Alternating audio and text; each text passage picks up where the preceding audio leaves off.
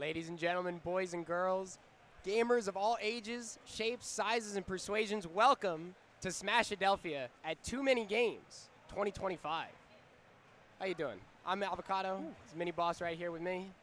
How you feeling, man? I am electric right now. I was here last year, and man, it is great to be back just to see the tirade of people outside. I think longer lines than we had last year, just waiting to get into this hall, this great hall that we're having, our Super Smash Bros. Ultimate Tournament today.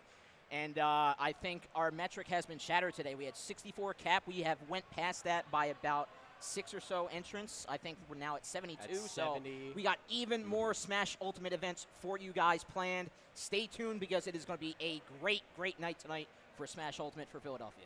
Absolutely. It is really like pretty much a landmark event, all things considered, for the Smashadelphia side of things, you know? Yep. Like hitting the cap and then some.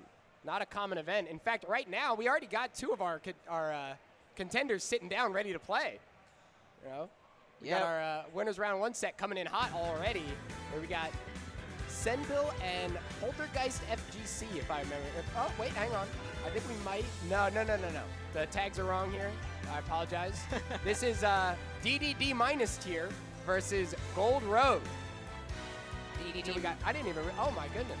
Yeah, they got me blasting up there too. Look at that. DDD rocking his character, however, so he's going to be showcasing his main for you guys. No doubt. He's got the namesake, but it is a little bit of a questionable title, you know? You got a character DDD minus? DDD, you couldn't even just do DDD tier? It's DDD minus? Where's the faith? Maybe he's setting the expectations low so we can be shocked by his skill case going into round one here. But yes, like you said, it's just his first Start G tournament, so we'll definitely see what he has in store, and he'll be putting on for the world what he has in store with this character. Yep. But on the other side of things, we have Gold Rogue. Absolutely. Late entrant sign-up, so I don't have too much information on him, but he does seem to be rocking the snake, which is going to be a huge it doesn't get much more rogue than straight espionage, right? Yes. And this is espionage action, tactical espionage action, as we're getting in to our game one. Here we go, TooManyGames 2025, starting off with our Smashadelphia Smash Brothers Tournament event. Already on the PS2 and already playing that faraway game is that Snake, but with that Gordo in hand, he can play tit for tat for that game pretty well, both starting on even footing. We'll see who edges it out in these first interactions. For sure, Gordo can be very disruptive against a projectile character like this, you know. It does bounce back, but DDD has plenty of tools to send it right back their way. You sort of get like a little bit of a ping pong game.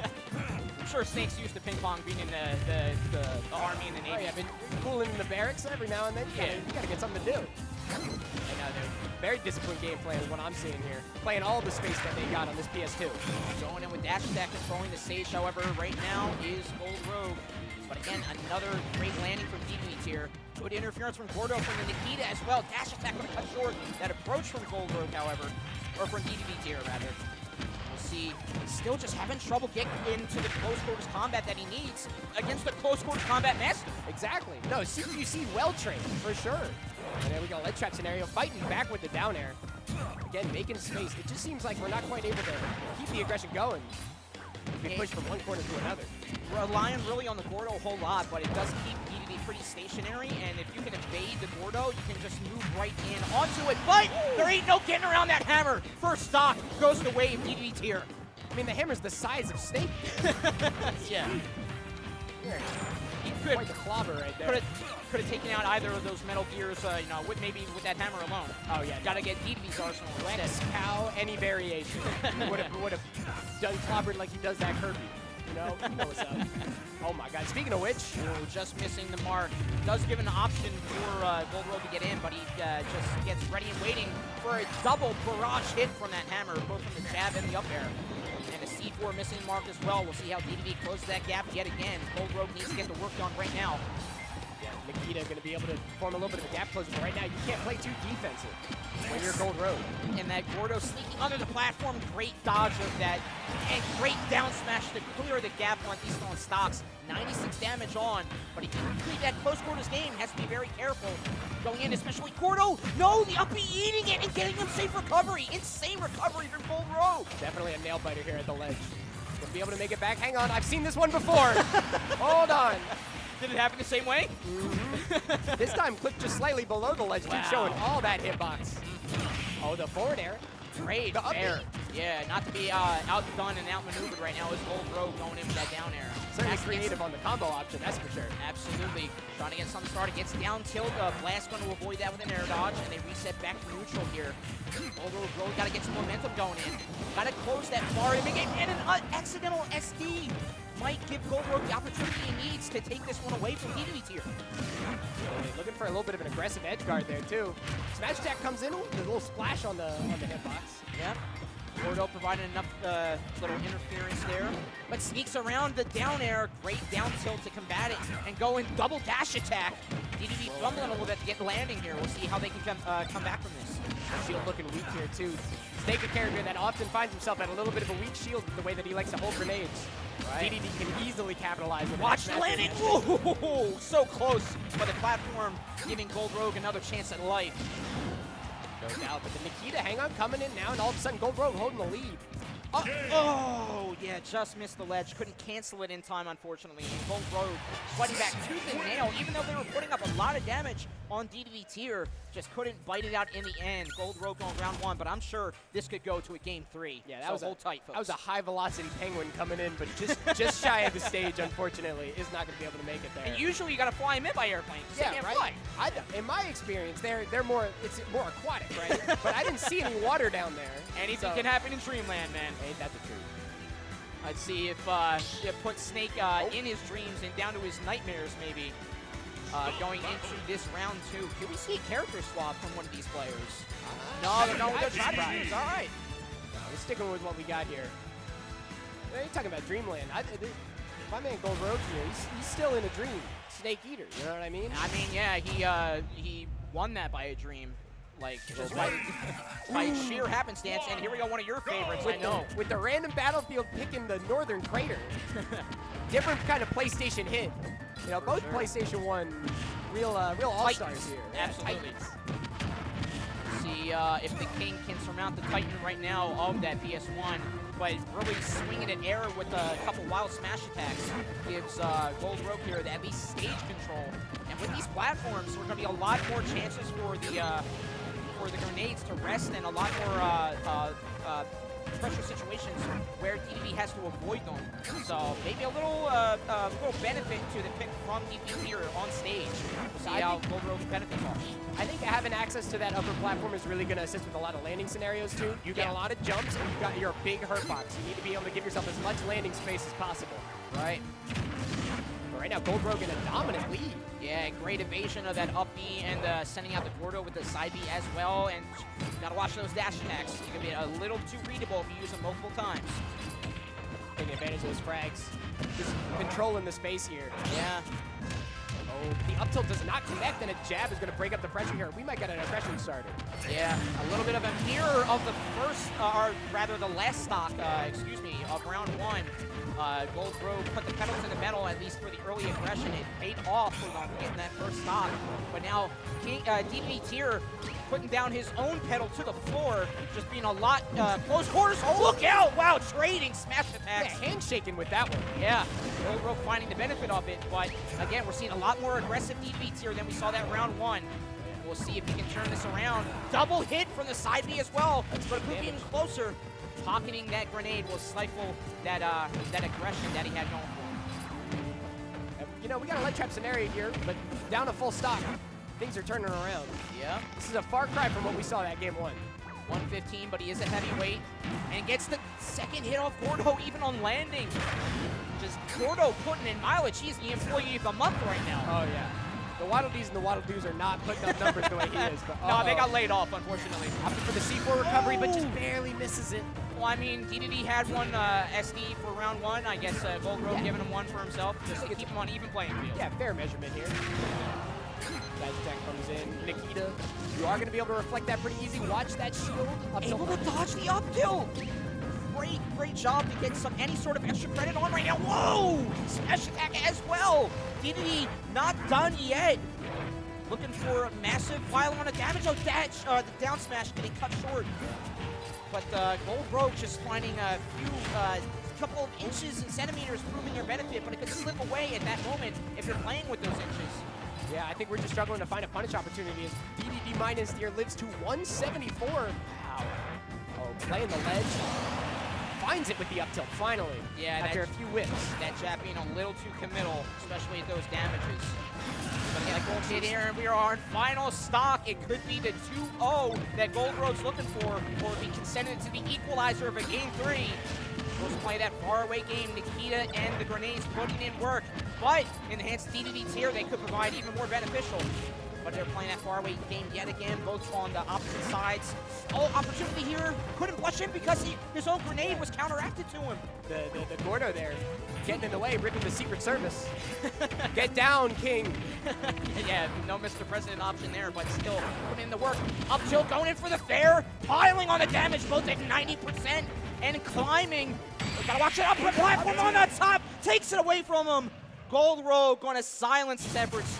An insane nail biter. That's a mission complete. But a 2-0 going the way of Gold Rogue. And the fist pump's going in for sure. Nail biter both games. And yeah, give it up for both players for our first game. And it's going to get even more challenging, even more nail biting in the hours to come. So make sure you have your snacks, your drinks. Stay tuned because as we get our cameras back on us right now, we're hot and ready, getting our round 2 up and running. We already have contestants coming up. Poltergeist and Sendil. I actually got a snake out in the crowd right now. Oh yeah, gotta get props to this man. If we got the cam for that there, yeah, walking around, you see right down the middle corner. He gave a high five to Gold Rogue, who had the victory. Look at that. That's the kind of player main connection that you love to see. Yeah, I mean that's what you expect in TooManyGames too. Like just people here love games, and you find friends like that. Just a pure love of games, and just everybody showcasing their love, showcase it out to the crowd there, getting their hype in. And I know we've had like anybody being cosplay right now, give it some love. Anybody, give love to the camera. I mean, I'm seeing that Mario Sunshine out there from the Odyssey. That's my man Bryce. That is a buff Miku. I just saw right there. Oh my God! Wow, you're not kidding. I mean, she's an idol. I didn't know she had time, to get a workout schedule at the same time. Miku can do anything. She can. She can do anything. She is a virtual character, so she can do anything at any time. For sure, much more than that. Come on. We got the King K Rool there as well. Lording over the stands there. Yeah, appreciate it. King unfortunately went down there, but I'm sure we'll see some other Kings rival through the bracket here today. No doubt. As we get into round 2 here, we got Poltergeist and Senpil. I believe I'm pronouncing that right. Yeah, pencil, but yeah, the first, pencil, the Senpil. First two. What are those things called? The it's not a portmanteau, because that's the 2 words. Yeah. We just call it a scramble. You can tell I've been out of school for about 10 years or so. Hey man, I went to school for stuff like that, and I still don't know. It's tough out here sometimes. But yeah, they are from Pennsylvania. They placed 49th at last year's TMG. There you go. And they've been to Millersville Weekly number 10, where they placed 33 out of 47. Dan's Wedding Bash was a high-octane event. It was. And they go to Battle for PA, which is also a collegiate event.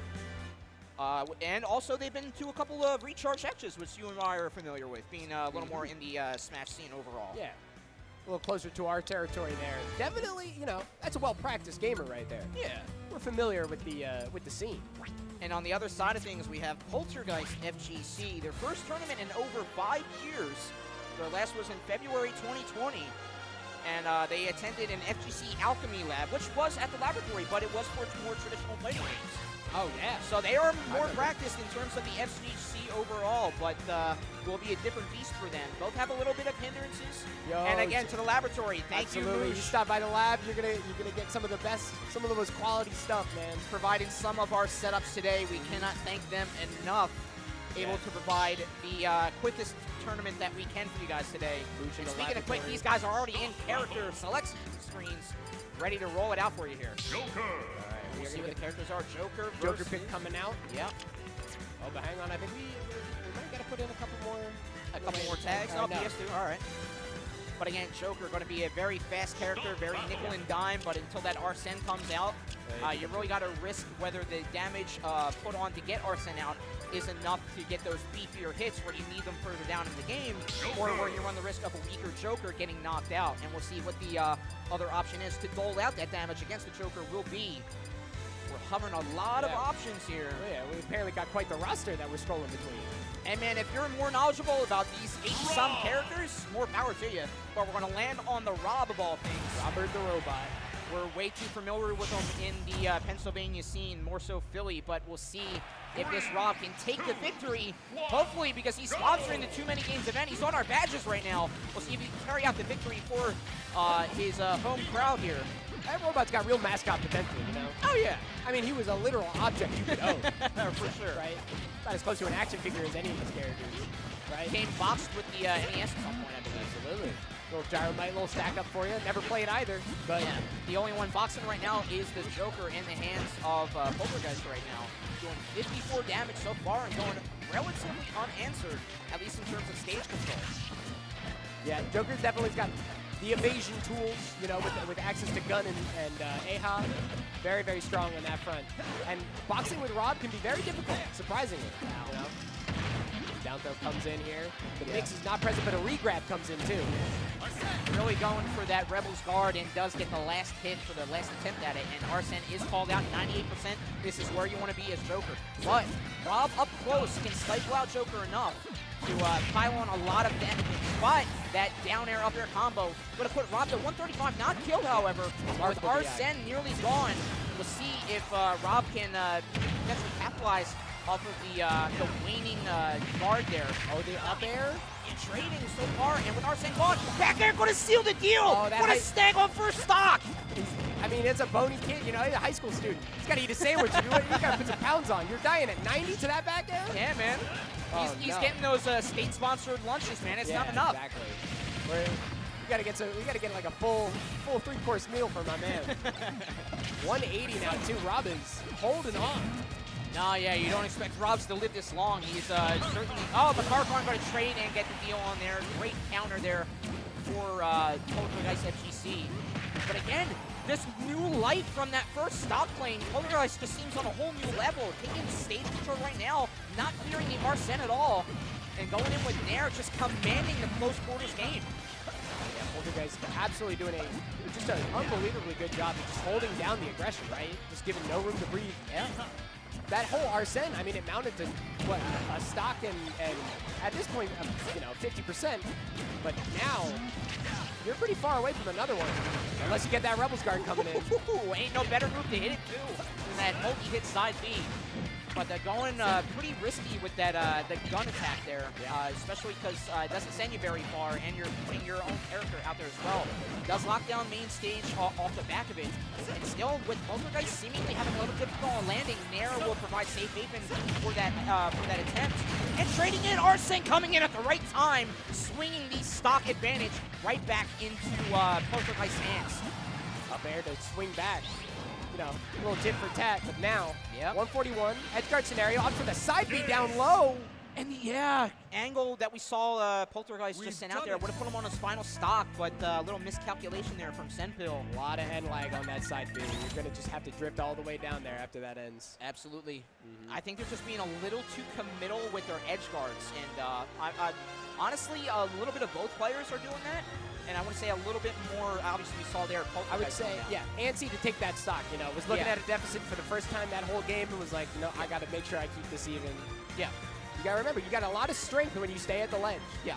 A lot of opportunity from ledge trapping. And as the game goes on, the opportunity for for anybody to make a mistake is, it only gets bigger. So make your opponent make that mistake instead of yourself. Oh, yeah. So make sure you play to your strengths, don't risk anything, and you have to have the reaction time for when your opponent slips up. That's when you have to capitalize.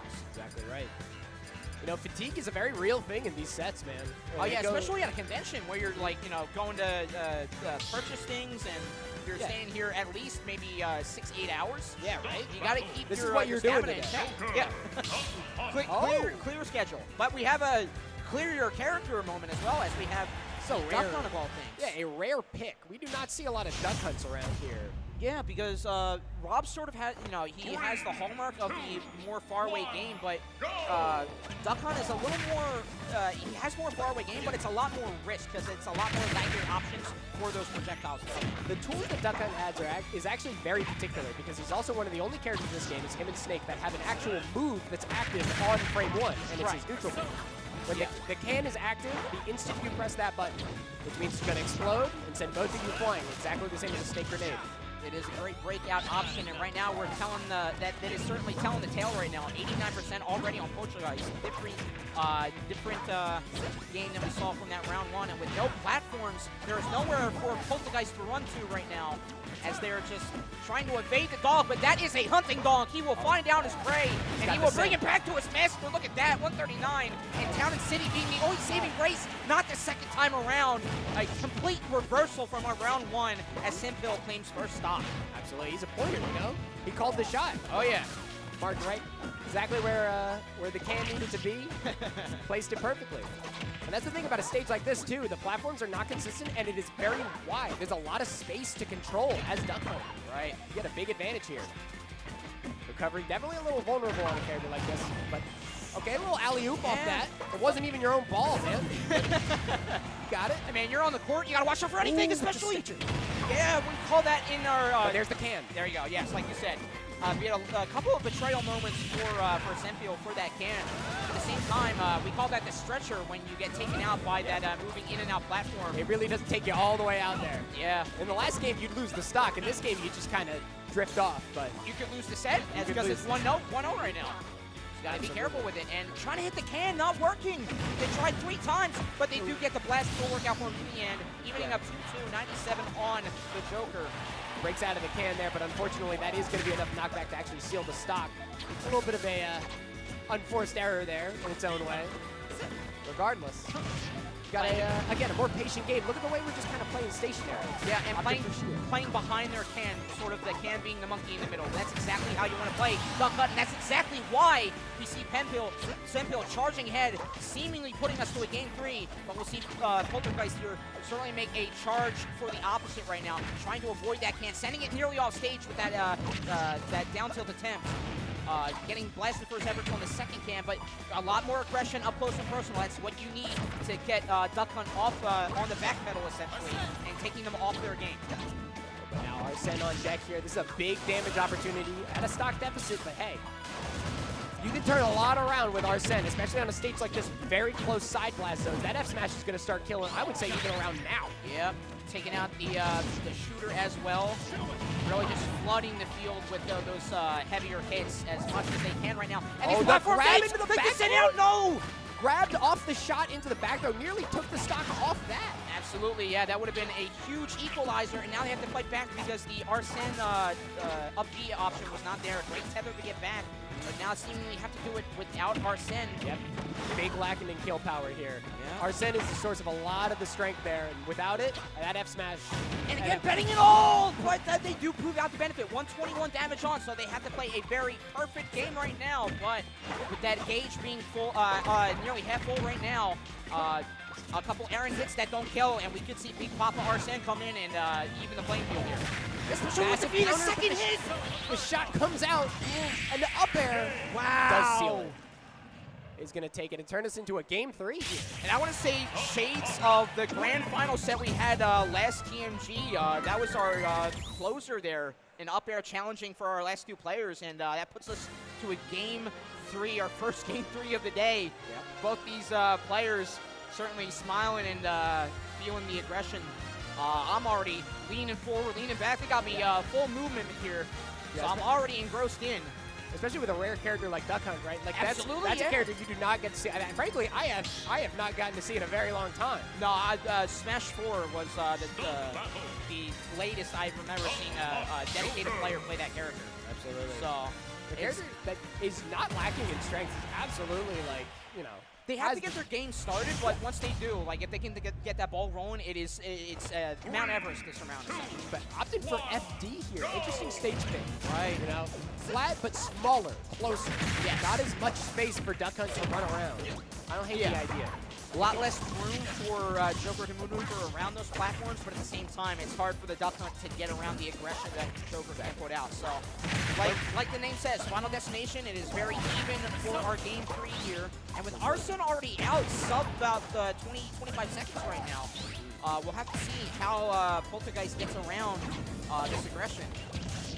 Yeah, more Arsene is always better, but this early, I mean, finding a stock at 50, there's very limited things that are going to do that. Right. You might as well just take your damage. Yeah, you got to get you have to even up the damage, and that's really what all you can do with Arsene, then that he's done his work. But right now, trying to beat it to the second one, it's called out. He's like, no, get back around here. Hey, we weren't done yet. We weren't done yet. Come on now. Pulling a double guys. shift. Why can't we? Pulling a double shift, yeah. And like you said, 134 on ledge, but the beefier hits are out for Poltergeist to get around. Let's see what the options are playing around that can, and play it out for them. Staying to their tried and true play style is working out for them, but on this ledge recovery, we'll see if Senpil can pick up the pieces. Yeah, F tilt there, gonna allow for another ledge trap scenario. Actually, they were trying to get that can back. Trying to work that all the way back up there. Down throw, no combos off of that. Duck Hunt doesn't really have the strongest throw game in the world. Oh, an air dodge, they have to go so... Okay, maybe a little unnecessary on the stake spike there, but insult to injury, sometimes you gotta just let him know. Come on now, you just gotta let him know. Yeah, and they could have given him the option to tech, and that potentially could have given them the up B needed to get back to stage. But all told, like you said, it still worked out for Senpil's favor, and still feeding into that Rebels guard. Arsene is back again, though. How's your weekend, buddy? Welcome back to the shift. And man, it's dangerous times out here. You gotta earn your paycheck one way or another. Yeah. Especially when we're at a convention, there's so many things to buy. Oh yeah, and he's making his money right now. Nearly seals it on the down air. That would have signed the check. And now we're at 0.1% was all that separates them before that Rebels guard came in. And now gets the grab in, goes in for the forward throw instead of the back throw. Potentially could have sent Joker on a ledge guard situation, but they're more, I guess, at home on their main stage control than anything else. Yep, and a lot of low commit evasion. I like the call here, but another Arsene is going to be coming out. And Rebels guard or no. Yeah, and maybe Poltergeist is starting to read into when these the Rebels guard is starting to come out. They get sent out by an F-tilt for their efforts right here, but if they can start reading into when Senpil goes full send with those Rebels guards, they can get a grab in and they can make them hurt for it. Trying to control the space here. Obster retreats to center stage. Side B going to come out. Doesn't get a confirm off of it though. Arsene's going to be off the field now. Rebels guard going to get punished as well. I think we're starting to get a little bit of a bead on how exactly we like to take advantage of a tool like that. Yeah, and speaking of tools, just fast falling in, and it will be sent out, and an unfortunate fast fall will give Senpil the victory. That is going to mark the end. Hugs all around, yeah. And again, this is TooManyGames. If you have the badge here, you were free to enter. So this is all fun and games here. Both giving the love with a hug at the end. But it's true. Yeah. It's all here for love of the game, right? Love of the game's plural most of the time. Like right. Yeah, because we had what, Street Fighter? Street Fighter yesterday. We got Tekken tomorrow, if I'm not mistaken. Insane. If you have not come out here before, either from last year or this, you have to come out. We have just so many games, and I'm sure we, put in the word with the TooManyGames crew. We could have your game on showcase, maybe on a little side event here. And speaking of side events, we can get this main stage crowd here. Look at all these setups that we got. We got CRTs. We got like PC free play zones. We got everything around here. All right, man. Look at those ancient things. Oh my God. Back when I was in my my aughts or 10s or something, we had those things. Honestly, I think I know where I'm headed after I'm done here. I got to see what they got set up. Absolutely, and if you're into a little bit more modern on the other side of things, we have our LCD screen. We got a Bomberman set up. Oh, there you go. Okay. Oh my God, my man's gone. Oh my God. And like you said, we got games of all types here. We have our PC set up right alongside the main stage as well. We got Guitar Hero over there, I saw. Always a good time. Man. And I know they rock like a Tetris tournament here about every year. So like, I used to think I was so nice in Tetris. And then I ran into people that are actually good and then you at saw one video essay, and I was like, nope, no, I don't got it. I watched a man hit 14 spins in a row, and I was like, never mind. Yeah, the Counter-Strike there. Yeah, OG Counter-Strike. If you are the CSGO veteran, man, that is this is the place for you that you should be. It really is every genre you can imagine. The FPS, the RPG, the FGC. Every acronym you can think of. If it's got 3 letters, it's here. I'll tell you right now. And again, a bunch of fans in the crowd of loving those games as well. We have the shout-outs for the Mew there, number 150. 151, brother man. Oh, yeah, that's right. Mewtwo was first. That's right. And the Turtwig right alongside it. Some, what is that, Gen 3, right? Turtwig is Gen 4. Wow. Gen 4, I'm showing my age. I'm really spot checking you on this one. That's my man right there. No, Torterra. yeah. I'm Torterra till the day I die. Look, That's my goat. I'm playing Pokemon Pocket. I've just forgotten the generations. I was like, is it good card, bad card? I was like, that's all I need to know. I was 7 years old when I played Pokemon Diamond. That's the first Pokemon I ever had was Turtwig. Man, first one I had was blue. Hang on, we got the Goomy in the back too. Myself. Love the Goomy. Hey! That's like one of my favorite pseudos actually is Goodra. Oh yeah, Goodra's legendary. I love Goodra. Teddy Ursa as well. Gotta respect that. Gotta respect that. We also got, the Mario had the Mega Man, but right now, both characters they got their representation in this year's Smash Bros. Game too. Oh yeah. We gotta start talking about this next set that's coming up too, because I think we're gonna start getting people sitting down relatively soon here. Yeah, we have in our queue here, we have Bailey Meyer going up against Death Gamerblade. Now talk about 360 era 2013 tags. Yes. Death Gamerblade. Yeah. Oh my God. Talk about it. What do we got? We're back to middle school all over again, man. Jesus, I think I ran into that guy in like Modern Warfare 2. No doubt, yeah. Like some of my first AOL screen names were stuff like that. Oh my God. It's got Shadow, it's got Flame, it's got whatever. Dark Wolf 87. Really dating me. If saying that Pokemon Blue was my first Pokemon game wasn't dating me, that's certainly dating me. Hold on now. Is my man Death Gamerblade on his? Is he on his Masahiro Sakurai presentation cosplay right now? Is that what I'm seeing? What do you say? What was that? One more time? Can I get? Bailey. Okay. Oh, Bailey's on. All right. We got to swap the tags around because Bailey Meyer is sticking, absolutely rocking the Sakurai presentation. I mean, I remember that guy was showing me Steve from Minecraft. I was like, you can't be serious right now. All right, yeah. And we do have him rocking the Snake secondary. His first is Rob, however. The last tournament he attended was Antibodied number 2. It was a monthly out in June 2021. But he's been playing since the start of Ultimate back in 2018. Oh, so I remember when that came out. Oh yeah. I had just finished a math final and I rushed home to make sure the game was downloaded.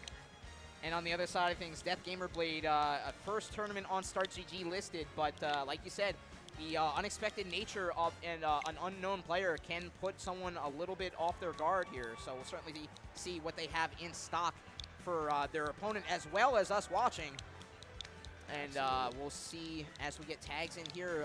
What would you think would be the better option, Rob or Snake, in terms of the overall cast? I know it's like 80-some characters, but so it's a little difficult to make the call like this preemptive. Yeah, Rob is a character that is very, I suppose, static, right? Like if that makes any sense. You have a very particular game plan, and you have the tools to deal with the opponent's game plan. Yes. You have the boxing that is required for that. You have a lot of strong 50-50 tools off of down throw, and I mean just up air as a whole is a coin flip on its own. I don't know where we have to DI. Right. It sends left, it sends right. I can never tell. Yeah. But Snake, on the other hand, is Snake is like a solid groundwork. You know what I mean? You have a very strong shield with a grenade in hand. Yes. Very good boxing tools. It's a very similar kind of game plan. You know, zoning, but able to deal with point-blank pressure very easy. I think what it comes out to is comfort, like regarding what it is we want to execute upon, how it is we want to take advantage of ledge trapping. Yeah. Oh my God, the deep bow as well from the Sakurai. He's hitting on all cylinders here. And firing on every single one. Sakurai moved mountains to make this game happen. You gotta give them the respect he deserves. Oh my God. I mean, like, if you can think it, basically, it's in this game at this point, right? It's really remarkable. Hey, and speaking of red and blue, I gotta get the traditional melody there for me. You do gotta love the old gens. Oh yeah. Way back. And actually, we are gonna get the Corrin pick coming out. It's a character that you don't see too frequently. Has very specific strengths. Oh yeah. Very particular. Strong aerials. I was gonna opt for the Rob as the counterpoint. Strong aerials, great grounded dash. Yes. You know, ends very fast. I'm interested to see how we take advantage on PS2 here in our game 1. All right, early trying to get the aggression going by moving in is the Bailey Meyer there. But Again, like you said, that close quarters game and that up air proving why Rob is so effective, not even in just Philadelphia, mind you, but just in this game overall. Going untouched right now and just reading the turnaround. Side B taken over stock. We have a 0 to death, ladies and gentlemen. The hardest double jump call out I've seen all day, maybe all week, probably all month. Oh my God. They're trying to answer back as much as you can, only racked on 10. But it's still going. Starting out strong, trying to get a counter going for the jab block as well. 83 nearly unanswered, but 10%. We have to get something started here with Death Gamer Blade. Goes in with the mid up B and an already sub 1 minute 3-1 stock situation. Yeah, I know the other character's Snake and we're not quite playing him, but this is Metal Gear tier behavior. This is like WMD Rob. Gotta be careful with those up Bs on stage, especially in this 3-1 situation as well. If you miss them hard, that is just lets Rob do something like that. Great turnaround. Yep. You get combos off those gyros. Sometimes you see 0 to deaths off of that. But Death Gamer Blade gonna walk out with only 65, but still on the last stock does recover. Wow, yeah. Just skirting that down air. Let's see Death Gamer Blade get something started right now. Going in. Trying to take advantage of Pin there, but you know, the extra lag that Pin has, and the forward air gonna seal the stock early. Wow. And the limited recovery just on full display. Minute 30. Wow. Minute 30 game. Dominant. I mean, I guess that guy did make the game. He probably knows what he's doing. Right. Actually, I'm pretty sure Sakurai is a Ganon player.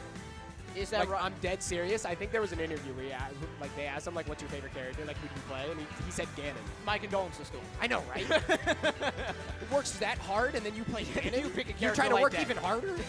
Oh, my God. I mean, it speaks to his worth ethic. It's true. That's really what it is. It's tenacity.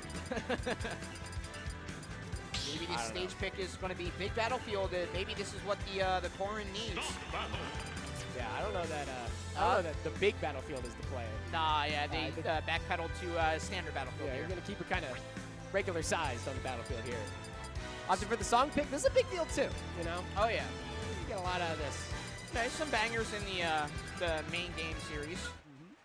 Ulti-Man Smasher. From the Wii U era, the 3DS Wii U era.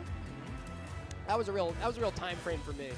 Just playing that game on the 3DS because the Wii U wasn't out yet. That was interesting. I'll just playing on that. Oh my God. Oh yeah, the early track. Oh my Wait God. a minute. What is that? Really? Random? After we stuck the minute 30, 3 Wario stop, too? we're getting the random Wario. Man, maybe he might not only be top tier in Mario Kart World, he might be top tier here today too. All right. Now when people hit random, I like to make a comment regarding the playing the character, right? Yeah. Does he hit a waft combo? Does he hit a waft combo? Do you think we see one? I think with what we're seeing right now, I think it's a given. You think it's absolutely a given? I think it's a given. I don't blame you. Answering back with an upbeat, a little bit of iframes on that, but again, been a little too much with those up Bs. Just he's good for 3. I like his odds. But they're landing in free fall a little too often. But great neutral B to nearly even up the percents here. Getting a little too cavalier with those special attacks, however. Yeah, definitely looking for an anti-air there. High recovery as well, but the back air gonna seal the stock. 3-2 now. But at the very least, a little closer than the last game was. Yeah. All right. Save this skin there a little bit, but there's got to be something a little bit more going for you. No, simple jab, no, and Wario, they are a Mario character. They love their combos. Oh, yeah. Great counter, especially on that tap platform. They could have killed, but you got to find your kill somewhere else. The damage is climbing. It could happen at any moment. Watch out again, that up B. He's clapping it up, man. Non-stop. It's the round of applause. He's going to do it again. All right, we're getting another falling up air. Trying to bait out a counter again. I'm just waiting to see that yellow blink there on that Wario. All right, I don't need to make any comments, but I'm a little worried my man Death Gamer Blade doesn't have an A button assigned. It's been all B. It's all B button. It's unfortunately. It's all B button. Finally gets a stock claim, all right. And we have some fans in there. Shout it out for Death Gamer Blade. Let's see if they can bring it back here for game 3. Try to get a combo started. I like that attempt because the platform was so small, the up B had the opportunity to hit that time around. High recovery again. The punish is going to be with the big hand. Yeah. Slap. Wario, they do have the option for the side B recovery. They have a very high vertical recovery, but you do have to risk that the low below platform recovery to sort of keep them off their edge guarding, because Wario can edge guard with the best of them. Oh yeah, a lot of air drift, a lot of strong aerials. You know, the clap is one of them. Okay. Hit comes out, gonna be able to break up that combo, but the waft is on deck. Oh. The whole game could end here, wow. but As it turns out, Sakurai did not program that clap to be as generous as he needs it to be. Whips it twice. And that going from the extreme right stage and just getting faded out. And there is the WAP KO. Give me my money. The my two-piece combo. My Monopoly money, as it were. Yeah, well, you win the brownie points. That's what you get. As Bailey Meyer shouting out each other. I love the love. We're here at Brotherly Love. We're in the city of brotherly love, or the state of brotherly love, as it were. It is such a good time out here. Nothing but respect all around. There. Gotta love it. Gotta love it. It really is all for love of the game, man. Oh, yeah. It's such a good time. Especially with us waiting for Smash 6. Right? Waiting for that announcement. Yo, Sakurai, when's that happening, man? When do we get the next one? Again. It's been 6.5 years. Come on. Help us out. Not to put him, from a loss to having to explain to you where that next game is, but nah, come on now. I demand answers. It's not asking much, is it, right? Yeah, right? All right. Moving into round 3 of Winterside, though. He's moving on bit by bit. We're chugging away here. Every game, every set so far has just been so. Oh yeah, every game is a blast right now. I'm having the time of my life, and it's only getting better around here. Yeah, sure. We got some mainstays coming in. Fellow caster, fellow just gamer all around. Yes. Galactic Poppy coming in from his most recent event at Adventure Bears. Yeah, he was at Bears like last week. Yeah, if not last night.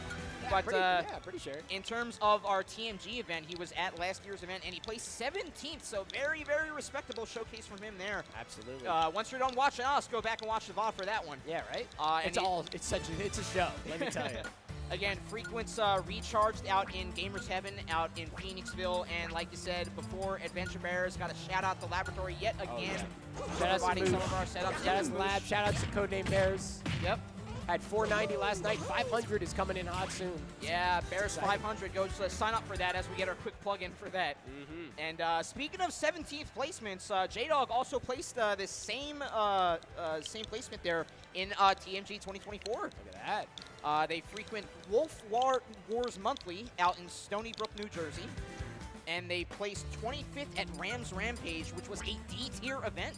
Oh my goodness. So they definitely have some credentials in their pocket as well. So I'm sure Galactic Poppy is going to have to get their work cut out for them right now. Absolutely. It's pretty much a dead even matchup, all things considered. Exciting that we're going to get to see it here, man. And the guy in the King K. Rool cosplay, I was hearkening to the other king getting showcased. Well, here he is! J-Dog is a King K. Rool main going up against Richter. And Galactic Poppy and his Richter. Yes, sir. Absolutely. We got ultimate newcomers coming in hot here. We get to see so many of the old heads in this game. Your Marios, your Marths, and stuff like that. Let's get the new blood in here. Oh, man. Oh, I like the use of the cross there. Going to be able to keep the option safe. I think both these characters are announced in the same direct, too. It was the same day. You're correct, yeah. I want to say you're correct on that. The Belmonts and K-Rool, I remember. Yeah, but Richter right now getting the top billing. Right now, 63% on 1.6, but up close, of course, personal in K-Rool. Great read to get that grab in the Fatui off that the blunderbuss there. Yeah, but the Nair gonna answer back. Keep this pressure going on strong, man. You're gonna have an opportunity to maybe break it up just a little bit. Keeping up with Belmont's projectiles. That is not something that a character can do lightly. Right? I mean, this is the final boss, man. Yeah. That's what he does. He's throwing that crown around all day. Gets burned, but can't get the aerial hit. Still goes for the up B. 151. And still putting in some work on damage. Can he get back? Yes, he does. But the axe, not going to take out, but still, J-Dog is pinned to that left side. And on a re-grab here, great coverage. Great read on that roll get up. Galactic Poppy getting that first stock, but at 96, blinking, you'll miss it. We could see an even game in any moment right now. Absolutely. That's the thing about the Belmonts. It's very sink or swim. I mean, most of the time he sinks in the games. Right. But in this case, we're straight swimming. I mean, he's an alligator. You can see it. Alligator or crocodile? I always get this confused. I never know what it's supposed to be, but Galactic Poppy's saying, don't worry about it. He's not going to be on screen much longer for you to worry about it. Yeah, right? You're supposed to do something. You're supposed to like measure the snout or something to figure out something which one that is. I don't know. As far as I'm concerned, this Crocagator gonna have to get a little bit more comfortable on dry land.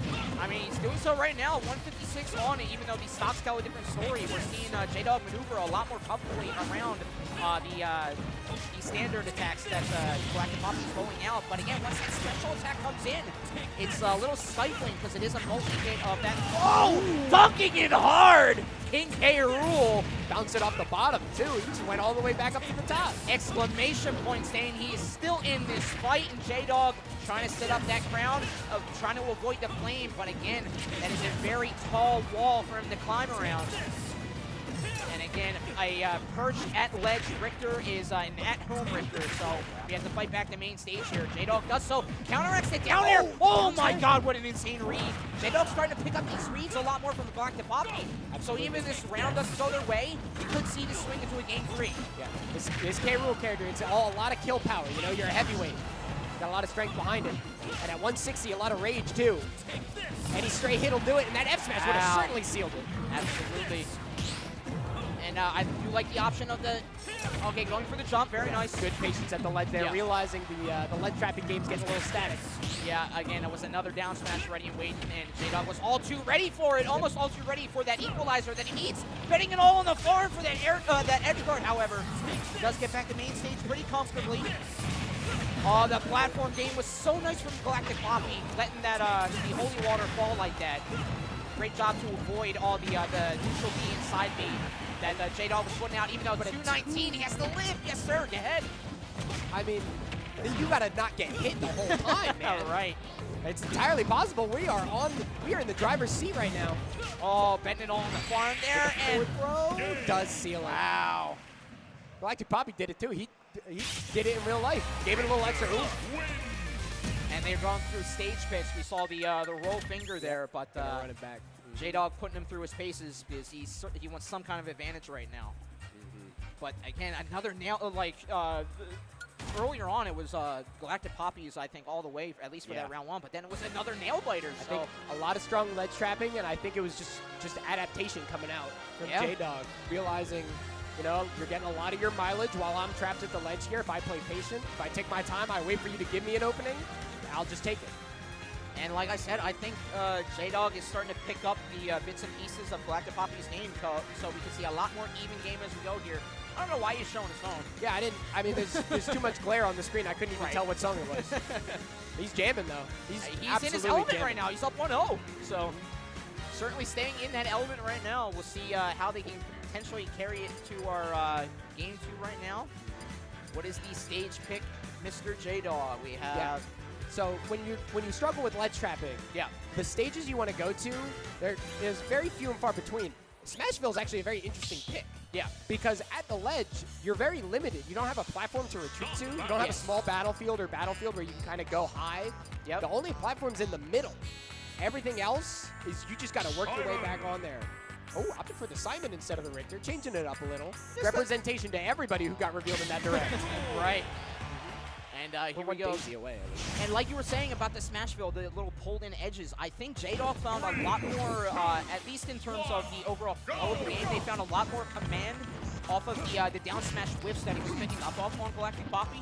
So if he can get a counterattack off of a whiff down smash from Galactic Poppy, he can sort of bring things in his favor. He could find a lot more stocks, a lot more quicker, at least on Smashville. So we could see this unseen benefit of the stage pick work out for him. Yeah. Right now, 78 to 58, working out for him a little bit right now, but those damages are starting to nickel and dime, starting to even up that percentage gap. Ooh, drag down! Spot dodge down smash, not being able to make it happen here. Looking for an up smash to punish the landing and a back air. Wow. Answers right back. Yeah. I like the combo that J-Dog was trying to set up. He was like, no, let's go for the fair and try to get it done. Yeah, let's just seal this here. One move gets it done, and right now the axes are coming in again. An at-home Simon this time around on those ledge guards. But invasive is J-Dog right now. Pardon that, the off-screen spit there. But J-Dog's really getting stuff moving right now. I am salivating right now at what these two players are doing right now. Yeah, sealing it off the holy water there. Don't be confused by the fire. That's straight holy water right there. And there's something demonic about this K. Rool, the way that it is running this ledge. Oh, gonna get the grab off of that. Yep, the combo string off that down air, something that any practice Simon or Richter should be able to do. Yep. A big commit with that down smash. And still benefiting off of it, too. Really dying off the side of the back end there. And the trade with the belly armor is the worst thing to see when you got a weak recovery like that. Yeah, I mean, even though it is a tether recovery, like you said, it has to find the snag on the ledge. Otherwise, he's just swinging at air. Very limited range. And no double jump here, and air dodge is necessary. The down air is the freest stock you've seen. The king is back, forcing us to a game 3. Great turnaround there from J-Dog. Like I said, picking up that ledge guard game was the key that he needed to force us to that rubber match right now. I mean, he put all 10 dogs on him. He's got no shoes on, man. He just stepped on him. Like nah, man, yeah, it's certainly taken that that full bear dog approach. And I mean, he is an anthropomorphic character. Yeah. He might be limited on the feet, the toes there, but I don't know. That's a 2 is too much. Yeah, 2 is too much. That's a realm that I'm not quite super familiar with. Is the K-Rool toe counting? Right. I don't quite be doing that. No. Regardless, we are swapping it back to the other Belmont. Got the Richter on deck. Yes, I don't know where we went in terms of stage, but we saw a lot of success off that Smashville pick. You know, J-Dog was running the show, and we are actually going to go to Town and City, much bigger stage. A lot of opportunity to make space. Yeah, so really I mean, it is a heavyweight character, so the upbeat takeout that you could expect from Richter was already off the table. Yeah. So, you know, with those more pulled-in ledge games, I think Galactic Poppy is just trying to tighten up his just gameplay style overall and really lock in those edge guards. Yeah, the down air coming there as the punish. The up smash doesn't quite seal the stock. Yeah, it's not happening right now. The ledge guard's not happening right now, but again, calling out the up B on that middle platform was great awareness from Galactic Poppy. Oh, yeah. And now without the platforms, the receiving as well, that's something that J-Dog hasn't have to combat either. So another little caveat of the stage pick being the potential deciding factor in someone's winner side placement or loser side placement. Down air, up B follow-up as well. Town and City beat Bang, man. He is still finding claims off the top with the most extreme blast zone in our tournament legal game here. Super high top, super close sides, but don't matter here. That up B, that uppercut, yeah, gonna seal it there. This man defeats an unkillable monster. He literally fights Dracula. He gets the job done. It's like his whole thing. Like, oh, but hang on, the Nair comes out, gonna be able to seal that. 97, still a lot of damage, but we saw J-Dog lift to 219. Yeah, and that cross, it was nothing to shrug at because he's the heavy character, but again, that cross putting in work. J-Dog not expecting the boomerang hit of it, essentially. He did get a little trapped in a combo, but again, showing your hand too much. It does have good coverage, but if you show your hand, they just jump and they avoid it 100% and they can punish you. Yeah, gonna get another F throw going, another ledge trap opportunity. Trying to set up the axe here. I like the drop from ledge there, but second axe. Yeah, I don't think they've heard of second axe pitching. Oh, the dash attack too coming in. Hang on, answering back is J-Dog and the no tech. Up sword. But I like the damage that's been put on J-Dog. This is absolutely even doable to put on final stocks here for Galactic Poppy. But J-Dog's recognizing he's finding all this mileage by getting these edge guards, right? Yeah, has to get off platform, and with has to get off ledge rather, and with platform's gone, we will cut short that opportunity. No second stock for you, says J-Dog.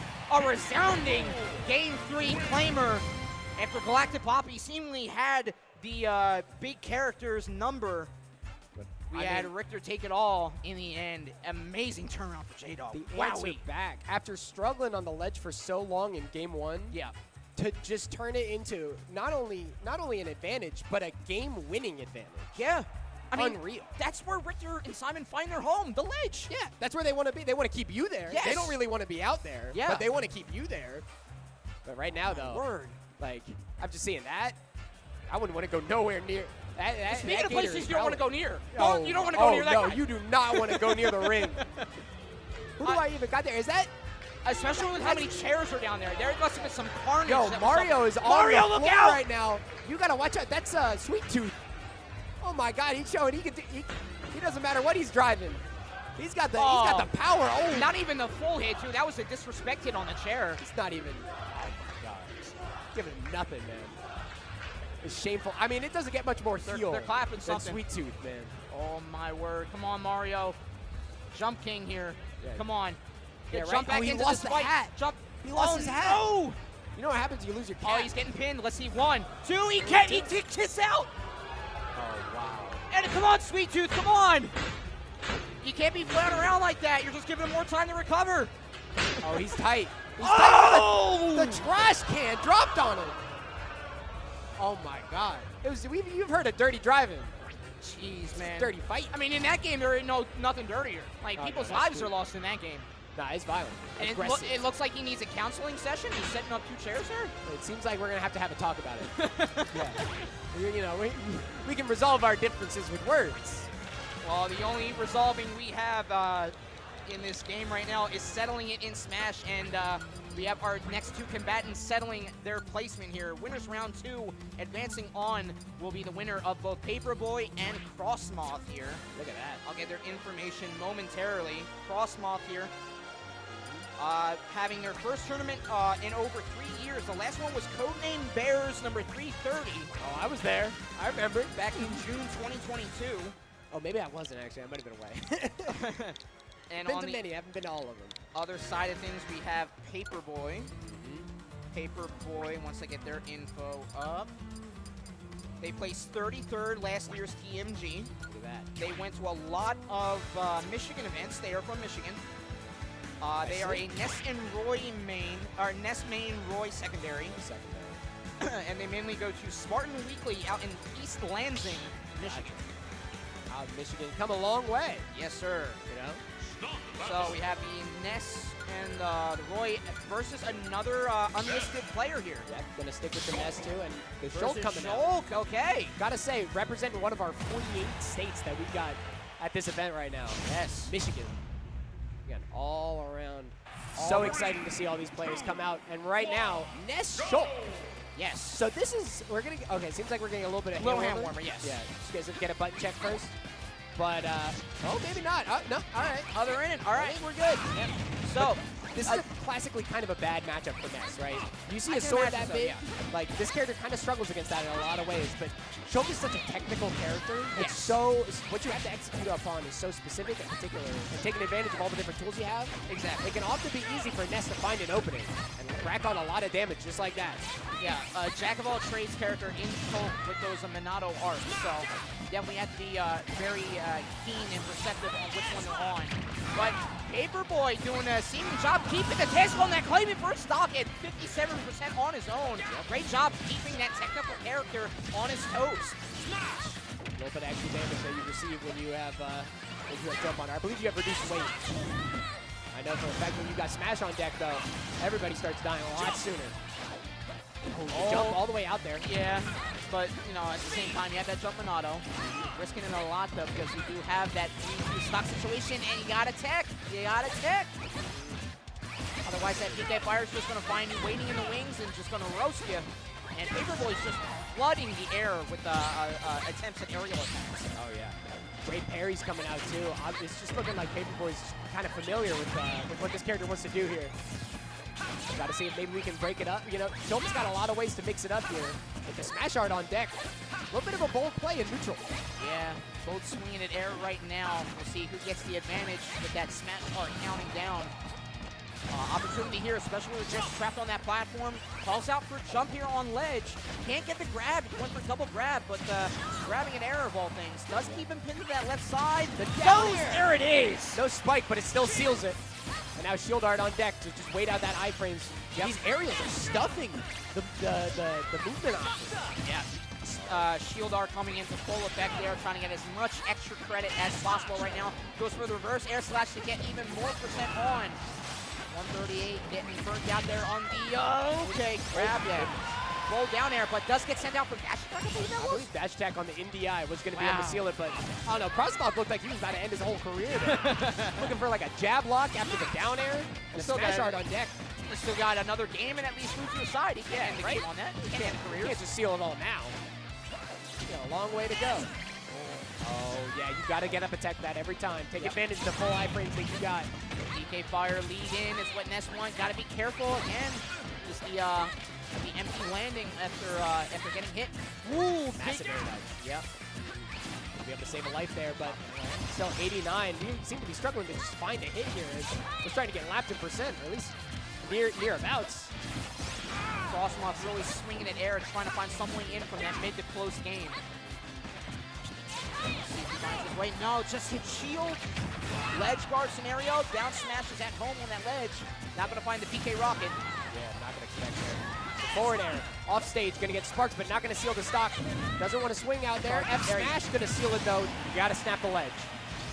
One stock's a piece, and listen, Schultz down, but yeah, a little bit of Buster Art, a little bit of smash. This could turn around in an instant. Absolutely. Shield art putting in work, and again, it just burnt out just as another dash attack came in. And the second stock going out the same way as the third.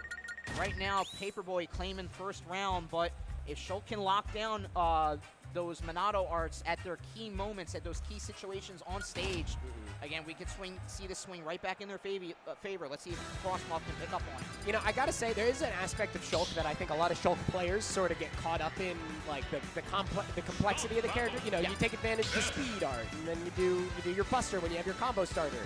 You're still a sword character. You want to play your space. You want to take advantage of all the range that you have, right? Like, the tools that you have that are actually beneficial are different. Oh my God, is that guy showing off his leverless right now? Is that what's happening here? A whole different showcase of skill right now. But speaking of different showcases of skill, we have a swap of character here to Isabel. For the Isabel, a very far cry from the swordy of Schultz. Yeah. And on FD, no less, too. No platforms to go to. This is all space control. Yeah, you can play that mid to far game that Ness is going to play in their own right, but again, it is a lot weaker of damage piling on before you can go for those field options. So we'll see if those Lloyd setups potentially, because we're on FD, you know, there's nowhere to run to, but you have to make sure you get your spots in. Pockets it! Oh my word! Gonna be able to steal that. Paperboy's actually going down in the stock count here. I mean, she works at the mayor's office. She's pocketing everything. She's got the mayor's schedule. She's skimming a little bit off the top. Oh no, Isabel. It's my bells. Got an embezzling situation happening. Yeah, that's what we're starting to hear about it now. The truth is revealed. Oh man, not today. I mean, like this is looking like this is all well-earned socks here. With that F smash calling out the landing. What a just night and day situation from round 1 to round 2. Yeah, it's a whole new world. And getting trapped in those up tilts, going into a grab as well. Just Frostmoth has found his home right now on Final D. Look at this. Unanswered seemingly right now. Back throw from Smash 4 all the way to Smash 5. That back throw is so lethal for Ness and is still providing true here. But Paperboy still has to come back from a very tall mountain right now. The Bear's going to put in a lot of effort to make themselves hopeful for that situation. I imagine Crossblock here with a character with that many projectiles. Yep, we're going to try to, for lack of a better term, make ourselves a little scarce. Right. Play very patient. Actually, a down air comes out of nowhere and the stop sign. Hey, stop what you're doing. Whatever it was you thought was going on, we're putting an end to it. Let's take a breather. Put up the sign in the two-stock fashion. Yeah. This is not the Shulk that I saw in Game 1. Yeah. Whatsoever. Things done changed. And I mean, for a player to have the speed where they can change their playstyle like that, not even just like off a character phase. You have to swap their mentality so you play to that character's strength. Yeah. If you can do that at the drop of a dime, that is some top player top player showcase.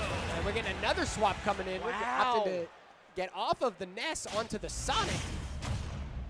Now, I mean, another Far Cry here because you play that faraway game with Ness. Now Sonic has to be suffocated. Yes. So the thing about Sonic, right, is like you're the fastest thing alive, but you don't really make this game end too quick most of the time, right? No, yeah. You tend to play a little disciplined. You take advantage of the fact that no one can catch you. Exactly. More so than the fact that you can get in really quick, right? Yeah. When you're out, no one's behind you. So this game's really going to be reliant on the potential whiffs from Sonic because if Paperboy does whiff once or twice, we're going to see Frostmoth he's been already doing the capitalizing really well off the other characters. So the way we're just covering the landings here too. Exactly. Up smash actually going to find the mark as well. Yeah. Again, the in, the out. Isabel does not have the. I mean, she works at desks, man. Yeah. What she do like yoga in the morning, like on the. I mean, it's on an island. Maybe it's like on the beach or something. Sounds very peaceful. Oh yeah.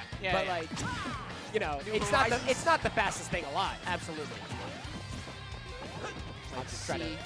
Big game here. And yeah, very, very close, tense situation because one stock could go either way at the drop of a hat right now. Yeah. But these characters, the kill power on Sonic is actually, it's very centralized. You know, like if it's not a smash attack, it's going to have to be an edge guard. Ooh! Was that a 3-turnip or a 2? I think it was a 3-piece, man. Okay. No, I think Daisy May's bringing in the hot stuff this time. Oh my word. Oh yeah. It's you know, it's a good week for Bells. Let's see here. Oh, and the patience there. Down smash gonna find the mark into the mine. Yeah, great Lloyd placement there. On standby here. Crossmod finding himself at that lead that he remembers from the last game. Hey, you can't run over the Lloyd, man. Oh, and another anti-air coming out with his belt. You can't even get him over in the air too. He's got all places covered. Exactly. Land air. Not quite C. I was about to say C, but then Sonic he goes out and C like a light bulb. Yeah, right. So It like just runs around, runs over, right? Oh, but hang on. Try to get some pressure on the platform there, but Crossmod does work his way out, but does find himself on the ledge. Hey, I wouldn't mess around out there too much if I were you, man. You remember last time you were out there? Yeah. With the up air. Might have been 2 turnips on that one, but still. Yeah. They're coming in. They're coming in huge. We invested well. Now, gets the stock claim there with the F smash. Yep. I will say that Isabel's recovery does have the 2 balloons. Yes. If you send them out far enough and you can get them to 1 balloon with Sonic's homing attack, which is very easy to do, you could potentially put Isabel on a very quick stock. So Crossmod is not out of this just yet. No, absolutely not. But again, there are very particular tools that we got to take advantage of here in order to be able to find a quick advantageous opening. I like the nair there, but the answer back with the F tilt, breaking up that pressure. Down air, only 1 turnip on that one, but again, you know, they degrade over time. Okay. They decay. Oh, the jab into the down tilt, actually, not the down smash. Just be thankful you weren't locked on platform or Yeah, ledge. that is an infinite.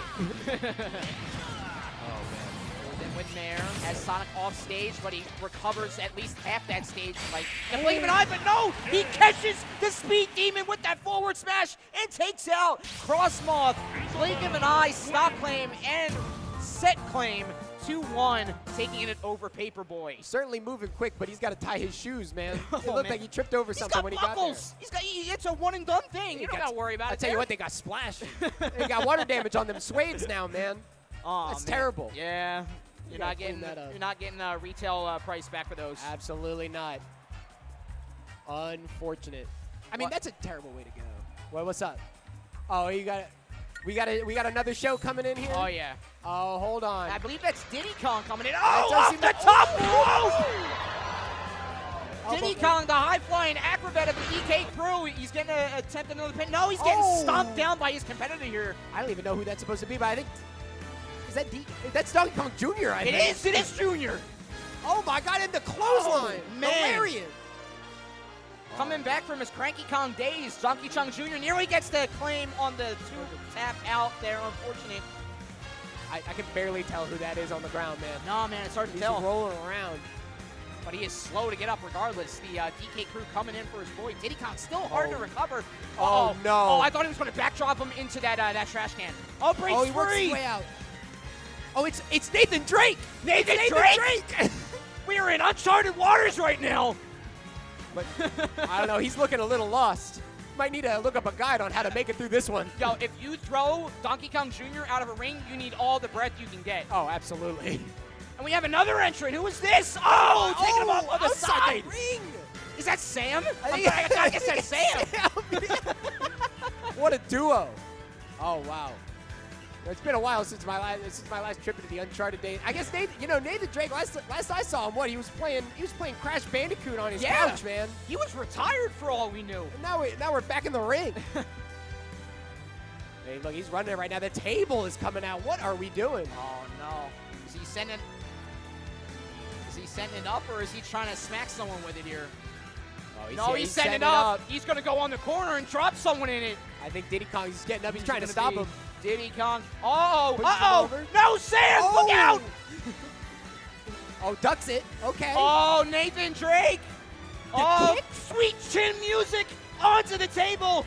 Diddy Kong, the high-flying chimpanzee. He's going into the corner, folks. Oh, no. I mean, I saw what he did from the top rope last time. Onto the table. Rock that electric guitar for the DK crew. Can he rock it home for the DK crew? Getting the energy off the top rope. Flying high with the jetpack on. Oh, but hang on. Nathan's not out of it yet. Trying to pull him off of it. Yeah. Are we seeing the bat? I mean, we got to hit this. Come on. Here it is. Oh! The performance on that. Hey. And 1, 2, 3. No! Oh, no 3. Unbelievable. He's one tough Kong, folks. He is one tough Kong. Not out of it yet. The barrel's still on deck. I don't know what he's got planned with that. Oh, but hang on. What's happening here? I think we got Sweet. I think we got Sweet Tooth coming back in. That's either Sweet Tooth or Parappa the Rapper, I think. He's got the orange hat and everything. Wait, is Parappa back there? Oh my God. That looks like Parappa. I think you're right. You want to talk about some PlayStation All-Stars coming in. Oh! Drops him in. But hang on now. It's quite the show right now with the steel chair. He's just pummeling them. But now, our next set's coming in. We got Kayla the. Okay, how do you say that? Pac-Man. Pac-Man. Oh, because Pac. I see. Yeah. The Pac. Oh, I'm the Pac-Man. The Pac-Man. Versus Will Powers. I won't do that again. I'm sorry, folks. I apologize. So you got to imagine it's Pac-Man, right? Absolutely. There's no way it's not. Pac-Man main for her. She placed 25th at the last TooManyGames. All and right. she frequents the Shore Let's Smash Monthly out in Toms River, New Jersey. Shout outs to them. And this is the first offline tournament for Will Powers on Star GG. They played in You're Too Slow July 22nd, which was an online event. And they placed 97th out of 349 entries. So, great little claim to fame for them. Yeah, definitely, moving from Wi-Fi to offline. It's a different world, Oh, yeah. But in this kind of scenario, dealing with a character like Pac-Man, honestly, one of the things that online does do is you get exposed to a lot of different characters, more than if you would just go to locals and stuff like that. Not only run into the same kind of people. Yeah, not only that, but I want to say the worst play styles you can think for. Oh my God, catastrophic! Yeah, absolutely. I mean, heinous. So if you can do sub 100 in a 300 plus event like that. Oh yeah. You've seen it all. Yeah. you've been through some S. For sure. Oh yeah. But again, Kayla the Pac-Manator, like I said, they placed 25th in our last TMG event, in-person event number 1. It had 64 entrants that time around, but it had some high echelon players out there, so they were definitely put through her paces as well. So it's going to be a very toe-to-toe battle by inches match for these two players. Yep. We're going to be tapping in now. Now, do you have any idea off the top of your head who Will Powers plays? We have a Duck Hunt main, Bowser secondary. Bowser's secondary. Now, Duck Hunt Pac-Man. Yeah, that's like 80s matchup, basically, right? Oh yeah, it's like yeah. 90s. Not even quite. I don't even think we made it. No, I think it's probably 1990. I'm pretty Duck sure. Hunt was packaged with the NES. Yep. And then Pac-Man was in arcades long before that. Way before that. This is these are definitely some of the oldest released characters in this game. You know? Besides Game & Watch, I think Game & Watch is the oldest, if I'm not mistaken. But right now, Pac-Man, Duck Hunt, both very projectile-heavy zones, right? Yes. We have a very particular game plan we want to take advantage of, and the thing about characters that are super projectile-heavy like this is they interact very weird. You know, the way that the can and the hydrant are going to kind of play into one another. It's going to be a little unexpected in a lot of ways. It's the string coming out here is insane. 86. Yeah. Any well-practiced Pac-Man knows their combos off that Galaga ship, and Kayla the Pac-Manator, they just showcased it for you right there. Absolutely. The is on deck here. You alluding to the hydrant and the can, it's essentially the equivalent of a chess game for what we have for Smash. With the key coming out. Oh, checkmate. Yeah, coast to coast there. That was a clean movement right there. Oh, across the board. Straight across the board, no limits. Ooh, almost ran into that hydrant too. So they have Will Powers having to keep their placement of character in mind right now. As we see 130 on himself, trying to get around the movement up Hydra. And Pac-Man just getting that hydrant, laying right on the dog. The hydrant finally has its day. Yeah, right? It's been a long time coming. And finally, my revenge. But now, I mean, back to zero, Pac-Man is no slouch for putting on damage. Oh, yeah. But finding this stock, I gotta imagine Willpower is like, there's only a couple of things that Duck Hunt really has that really seal a stock here. Yeah, I think it's like landing frisbee or the what's the term for that? Pigeon, clay pigeon. The clay pigeon, yeah. I think you can string that into an aerial. Exactly. The can seal a stock off bad DI for sure. Yeah. But really what you got to watch out for, I think, is the long barrel on the down boom. Oh, yeah, sure. That guy, the guy with the big gun, yes, he hits the hardest. And if that right here, that's him. Yeah, the guy in the sombrero. Oh yeah, with the poncho. You got to watch out for him. He shoots the slowest, but he's got the biggest gun. We'll see here if Pac-Man, they're starting to grab a lot more. So if she starts to keep that grab mentality, Pac-Man has one of the slowest grabs in the game, and Willpower's, if they can get around it, they can capitalize off that. It's a big punish opportunity. Yeah, so the cows come home, essentially. Yep. And let me tell you, man, a lot of the, ooh, wrong way, brother, man. Yeah. But these, it's very Wild West here. A couple cows are doing something, that's for sure. Got a couple cowboys. Shots come out, doesn't quite get the follow-up, though. Again, I think we're running into this trap here. Oh, no, the up smash is not connect. But I think we're running into this trap here where we'll get baited by the hydrant. You know, the dog is going to the hydrant a little too much. I mean, that's even some top players have difficulty just getting around it or just clearing it. But if you're trying to clear it, you're giving Pac-Man more time to move in and get the attack string started on you. So it is essentially a 2v1 situation, even though it's not like ice climbers or anything like that. Yeah. I don't know. It's kind of an army that this dog's got right now. Oh, it's a real hunting party, but yeah. And another, like the magnifying glass didn't account for the hydrant that time. The main camera didn't account for it either. You have to keep it in check because that's what led to that stop lane there on that right side of the stage. Yep. And that anti-air there with the up air, though. When you're fighting a character like Pac-Man, a lot of times you have to be preemptive. Yes. You have to be ready for the defensive maneuver, right? Yeah. They're going to try to retreat. They're going to try to make their space. You got to be able to chase down. And Duck Hunt, like you said about Pac-Man, is all about their setups, so they know to be preemptive as well. Oh, yeah. So, having to get around the hydrant. So right now, here's an opportunity for them. And again, that just that lagginess of the hydrant call out even before it hits the ground is something that Will Powers has to keep calculating at the same time. Ooh, he tries to grab, but nope, the gunshot comes out. Yeah. Just looking at percentage, things are going pretty good, but yeah, and the secondary hits off the play pigeon worked out for Will Powers there. They reset back to neutral. Kayla really likes to reset back to neutral because they know they have the stop lead here. Massive back there coming in as well. Big barrage of damage getting parried there. Insane parry from Kayla.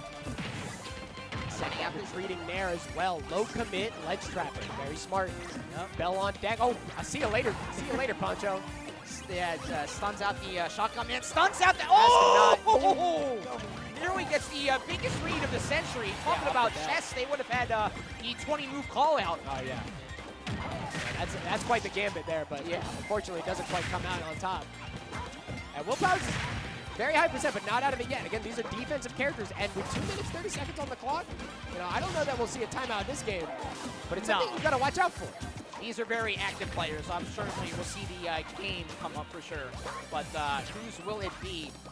Prioritizing the can right here. Opportunity for Will Powers. Trying to go back here. No, resorts to the shotgun and can yet again. I think they have to be a little more bold here to certainly bring this back in their favor. But I think they have to start betting not everything on the farm, but a lot of their earnings on some key wagers here. There. The melon comes out, slow moving projectile, but definitely got the kill power to seal it here. Back air. Hey, sometimes you just need the double leg drop. Yeah. You know? Just keep it simple. Seals that stock there. Yep. Kayla's going to go up 1-0. And again, there were moments where the Duck Hunt was proving effective with their setups and their cans and their shotguns. So, again, if they can keep that score to force, not only that, but if they can move in with Duck Hunt afterward, because that's where you have to get essentially 2/3 of the damage that Duck Hunt, the character overall, does.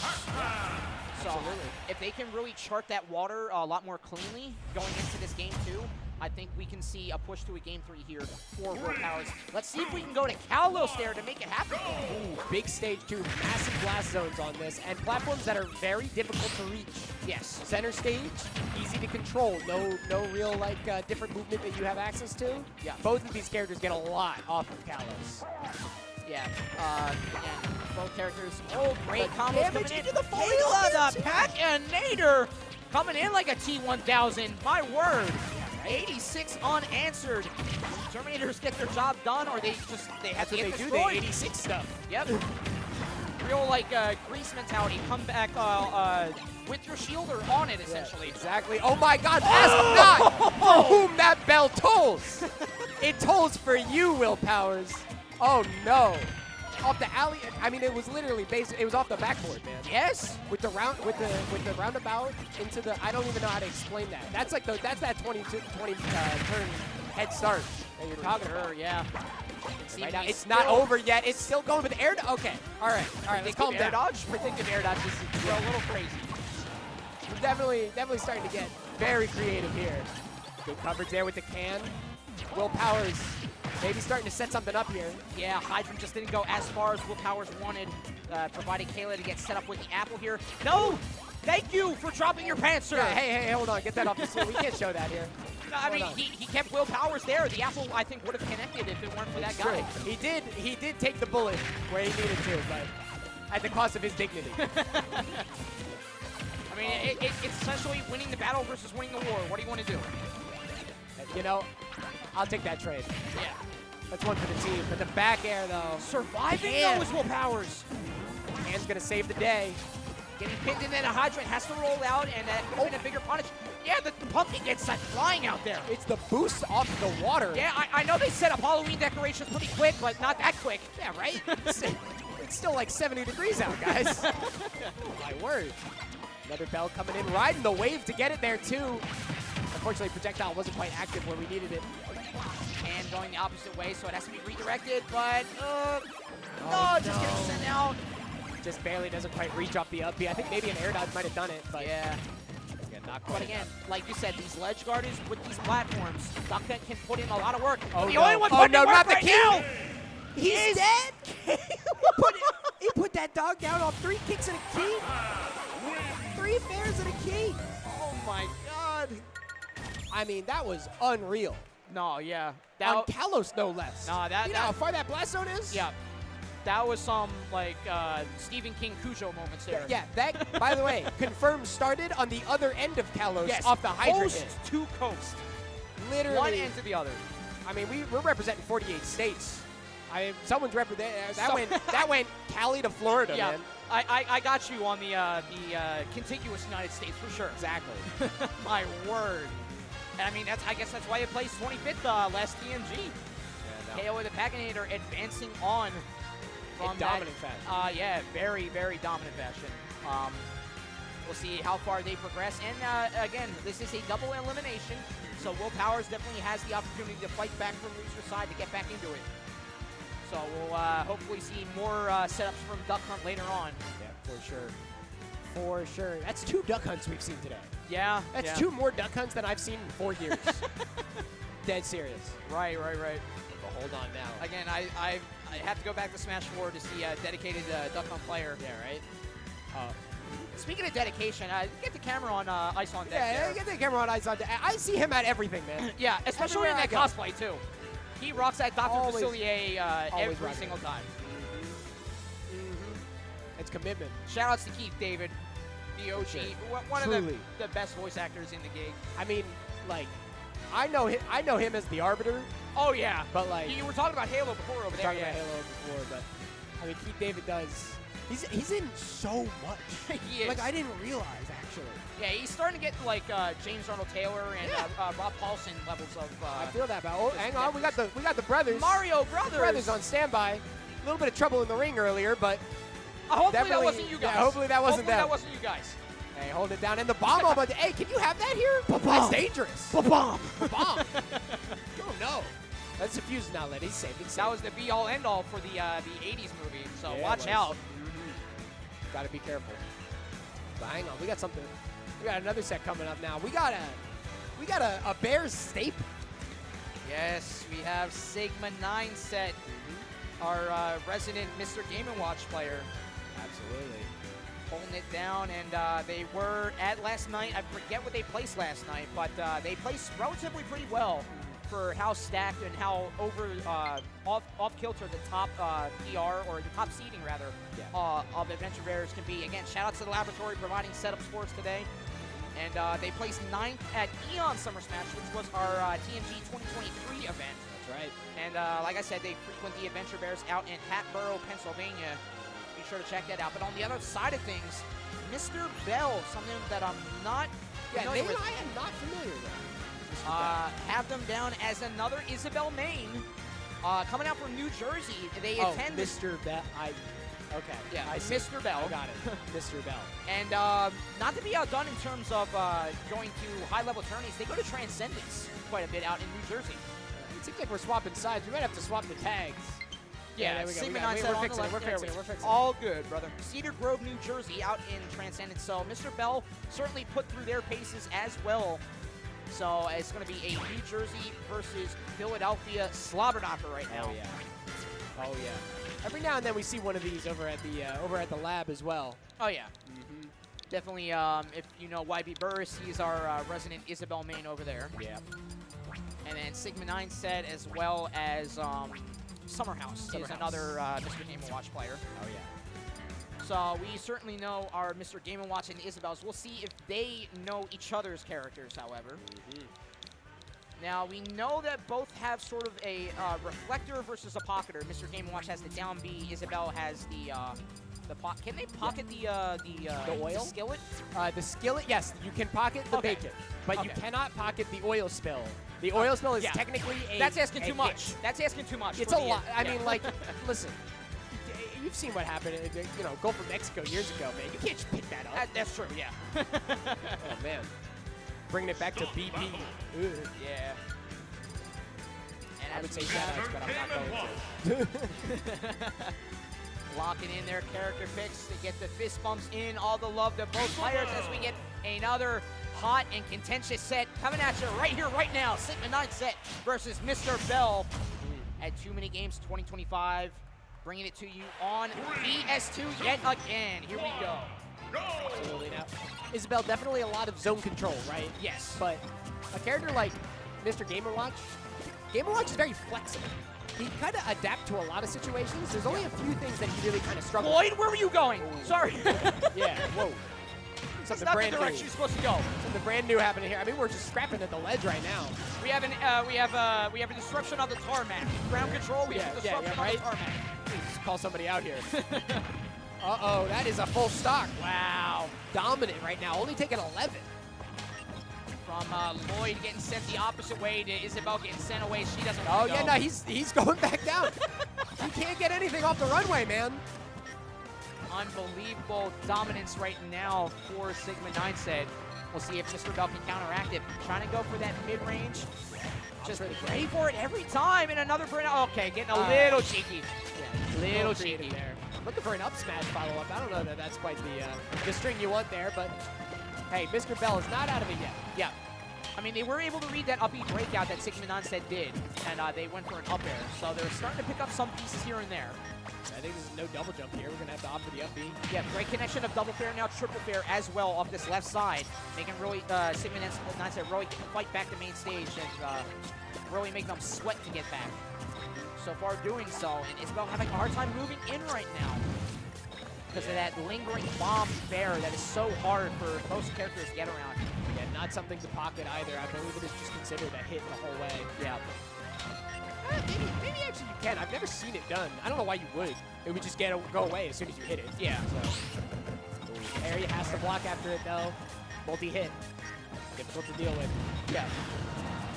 Again, and every setup that Mr. Bell goes for, it's just quickly turned around with the power of that bucket. Yeah.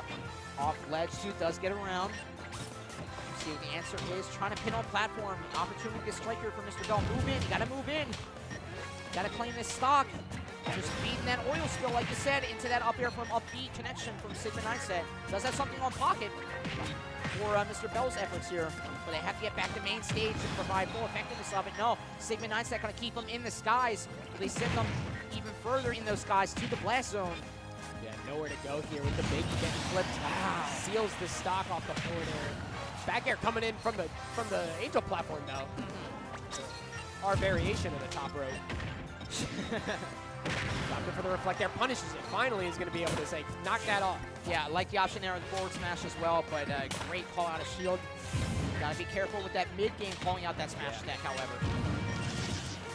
Maybe not quite ready for a lot of this air drift here. It's stuck on the platform again. Yeah, works just their way back. Full coverage that nair is so good for Mr. Game & Watch when you have your opponent relegated to that platform. Lloyd finally working out. There you go, Lloyd. Earn that paycheck. Yeah, right? Finally getting something off the runway there. We have liftoff, friends. We have liftoff. 7% of the time, it works every time. And as we're back here, you know, down a full stock, but it's really not over yet. You know, Game & Watch is an exceptionally light character For sure. and we've seen there's a lot of setups that Isabel has access to that can just steal a stock. Yeah. You know, there's an infinite on deck. You know what I mean? Yes. You got to close that gap to actually take advantage of something like that. Snagging through all the setup, and look at this damage Yeah, that Mr. Bell has piled on here. Racking up well into kill percent now and up B, just to break up the pressure. Again, just resets back to ledge and back to center stage. Yeah, going comparatively unchallenged on terms of those percents, but Sigma 9-set starting to get some momentum off this ledge. Has to escape the Chef Master here.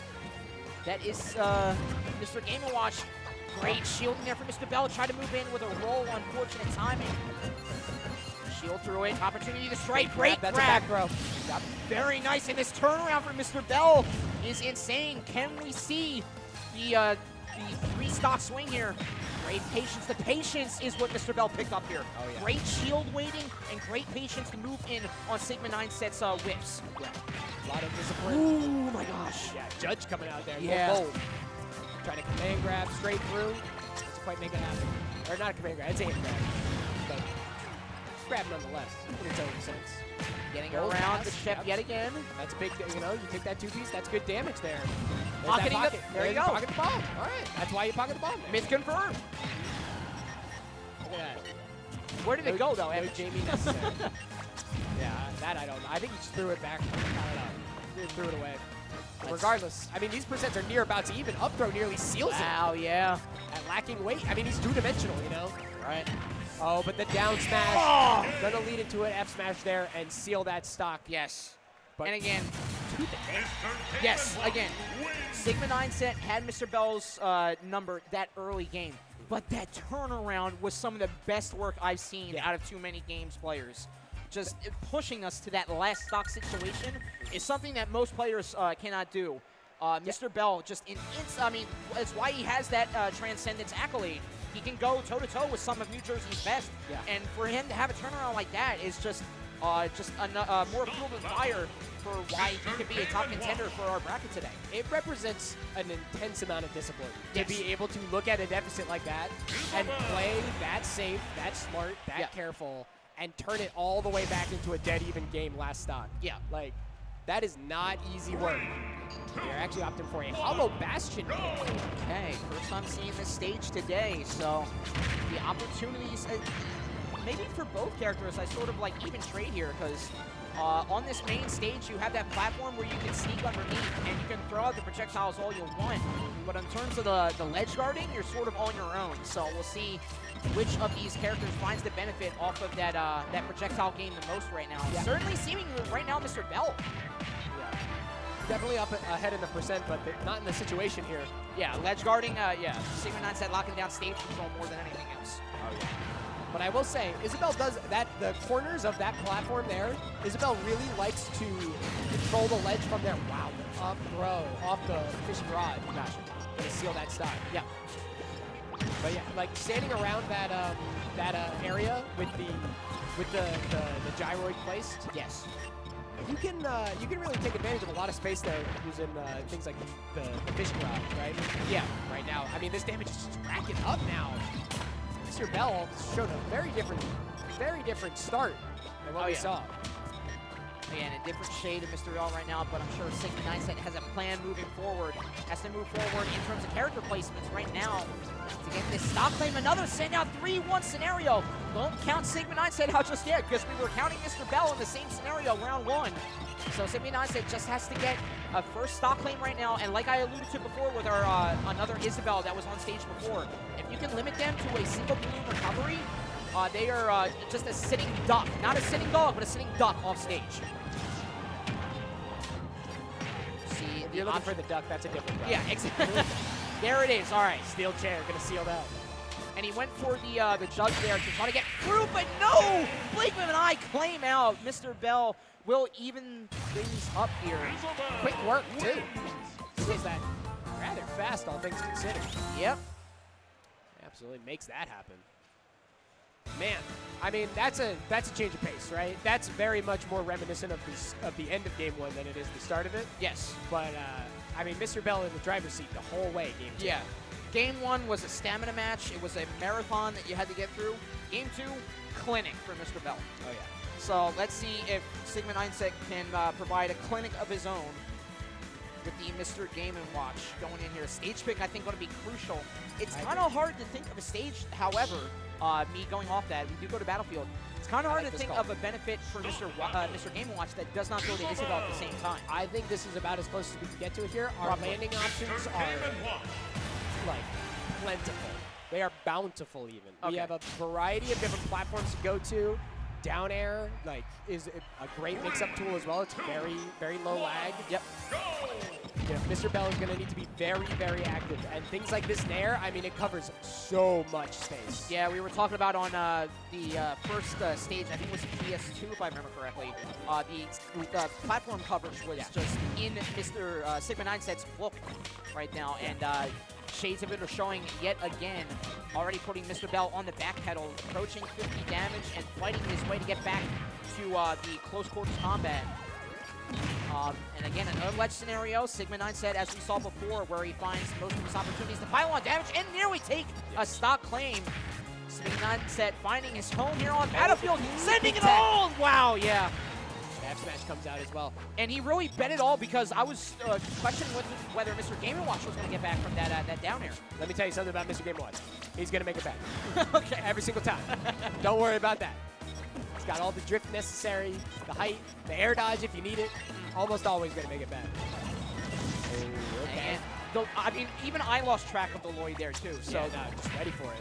For him to keep that in mind as well as going forward and combating Isabel is definitely seeing why we're seeing the damage output and why we see the first stock claim go back to Sigma 9set.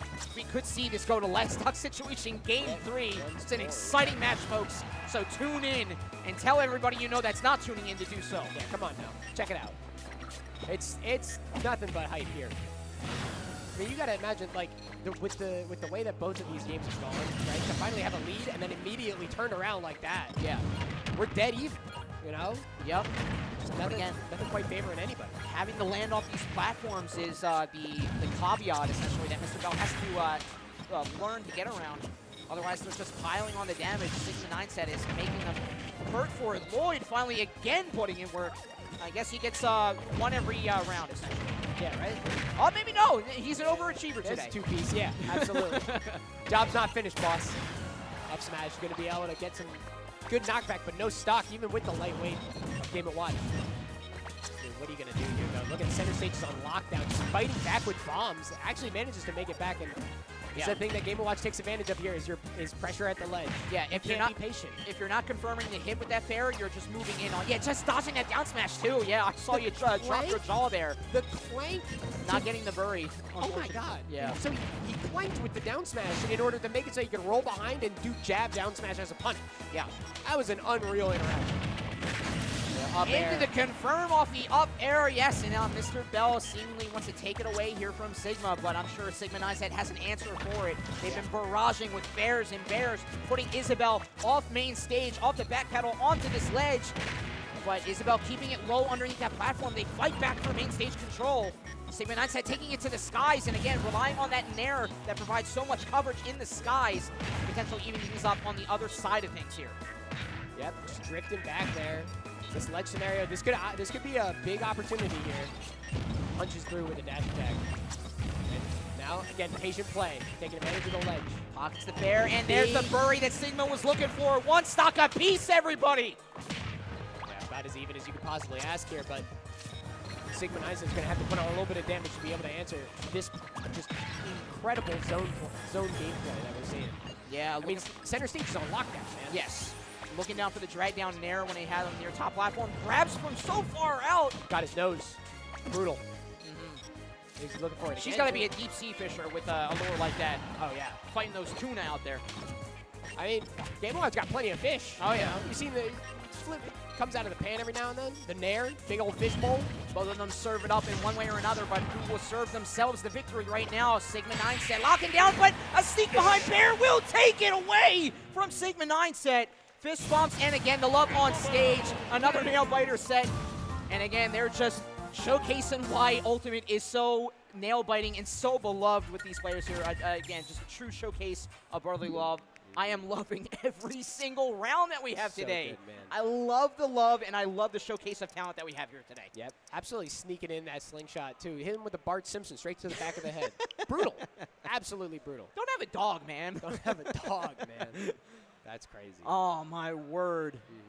Again, just another nail biter to some players that have just put on clinics from one to the next. I want to say I had a tweet that were saying hopefully we can break a couple more barriers. We had entrant count barrier today, and we have skill, I think, certainly broken from last event. No, it is heavy hitters across the board so far. Yeah, and we're still in winners round 3. We're only just scraping winners quarterfinals of our pools. Of our pools. We're not even in we're not even out of the pools, man. Yeah, we got a long time to swim today. Oh yeah. But we're not getting out until we are all pruny-fingered and sunburnt. So yeah, make sure you get your sun. Hey, it's hot out. It is hot out, yeah.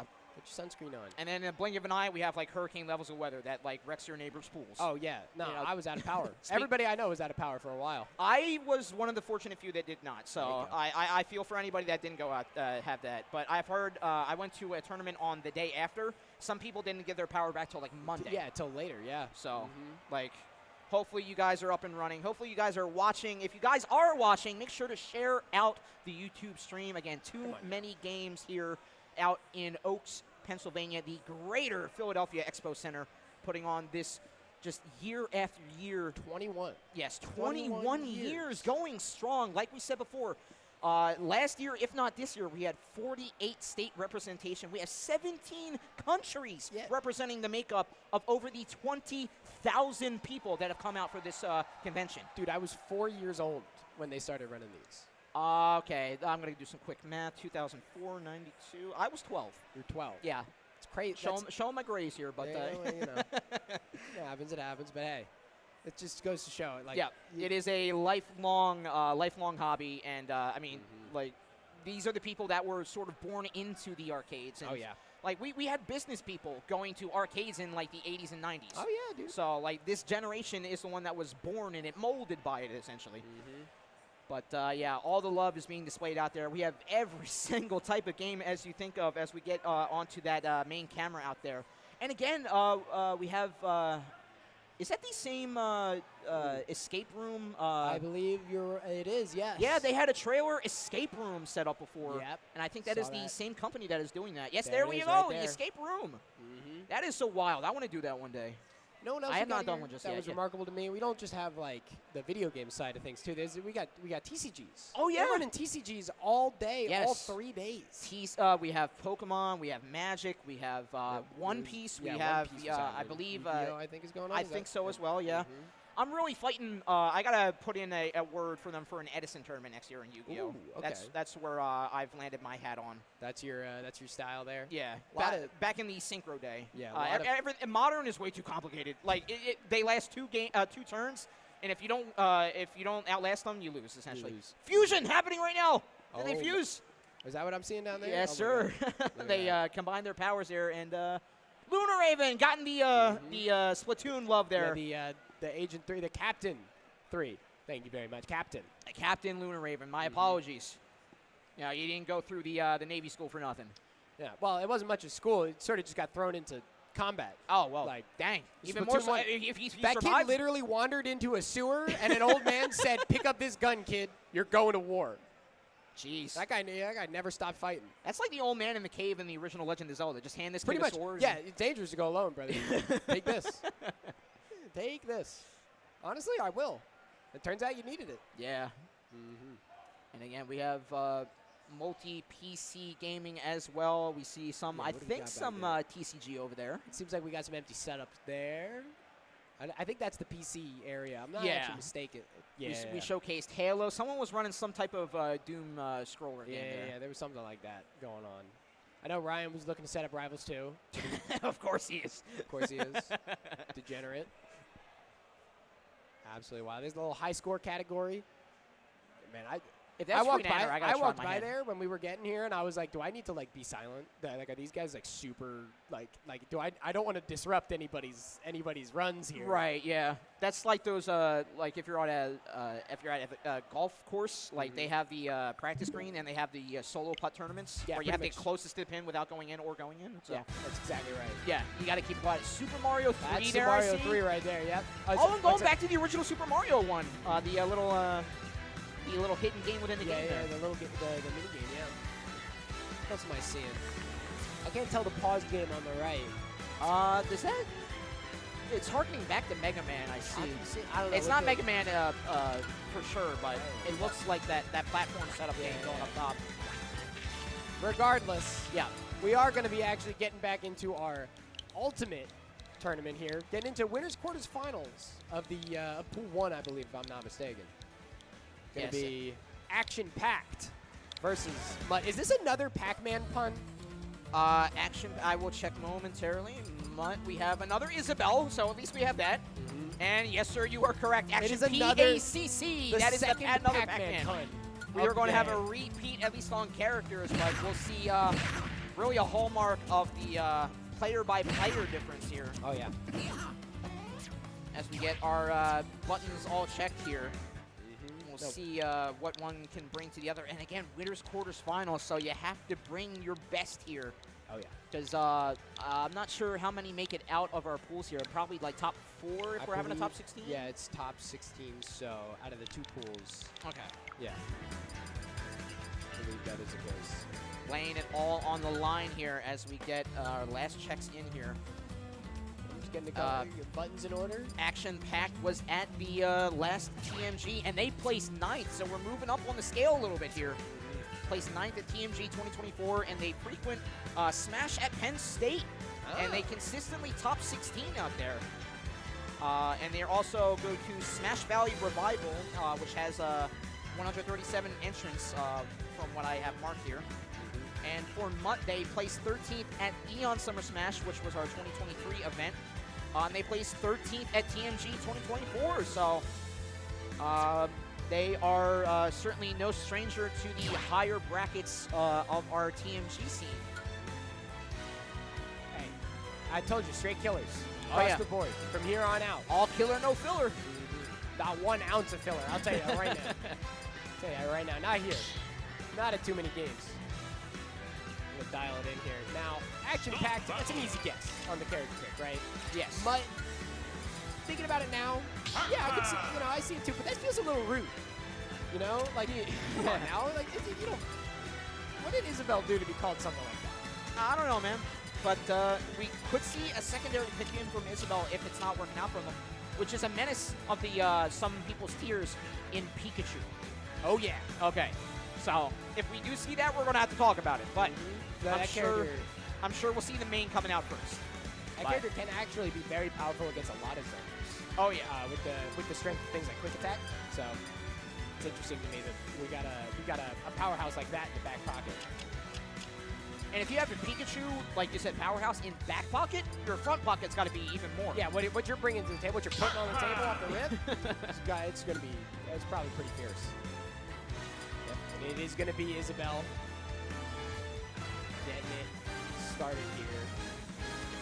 Both getting their grooves on because you got to be in the zone more ways than one here.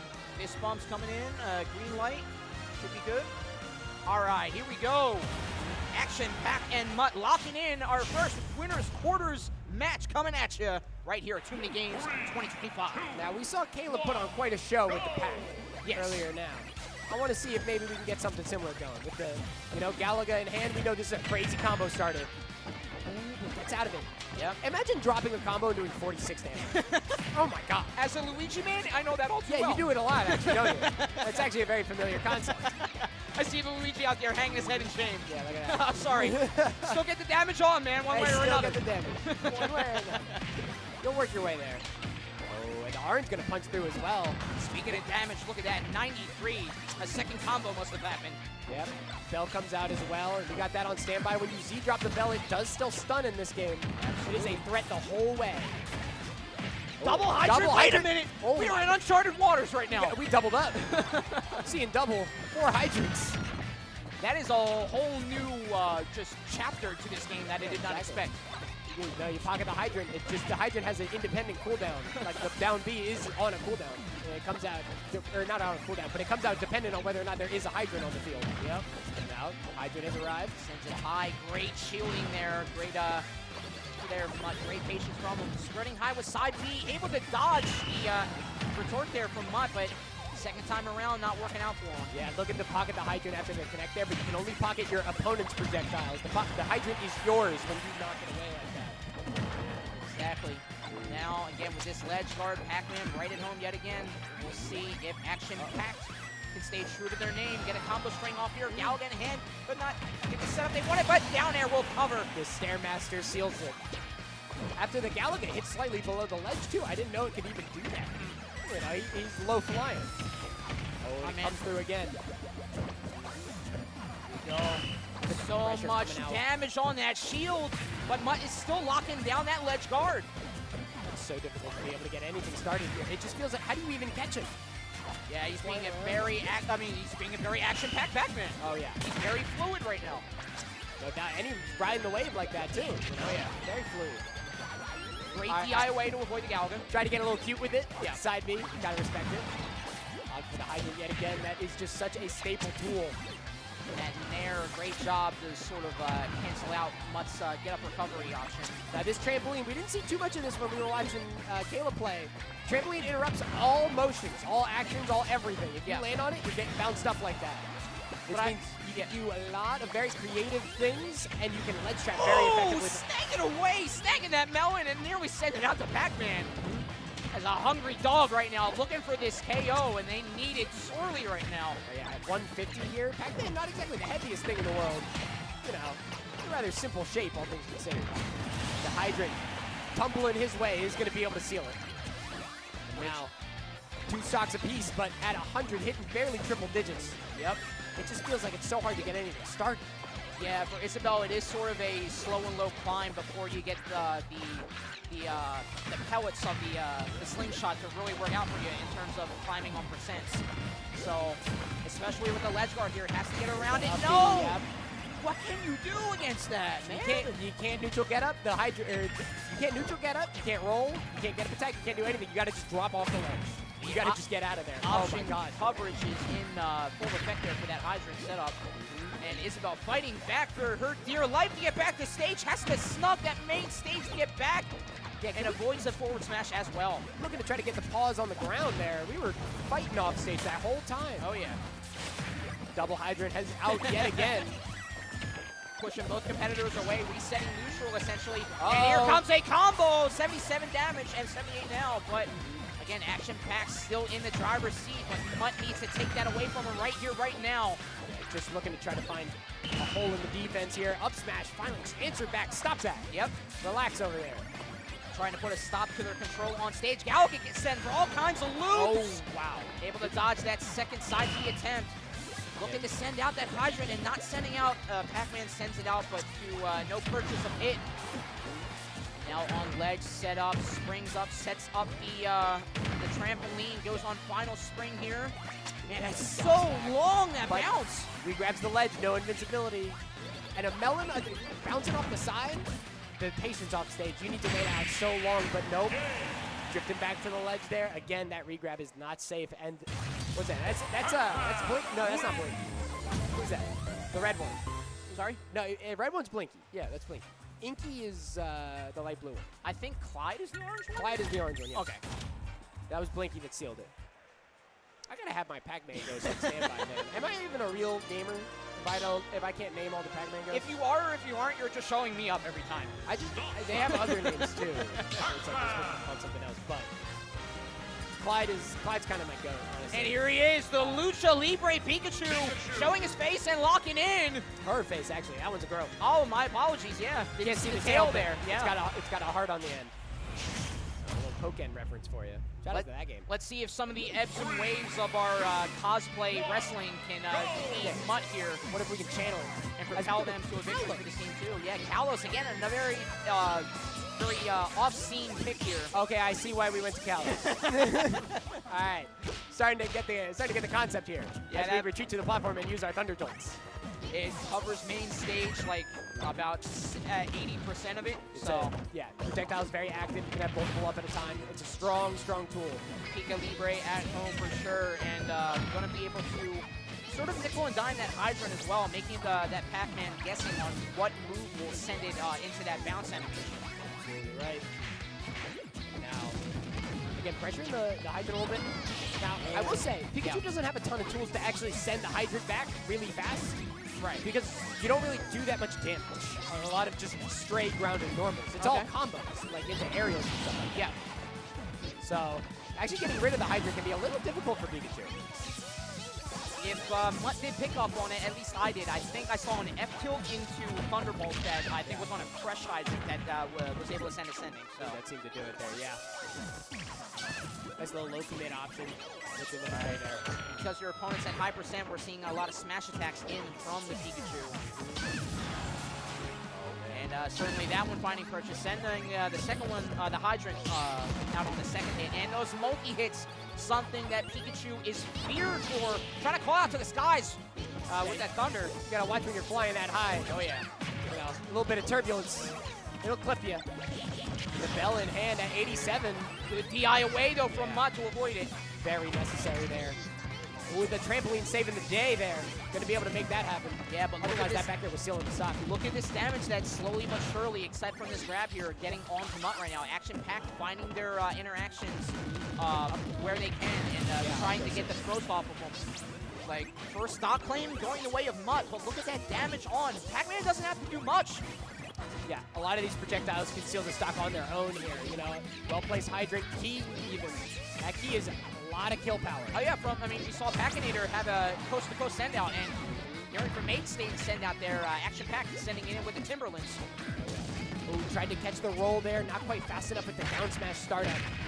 Like that punish on the F smash though. Yeah.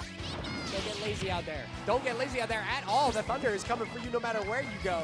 And really, we're starting to see now when Pac-Man is starting to play with the Hydrant, but at a deficit, it's sort of their detriment to sort of have to hit it and send it out, because that provides your opponent enough leadway to move in on the character himself. But you saw there, one of the reasons why Pikachu does so well here, you don't have to contend with that ledge. You just quick attack away. Yep. Just get your space. And again, the T-Jolts proving the menace on Kalos here. Letting the Hydrant work in. Okay, finally made Pikachu move. Finally an option for Action Pack, but no, again, another multi-hit aerial gives the benefactor at least on damage for Mutt in that interaction. See what chances are here for Action Pack sealing the deal with the Hydrant assist. Great back air claiming at 55. Okay, maybe. Okay, Double Thunder gonna shut me up, my word! I mean, it's same spot, struck twice. They told me that never happens. Well, yeah, here we are. Yep. Hang on. Combo starter potentially? Nope. Having to work our way all the way back with that side B. 25 damage. Yep. Reset to neutral as well. Bell on deck. Hydrant does not get sent. Actually disappears. Yep. Not gonna be in Hydrant in close quarters. But Mutt not even worried about. Oh, he pushed away from getting hit on Hydrant. Yeah, I thought Electric was super effective against water. I guess not. Not here. Oh, just grabs him out of the dash attack. Yeah, I like sure. that call. I mean, he is a grappler. He is a Libre Pikachu. Great tech. Insane tech there from Action Pack. Necessary to hold on to that stock. And at 134, though, we are going to still have to work our way back onto the stage one way or another. The Nair down smash. Wow, what a conversion for sure. And seemingly Mutt running away with this situation right now, but we'll see what Action Pack has in his back pocket. The shield pressure is unreal. Yes, the Houdini nature of this character. They can pull out combo strings like you haven't seen before, make it look like it's second nature to them. Right now, they have to have the Galaga in hand. We'll see if they can provide anything with it. Galaga will give them stage control. The Hydrant didn't connect, but again, the sort of mid to high recovery prioritizing platform for Mutt certainly got them back to main stage, and like you said, the up B certainly getting Mutt right back in the face of that Action Pack. Absolutely. bell in hand here. Whenever you see something like that, it's very threatening, but just throws it away. Unfortunately, he's not going to be able to re-grab it. You have to Z-drop it if you want to re-grab it, or you have to use the neutral B to put it back in your hand. Exactly. Up close and personal, trying to get a bell hit. Yep, like that. Works exactly out like for him. Now, Bell on the ledge trap scenario, throws it downward. It doesn't, just barely whiffs on the follow-up. Yeah, they didn't get full combo, but at least it stunted Mutt enough to get not as big of a combo string as they could have offered. Exactly. Yeah. It's one of the nice parts about the Bell is it not only defends you, but you tend to get a follow-up when you get out of hit stun as well. Yeah, and the movement in there from Action Pack was nice, realizing the opponent was going to stay in shield, waiting for the hydrant. But they resorted to aerial gameplay, let Mutt get some ground game working for them. What Side B connection! The forward air. Wow! The misinput, unfortunately, is going to lead to the stock loss, but does get a follow-up off T-Jolt into forward air. We are all the way deep. Oh, yeah. The pressure does not end. Looking for an up smash follow-up, not going to be punished there. I mean, Luchador's got to know, you go out of the ring, that is still free territory for your opponent. You got to go out of the ropes, out of the ring. You got to sometimes even go behind the scenes to take out your opponent. Yeah, really get that. And there's no tag out here. Last stock piece, nowhere to go. Action Pack receding to Hydrant. Mutt gonna get a grab for the advancing efforts off the back of it. Gets a double grab set up off ledge here. Galaga gonna be not gonna lead to a follow-up there. Yep. The dash attack to punish the F smash, sealing that stock. And Mutt turning it around. Pikachu wins. They are making us see every opportunity, every match we can. Another game 3, folks. And on a turnaround of a character, too. Oh, yeah. Great use of that Pikachu being the equalizer they needed to force that game 3. And we'll see what the answer is for Action Pack here, because on my notes, I do not have a secondary for them, so it has to be adaptation or bust right now. Yeah, I gotta imagine. I mean, like Action Packed. I mean, I don't. There's no other pun in that name. We're sticking with the Pac-Man for sure. Yeah. Right. But there it is. It's a difficult matchup. You know, it's not gonna be easy. But the reality is, we're losing a lot of these games off of very high commit options to interact with Hydrant. Right. Yeah. We lost that game because we F smashed the Hydrant. You do an F tilt, you do a back air, completely different game. Yeah, but. You know, we opted for the F smash. We had that much lag that whole way. Like, I know you find your combos off them, but sometimes you just gotta rely on the water of the hydrant more than the body of the hydrant itself. True. It's true. Space control is everything here. And we're back on Kalos, actually. Okay.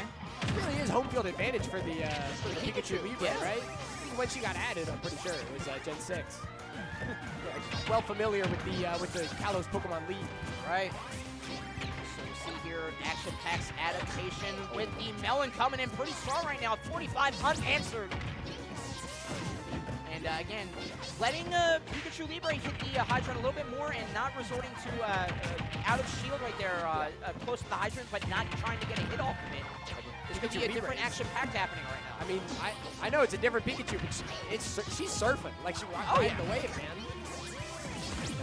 I say that Pikachu's Gen 1, but... different kind of surf.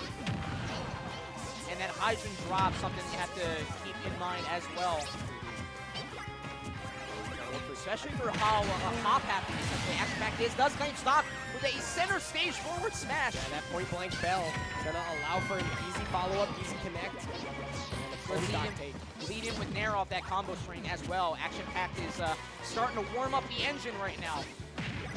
See if Mutt has enough in the tanks for themselves right here. Gotta rely on those multi-hit aerials. Trying to look for a drag down there as well, but the hydrant is very disruptive. Again, just let that water kind of blast around. And Action Pack being a lot more bob and weave sort of mentality to keep the Pikachu Libre guessing right now. It's a dash attack right now. Mutt opportunity to shine. No, canceling back air. Yeah, aggressive option, fighting back. I like that call. But still, though, I mean, just look at the stock counts, man. This is a far cry from the last game. Oh, yeah. Opting to go high again, but the grab comes out into the Thunder. You got to be ready to DI that. The Thunder connection coming out for the Pikachu here. 112 on, and again, we know how much damage this character can dole out on people. Do not count out this Pikachu. Oh! Still don't count him out. Still do not count him out. Still don't count him out, but I mean, we started counting. The way that stock got taken like that, they didn't even need it. That was a TKO. 1, 2, 3. Can we see Give a me a fourth? fourth, Yes, yeah. we go.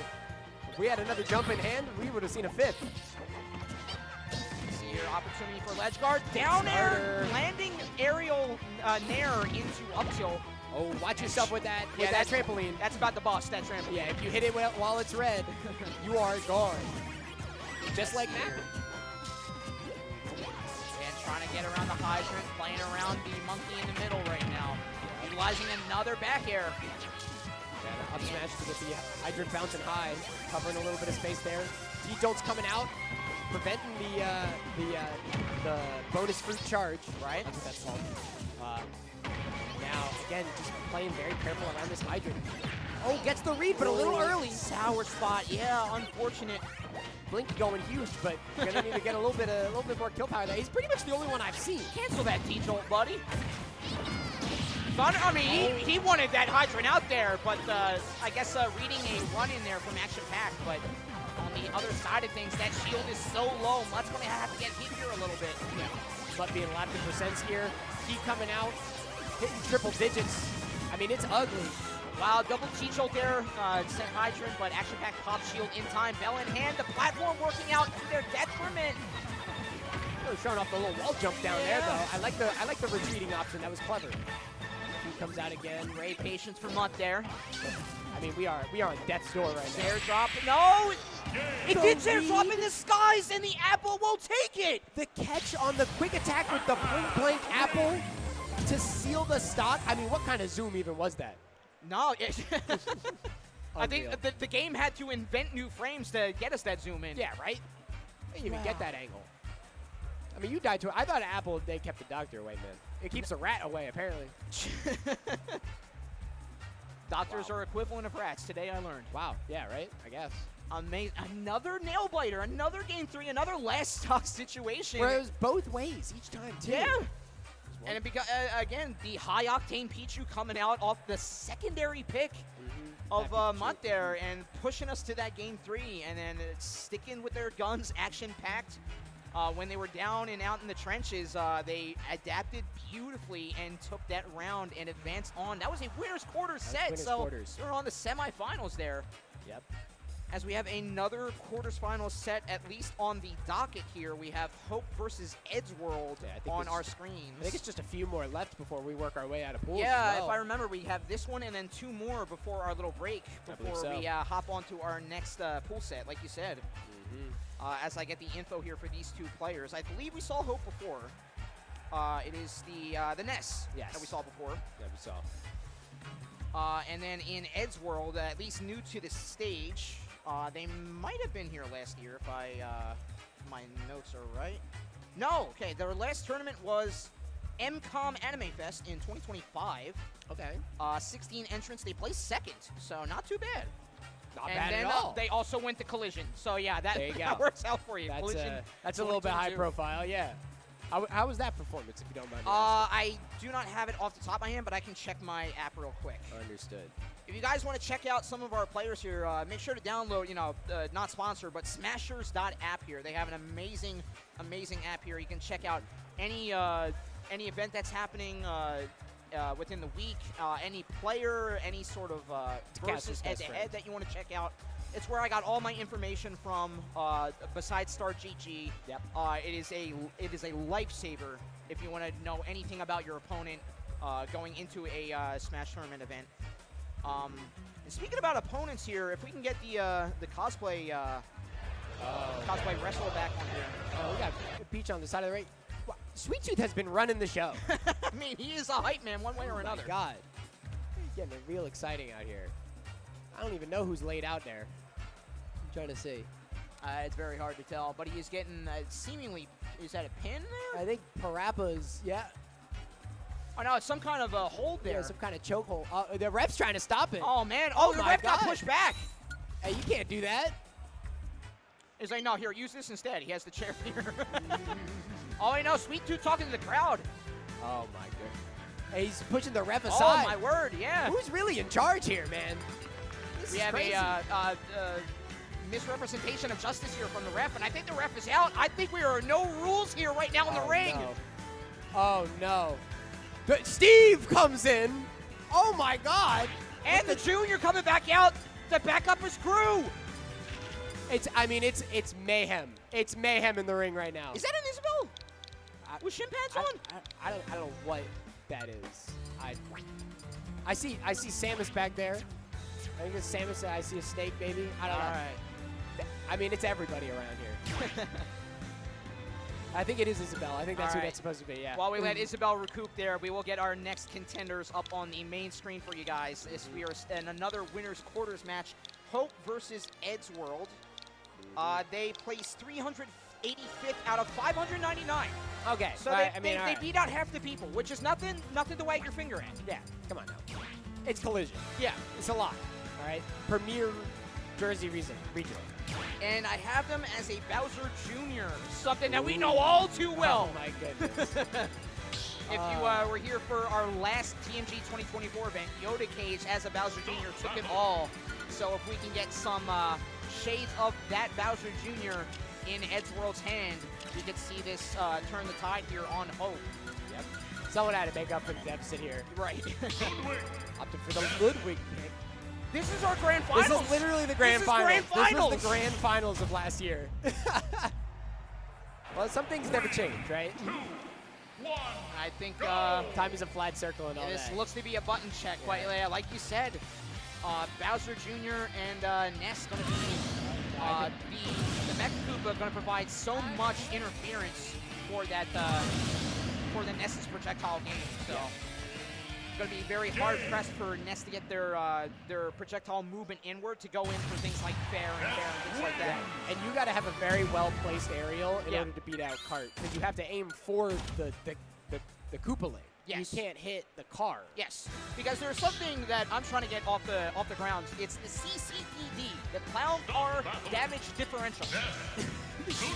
CCDD.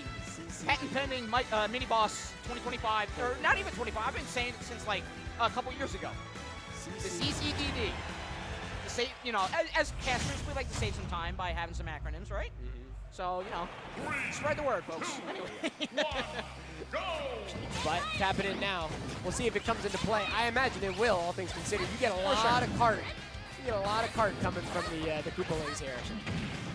Right now, even the first hit is, we're taking a while to find it. Yeah, very safe. That PK fire, that one you saw lingering there, was just it's 3 times cycling against that Bowser Jr. Oh, but we got combos with these. Oh my word! Jesus, with the PK magnet into the down air, 2 sealing it. I don't care what part you hit. Cart, kid, you're gone. Oh my word. I don't need a cart. I can just tap dance all over you with my feet, says the Ness. He really did. Wow, a double forward air too with the double jump cancel. I'm still recoiling from it. And it might fine. It just answers back with the fork there. Get off me, kid. Don't let it happen again. Yeah, Mecha Koopa not getting back in time from their walk around stage. Good pull back from that side B though for Ed's World here. Oh, get an attack there. I like that option. It'll get off me. I mean, it has been suffocating right now. Nothing short of PK pulse. Into the up air! PK pulse confirmed into up air. Unbelievable! I'm seeing unbridled creativity right now, man. It is all over the place. Finally, an F smash at the ledge does seal that stock. Gonna pump the brakes just a little bit. Yeah, you're gonna have to hold me in my seat, pump the brakes. My word. Right? Ooh, they chase down with the cart there, but this combo is still going with the low nair too into the crowd. Oh, finally, answer it back. You do not get that PK Thunder Part 2, the PK Rocket. Not gonna let that happen. F smash beating it out too. Don't get too creative with the approaches is what Ed's World is trying to say. If you see the PK magnet from too far out, then they know you're still advancing forward, trying to get something started. Yeah, it's very telegraphed. For a down air there, not gonna quite find that hit. Great escape there for Ed's World to avoid that onslaught of a ledge guard. Oh, just dodging the F smash too. Yeah, that baseball bat almost keeps swinging. Is that going to come out? And the bad DI, unfortunately, is going to lead to the stock loss. You take that trade with the Mecha Koopa every day of the week. You can get that third hit out? No doubt. Just, again, Ness showcasing their full full. What's the word I'm looking for? Yeah, gosh. Full Their repertoire. toolkit. Yeah, there you go. Just A attacks, B attacks, just swinging the whole thing. from B into A. Lots of grabs in there. Yeah. I mean, that first combo was unreal. Yeah, but we have seen what TooManyGames has to offer today. We've seen from one player to go clinic to another. So this is Edgeworld time to shine right now. No one can ever be counted out. No. That's what we've been learning today. Nothing short of non-stop game threes. And look at that hand warmer. Look at that speed of that hand warmer there for Edgeworld. You gotta check for friction damage there. Still saying fire damage. Oh yeah. Yo, watch out. You gotta keep the hands warm. Oh, and I believe Smashville being the pick on stage here. For sure. And this is a great Koopa League stage. Oh yeah. A lot of space to drive around. Easy to cover that top platform, and you get a lot of good combos off of up air. Yes. It's a very, very strong stage for this character. Yeah. And Percents tell a similar story from one player to the next, but right now, Edgeworld has locked down the main stage. Fire gonna enter back. These aerials, the way that we're approaching with them and which ones we pick, they're actually very creative here. Actually using the bat to maybe hit that Mega Koopa back. Yeah. That is a reflector. Yeah, the forward smash can reflect projectile, so there it is. There you go. Hit it back. If you can't absorb it with the down B, might as well go for the swing. Yeah. You gotta swing the bat, man. Oh, well placed cannonball there. Back air, not gonna take out, but finally the sparks, but not the stock. So close. Gets the bounce off stage, but no, gets snuffed out on the second PK of B. Yeah, maybe a little too creative there with the recovery. And we had a lot of opportunities to just kind of go to ledge, but doing a PK flash and all that other stuff, like I don't know about all that. Hey, I know you're riding high off the last game, but you got a deficit right now. Right. So watch yourself. Look at the way that Edgeworld is playing very careful on this stage control here. For sure. Optimal to take advantage. Well, still getting fancy off the stage there. Hope send out a PK pulse, find connection for a reverse of ledge guard here. But at 145, they need to get this stock toot sweet. And back throw should seal the deal. Yes, it does. Absolutely does seal it. No cart mitigation there. That move just does what it does. Go off ledge was the option. Great dodging from both players. Yeah, and I like the PK fire to cover the landing there. Safe, low commit, doesn't contest the hammer. Ooh, and up smash doesn't quite connect to the down throw. Yeah, doesn't shark platform, so gotta choose a second option, or you have to jump and get committal with the character themselves. Oh, PK fire just getting snuffed out from the landing. Edgeworld a little breathing room. Second time around, not the same story. Yeah, looking for a grab, but the roll away is going to be huge here. Edgeworld with the evasion of the century. Not giving him nothing for free.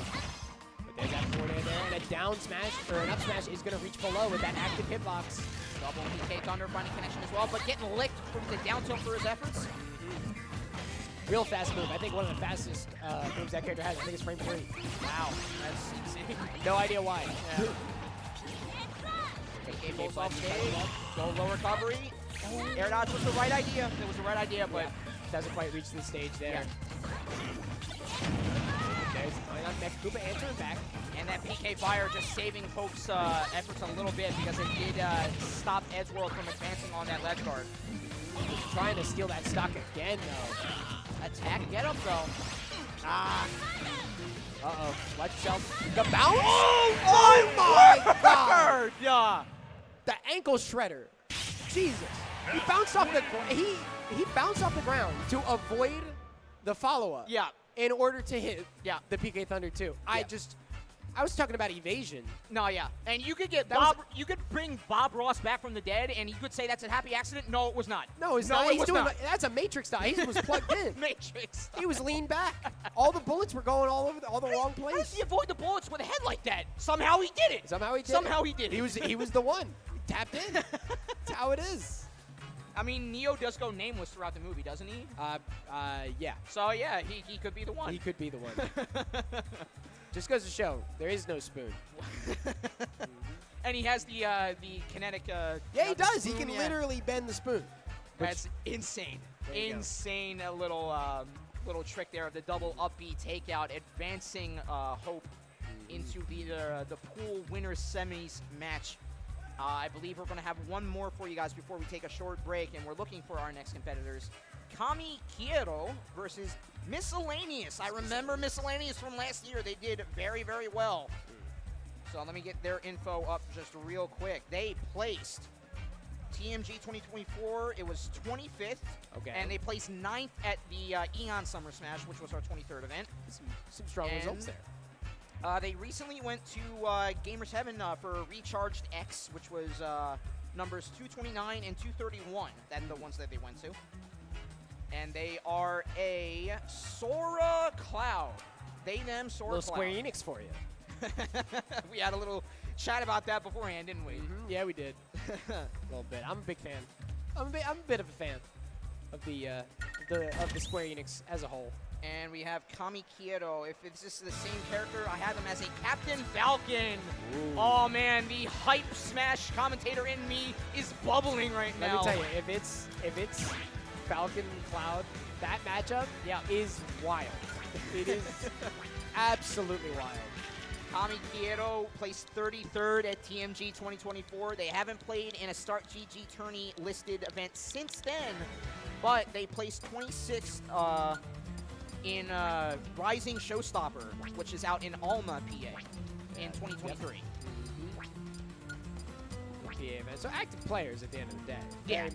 Very much. And I mean, strong contenders. To get here, after what I've seen, strong contenders across the board. Like for Sora, it's such a light character. You have to know their aerial combo strings. You have to be a practice character. And that's an intense execution character. Cloud, like you said before, Square Enix demanded that character be good. Yes. So they have to be good. It is in the contract. That character has to be good. And then Captain Falcon, if you have any cred with Captain Falcon at all, you have to be good. You have to bring the hype. So I mean, that character is all gas, no brakes. Yes. Literally, in the game. I don't think they even run on gas. They have like weird engines that are like all floaty. They found the hyper fuel that Doc Brown does. Yeah, exactly, right? Yeah. They're going way over 88, though. I'll tell you that right now. For sure. As we get them talking about stage mix here, one versus hype is going to be calculated in their combos here. We'll see who advances on. This will be our second winners quarterfinals match, so another semi-final clincher.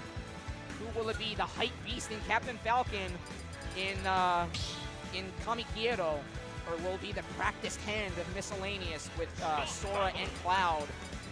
As we get our locks in here on the character select screen, we are almost into it, folks. Make sure to tweet it out. Make sure, anybody in the venue, make sure to drag them over to our little screen here. It's a show. Wait a minute, hold on. Unseen force here in the Hero of Time in Link. Oh, wow. Of all characters. Now, this is a matchup of the ages. Go! Oh man, there's this like the Nomura art when they announce Cloud between these two characters, absolutely gorgeous. Yeah. But right now, getting it started here. Very different kind of playstyles, despite the fact both legendary heroes of their time. Oh yeah. The playstyles tend to differ. Link is a lot more item focused, right? Yes. You got a lot more tricks up your sleeve.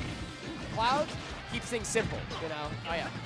I got a sword, the side of the bench, and I'm gonna hit you with it. Exactly. It doesn't get much more simple than that. Nope. Right now, glowing blue limit on deck. Gonna get the Nair coming in. Grabs the arrow. I wonder if he knows he has it right now. And they expended the limit there. You saw the limit charge animation there for Cloud, and I guess Kami Quiero tried to use something. It does have a time limit, so might have just ran out of time there on I believe either 10 or 15 seconds. Apologies, but one way or another, it was spent out, but Cloud doing it solo, no limit charge needed. Looking for a grab there, but instead we are going to get it off the F tilt. Catching a raw smash attack came out of nowhere there. Cross slash, big damage coming in, and another limit on deck. But a grab. Yeah, big thing for Link is that grab there, because you're sending right to that mid-far range that the projectiles find their home at. Could time it perfectly, just a little too early with that the trigger bomb. Still trying to pick up the pieces on main stage after that. And they're sending far away to neutral, where Kami finds her home a lot more. I'm surprised Miscellaneous is retreating a whole lot. Up tilt's gonna cut short the advancement in on that Link's efforts and silence them. But, absolutely. After the parry there, I think Kami thought he had a little bit more of a punish opportunity. Unfortunately, Miscellaneous saw it and got the sneaked an up tilt in there. Oh, that up B is lethal, by the way. Yeah. Tons of knockback on that, often reversed by a lot of Link players. I think we are gonna Cloud see without his charge. jump, but he got the climb hazard in there. What a parry. Yeah, that parry too off that grounded Link But as there's that well. reversal. That's no double jump right now. Bounce the other way, so unfortunate. Oh my word. The spot dodge gets blown up by that point blank boomerang as well. Up B out of shield, such a strong option as well. Yeah. Both these characters, very powerful up B's out of shield. Back air sending out unbelievable from main stage. Yeah, that second swing of the forward air is so strong. Not to be outdone, there's another back air. Gonna make that happen. I mean, Cloud's one of the best of the back airs. And now they are just in each other's faces right now. They went on last stocks and they said, no, it is a mud match right now. Yeah, we are definitely still scrapping the whole way. Was looking to end the whole stage with that. Just skirting while running in the same direction of Blade Beam. That is bold. That is bold. Hey, yeah, you know it's not gonna clip you. Oh wow, trying to catch something in midair as well. Lands with the down air. Wow, that is a testament of a down air. Folds back on the first swing of that forward smash. Forward air, no, not gonna follow up smash. But on platform, Cloud was pinned and Link was able to force out. No jump on the Cloud, has to go to Climb Master. Takes him out in the skies. With or without jump, you are mine, says Kami Quiero. What a well-placed up air there, man. That's that Zelda 2 action. Seals it, makes it happen. I mean, that is so tough to place, right? Because that climb hazard coming down, especially off the limit, it's so fast. Yeah, and if you whiff on that up air, he is in that animation for so long on that sour hit. You're just stuck there in that whole thing. It's not good. It is a full bet move, and Quiero is picking up those chips and collecting them, looking to bank out. But we still have another match. Miscellaneous, like I said, he was one of our top competitors for our previous TooManyGames events, so he is not to be outdone in this round 2. We're not. Oh, we both went back in our chairs, buddy. We both went back in our chairs. All right, we gotta get this this famous hero here, Sephiroth, coming in. Running the yin and the yang. If the yin ain't working, we are going full dark side. Oh, yeah. Gonna have to show you what these Genova cells really do. And let me tell you something, man. Like, well, we thought he had the Square Enix on lock with the Sora. With the Sora, yeah, Sora's not needed right now. Turns out he's got all of them. We're just missing the hero, right? The thing about Sephiroth is, against projectiles, this character actually has a lot of very strong tools. Sephiroth's side B goes through everything. Yeah, everything. It doesn't ask questions. It only gives answers. Even just the Scintilla. I was about to say, the Scintilla is a perfect counter for, it is a little bit of a committal option, but you have the perfect option for, oh my god, the double dare! Shaking hands with that. Oh, but the double smash. The power of the wing still online as well, so we still have that third jump. Yep, the Masamune working out for Sephiroth right now, but has to fight back to main stage, and Link is right at home right now with their projectile game. Yep. Pull back on that slide in. Oh my goodness. You got all just day looks for that. at him too. Yep, you got all day. Take a picture. You can set up a picnic. Yeah, you got all day. Down smash, covering that landing. Wing offline now. A little bit too much of an advantage all of a sudden. Like a down throw. We're going to see a back air. Doesn't quite get that good air dodge to the ledge. F smash not going to make the mark though. Yeah, and Masamune not long enough for providing that grab that led into that forward smash for Kami Quiero to fight back right now. Sephiroth definitely a little lightweight. Oh, he got caught! The mega flare. That's that Bahamut stuff. That is a world ender. You got to look out for that. That's a powerhouse hit. There's the snap of the fingers there. That Shadow Flame very, very strong against projectiles. It's so big. It is such a big sword. Look out! Look out! Yeah, okay. Watch that wind up was brutal. Looking for the down air. Yes, sir. Did him like the flower girl, man. That's rough. And that's gonna. I mean, hey. Yeah. Hey, where Cloud fumbles, Sephiroth seals it. It's like the Nibelheim incident, you know? Yeah. You think so? Fighting that big dragon. Cloud's like level 1. Sephiroth's got like all the materia in the world. Yeah, I think I have something in common with Aerith, just for Sephiroth taking the wind out of myself right there. Oh yeah. You took a little more than the wind. Right. Oh my God, what a statement from Miscellaneous, fighting back with a character swap, and it's just an exclamation point of a character swap. They are on track, and here we the full go! rotation, Here man. we go! All right. Square Enix, we're not paying you, but you're getting your money's worth. Yeah, full showcase of all the Square Enix coming in here. So this is an interesting pick in my mind, right? Because Hero is a character that needs setup. He's like a win more type character, you know? Okay. You want to try to open up your menu, and the more you can set up, the more you can get with like stuff like bounce, and you need breathing your room to open that acceleratle, menu. your oomphs. The more you get, the stronger you get, the more you get more, right? But is a character like Sephiroth with this massive sword, is he going to let you spiral like that? Well, obviously no, because it is a fighting game, but oh my word! Just the equalizer, look at that damage that did. If it didn't claim stop. Oh, and another! Oh no, that was, I don't think that was another crit, but it was another connect. And wow! That's, oh my God, what's that called? I think it's, Kaboom? Flare? Yeah. No, Oh, Kaboom is Flare, it. yeah. I think it's My word. I don't actually know my Dragon Age, or my Dragon Quest. I wish I could help you. I'm sorry. I don't know my Dragon Quest as good as I should. Whatever it was, it Miscellaneous is what it was too, because it just swung this control of the game out of his hands and into Kami Diego's. I like that dash attack there, though. Well placed. He's got fireballs of his own, though, so look out. Throwing out flares. Gotta watch yourself. Up air does not connect there. Oh, what a grab. Yeah. Sneak that in there. Okay, chill. I mean, he's on his gambling. You get one crit off the rip, and now you feel like you can do anything. Right. I mean, he's a hero for a reason. He's got to think he has to do anything. That's a punish? Yep, absolutely. All right. Very laggy move, that side B.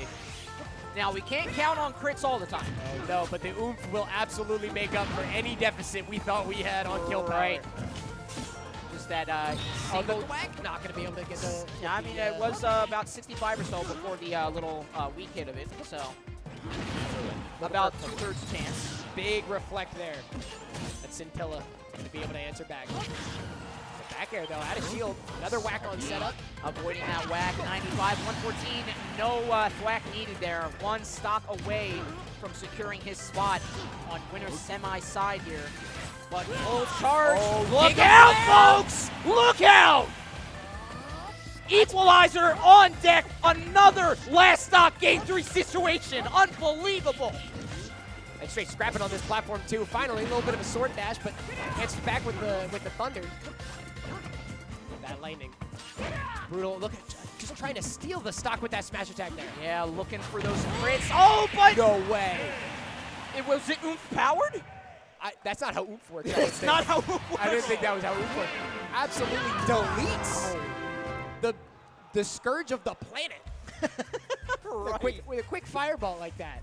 Oh, so is a move called like Fizz or something? I don't know. I played one Dragon Quest game when I was like 12, and now I don't remember anything. Oh my word!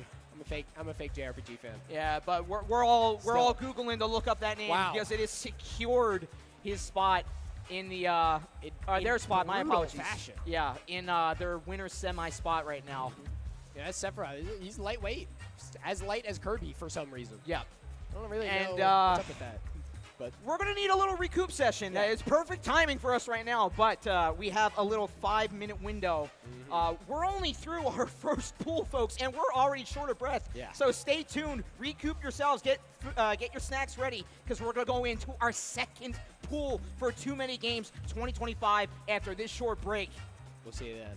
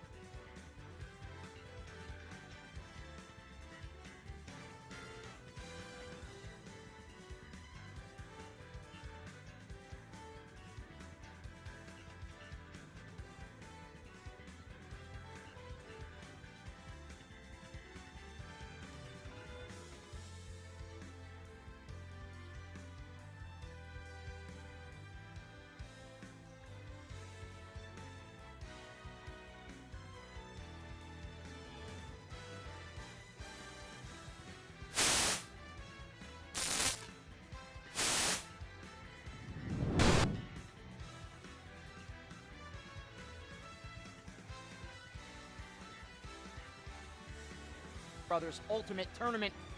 Again, joining us, Avocado and Mini Boss, myself here, and I have to start off with an apology. Pool 2 was run at the same time as Pool 1. So, we're getting into the nitty-gritty already. Top 16 is happening right here, right now. Avocado, how are you feeling about it, buddy? I mean, it's straight heaters. It's straight heaters back to back to back to back to back from here on out. Non-stop. In fact, we got one coming up here. I believe we have Arye and that's right. Kayla, I don't think it's AKA the Pac-Nator. It's just Kayla the Kayla Pac-Nator. the Pac-Nator. The Pac-Nator. The And no other Pac-Nator. All right, yes, so we'll see the return of the Pac-Man, such a menace in the pools, as you saw on stream. But we have sitting across from her the number 2 placement of last year's TooManyGames, Arye, with the very lethal combination of Ness and Snake. Yep, a little bit of Lucas as well. You know, works that in there every now and then. But Ness is the go-to, and the Snake is just as brutal, honestly. Oh yeah, they're both very difficult to deal with. And just a seasoned veteran of Smash Ultimate and Smash 4. And Smash 4, yep.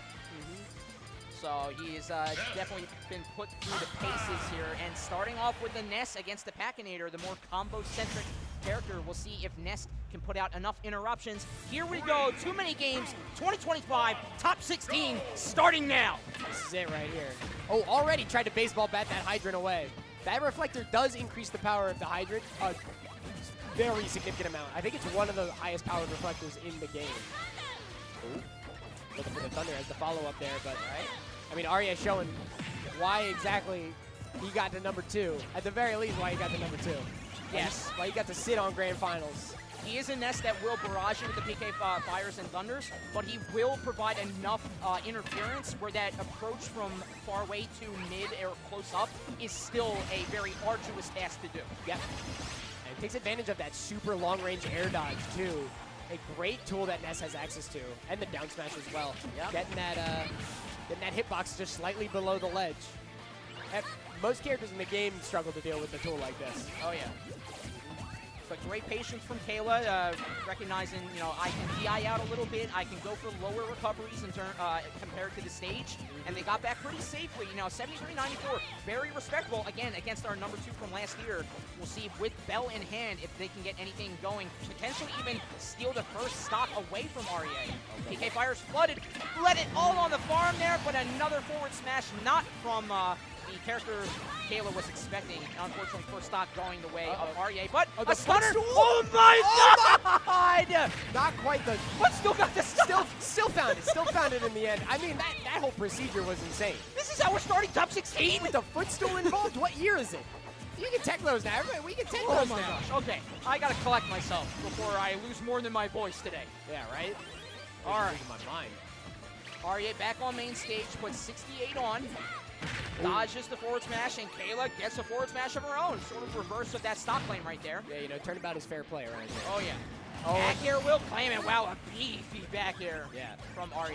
Very strong hit coming out there. And okay, so we saw this earlier. I think we're going to see it a little bit more as the set goes on. Arye, why would I bother engaging at this point? I'm up a full stock. Exactly. Your character is trying to bait me into doing stuff. Yep.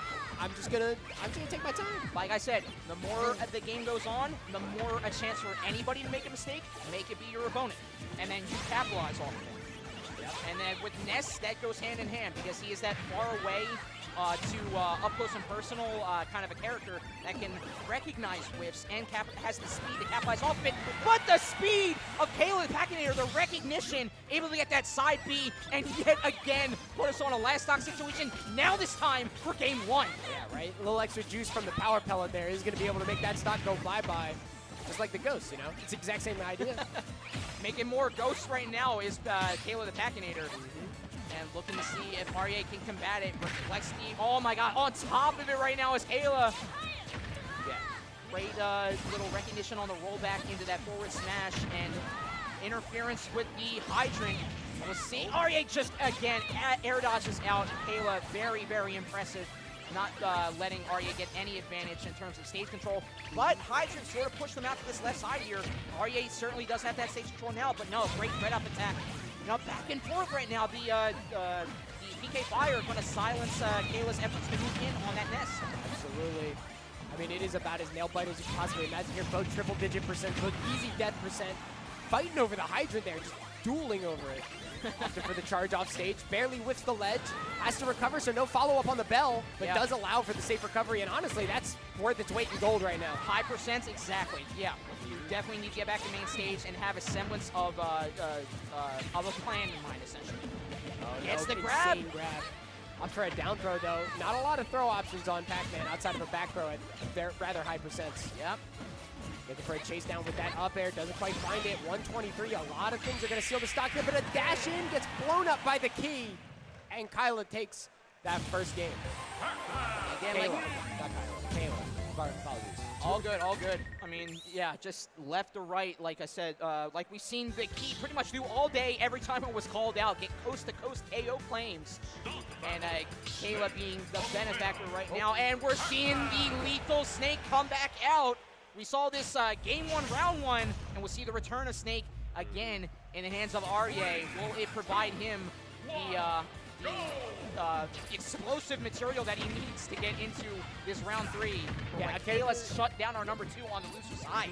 Akader with strong projectile presence, strong shield, very, very, very strong boxing as well. Oh, yeah. Oh, there's that nade, frame 1 coming out, gonna break up the pressure there. Yeah, so much damage doled out with that hydrant in the fray right there. 54 already on Aryeh. Like I said, the ledge trapping, yes, very nice. Kayla being a ledge trapping opportunist right now. Aryeh gonna shut that and cut short with the single hit of the down air. If it doesn't get the full damage on, it stifles at least. Yeah. And then Nikita putting in work as well. Going downtown to take out the Aryeh finally with the advantage. Are we sure that's not homing? I know he's got control of it, but that thing worked its way all the way out there. Never gave up. Well placed nade. Looking for the C4 as well. The 3 explosive special would have been right there. Using that smash attack into grenade, into potential C4, but still told. Aryeh just piling on the damage with these explosives. Kayla really right now having to pick up some pieces. Bouncing grenade working against Aryeh. C4 providing some landing zone for him. Well, actually, the thing about grenade that's really nice is it gets you out of the corner and up in a landing position where Snake, struggles to land at times, but with some setup, he really has a pretty easy time. I honestly think that nade might have been intentional. Oh, but the punish there. There's Inky. And there's the one downside. Yeah, I've seen a lot of Blinky, but all the Nikita there just leaves you so vulnerable. If you can't wrap it around in time, you have to cancel it and you have to do something else. And if you're too late on that, it's a free punish for your opponent. Kayla taking full advantage of that. 108 with the sleeper. No, can't get the up tilt up in time. Great get up attack from Kayla. Again, trading projectiles here is not really fortunate for Kayla right now. Stocks are even, but 138. I mean, every moment Snake gets to himself is so strong. But wow, getting a combo off the strawberry. Yeah, the I think very ill-seen fruit there out of Pac-Man's repertoire. Certainly uncommon. Oh, just dodging that hydrant. Yeah, awkward angle, but still Kayla with the reaction time to dodge it. And oh no, like saving grace grenade, unbelievable. And Aryeh just looking for a C4 opportunity here. Down throw, up tilt, seals it every day here. Puts it in the sleeper hold, and it's over.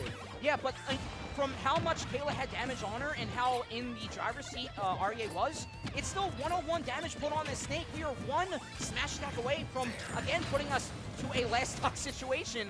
And with Kayla, at least with Hydrant assisted, has been locking down this stage right now, giving him Aryeh a little bit of leeway right there, unfortunately. But the grenade's sort of working against Aryeh right now. Kayla needs to get something going right now because the damage, she got done what she needed to get him to 139, but the exclamation point has to be right here, right now. So we saw a technique that is very powerful against Pac-Man. Yeah. When you're holding the bonus fruit, Pac-Man cannot charge a bonus fruit. Yes. There's already one on the field, so you can't make a new one. But Kayla actually rode the wave of the hydrant to punish the defensive play there. Yeah. Just advancing the character while they're pinned in that animation, for sure. Yeah, very, very smart call. Finding a burst option on a character with very few burst options. And it clanged with the power fruit, gave Kayla a new breath of life here. Going high is Aryeh, and an apple takeout, another one-stock situation, folks. The anti-air apple. Definitely a brand new concept to me. He's gonna see it. You have anti-aircraft missiles, you got anti-aircraft apples. You know? Hey, again, that covers a lot of space. Oh, there, big chain! Oh my god, I thought a grab was heavy, but this survives! Living the up tilt actually off wake up. And now we're going to have a ledge trap scenario off 3 mortars, looking for a down smash as well. Yeah, to dodge all that, I just want to pops into Kayla right there, and a redirected hydrant will give Aryeh the rubber match they needed. Who could have known that was the direction that thing was going? I mean, in the mind of Aryeh and Snake, I guess. He's going to be able to get that little hydrant interaction exactly the way that we want, or Aryeh would want it. Kalos being the pick here. Certainly with Pac-Man and their combos leading out to ledges, they have a lot more options with that platform in check. Yep, but at the same time, go ahead, as you were about to say. There's an opportunity here with Kalos. A lot of space to control with nades. Yep, can't really maneuver around it. And B, Snake is super heavy. Yes. Super duper heavy. Very, and loves to trade with grenades. Yes, very open. So, and like you said, a heavier character, so your combos have to do a lot more with that large open stage. It has to do a lot more to get Snake off that stage. But right now, Kayla seemingly being the one to do the task right now. 74 damage accrued onto Aryeh. We'll see if he can fight back with those grenades right now. He has a very steep mountain to climb. Fighting against that hydrant as well. Has to skirt to the skies with that up B option. And grenade on that. Watch out. Very ill-fated bounce there for Aryeh. Yeah. Big damage coming in from the C4, but nothing to match what back air, but speedier option there. Aryeh getting blown up again by his own projectile. Tracks to get up, not the second time, but has enough speed to get back. Aryeh claims first stock in round 3. Yeah, wow, the dash back too to avoid the get up attack. Very, very, very, very, very smart. Being ready for that, but I mean, it don't get much more. Okay, I was convinced the side B or something was coming out there. I was expecting anything to come out there. Unfortunately, we just weren't quite ready for the follow-up. Frankly, I wouldn't have been either. I didn't even know which direction he was going to send. Yeah. You know, it's all in hindsight, unfortunately. It's all in the rearview mirror. Yeah. So we'll see how Kayla can fight back from this.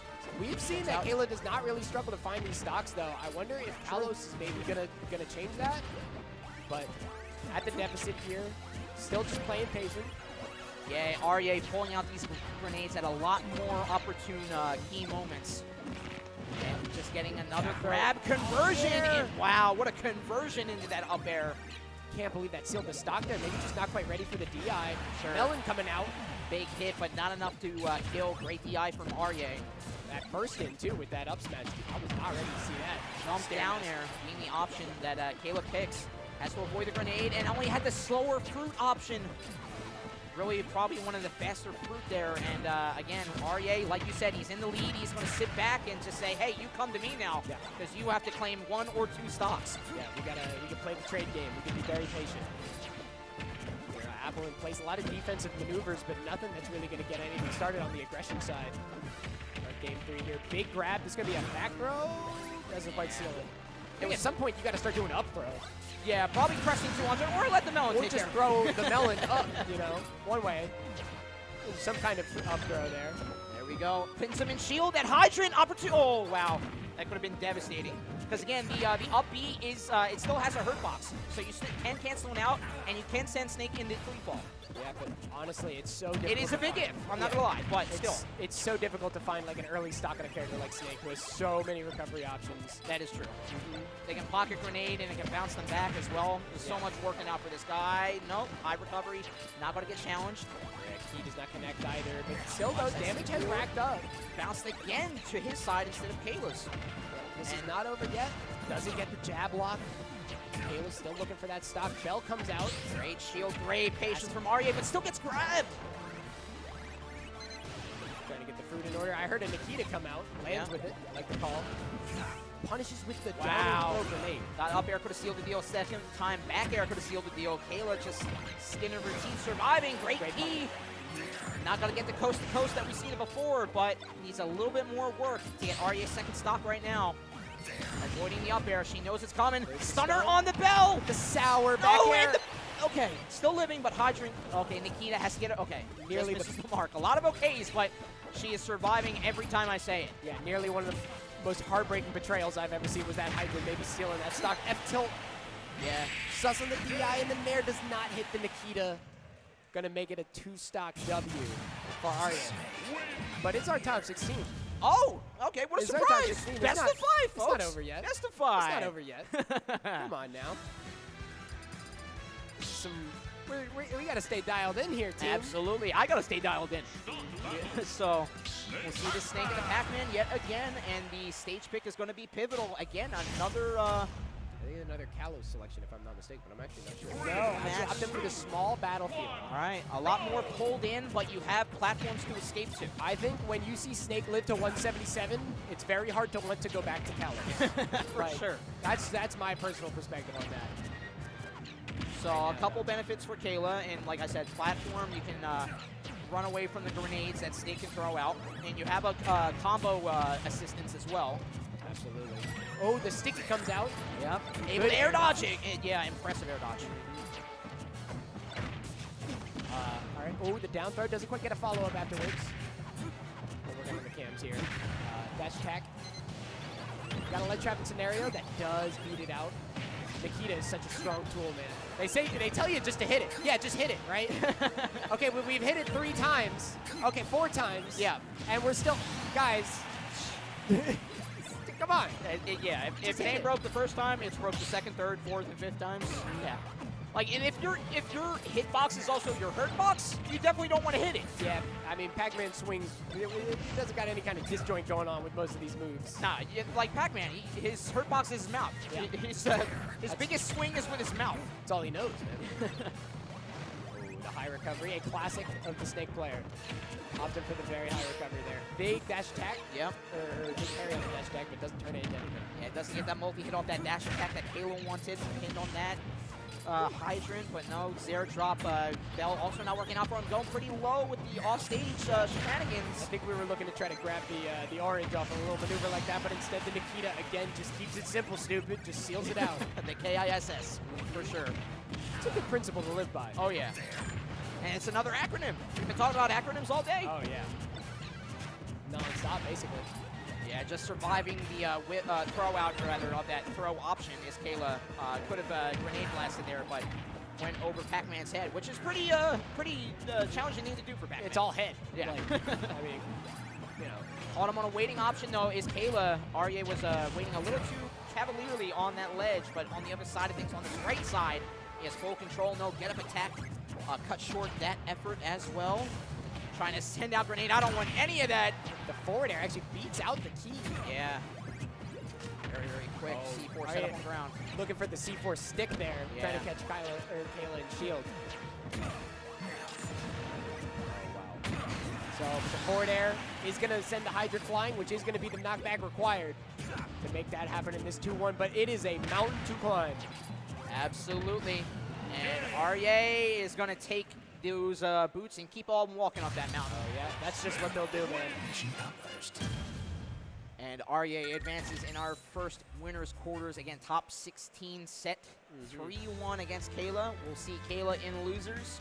But we're moving right along here with our next competitors. We've seen action-packed already. It's another Pac-Man. But we're going to have a little amuse-bouche, a little palate cleanser. Oh, yeah. In Ice on Deck, with his first time on stage right now, and his cavalcade of characters of Min Min and Rosalina and Sora. Rosalina, Sora, and perhaps the Toon Link. Perhaps the Toon Link. Toon Link as well. You're right. Not sure if we'll see it, but it's an option. So he's got a lot of characters to cover, a lot of bases. But he's got to deal with Pac-Man. Yeah. And so your approach to dealing with Pac-Man is, it's interesting to me because like Pac-Man in the last game struggled really hard against Rosa. Yeah. That was a very difficult matchup for that character. I don't know if that's still the case. You know, one of those characters has kind of fallen off a little bit. Yeah, unfortunately. But that down B still basically works exactly the same. Yep. Still, absorbing the hydrant like that. It's very, very, very strong against any projectile character. We have the mobile cam. I think, is that an M. Bison trumpet player? I believe, if I'm not mistaken, that is. As he just got off screen there. Oh, yeah. A little performance for you guys while we were waiting. Yeah, I thought maybe we had a show going. And again, this is right outside where we are right now. I think that's M. Bison. I'm pretty sure that's M. Bison. I mean, he's got the hat. It's M. Bison one way or another. That looks to be M. Bison insignia, I gotta say. That's the Shadow Lu. There you go. Unfortunate. Oh, there it is. No, oh, nice. Little Street Fighter 2. What's that? That's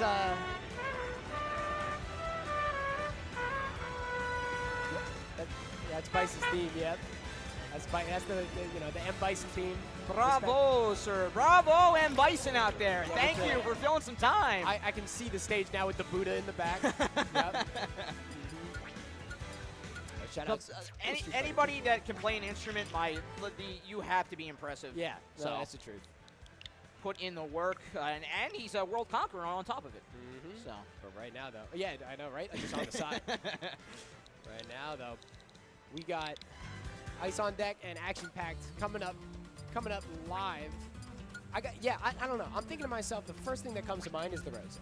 That's the first thing that comes to mind for me. I don't know how Min Min does against Pac-Man. I imagine the Hydrant is rather bothersome. It's a very polarizing match, I'd say. Yeah. Like, you stay in your faraway game, Pac-Man's going to have hard time beating out the stronger hurt boxes that Min Min can dole out. But if Pac-Man's close up, Min Min is just like a sitting duck. Yeah. So, right. Pac-Man can box. Min Min really kind of can. So, yeah. In my mind, that's sort of the way that I'd want to do things is opt for the Rosa, take advantage of that strength. But no, it seems like the Min Min, that is our play. Okay. Again, this is kind of off the back of an interaction that I don't even know that I fully understand. I don't know how the arms actually interact with the Hydrant. So. Yeah. Well, it'll be a learning experience for us all as we get our next winners quarters finals match underway. Ice on Deck, Action Pack, starting on PS2, and already starting with that faraway game is Min Min, utilizing those two new little arms. This being a compliment when I say it this time around. Yeah, I mean, like literally noodle. But using them to full effect, already going unanswered, 28 damage, but Action Pack getting their nickel and dime hits in right now. And with Hydrant locking down that ledge, we can see a lot more damage doled out on that Min Min very, very soon. But a big grab is going to make that arm supercharged now. No noodles necessary. It's full dragon now. Oh, yeah. Let's see here. Getting challenged. Galaga surviving and persevering. Give that pilot a medal. Yeah, shit built for tough. Maybe that was nothing to him. Oh, down tilting to get out. I like the call. Okay. But, we're not opting to box. We're opting mostly to leave. Yeah. We're not really trying to engage at the point-blank range. It's a lot of down tilts and rolls. Just trying to not be in the situation as a whole. Shell comes out there. Yep. Again, they're going to provide so much advance for Pac-Man. With their combos. Obviously, it's one of their bread and butters, but against Min Min, who just hates the close-up game, they may get sent out far away, but if you're landing with an air, that just gives all the more reason for Pac-Man to start running and close that gap off that string starter. Absolutely. Oh, trying to look for a roll there, trying to catch going to center stage. I think Action Packed might have a beat on the game plan a little bit. Sure. Ooh, we got the Hydrant instead of Pac-Man there, though. I think it's Megawatt is what the big one is called. And the yes. Comes out too. Yeah. That absolutely will seal stock here. That Nair is a killer. Slower and shorter, but like you said, it does pack a punch. Can we see it unleash right now? No. Action Pack able to dodge around it. Yep. They go for his airdrop.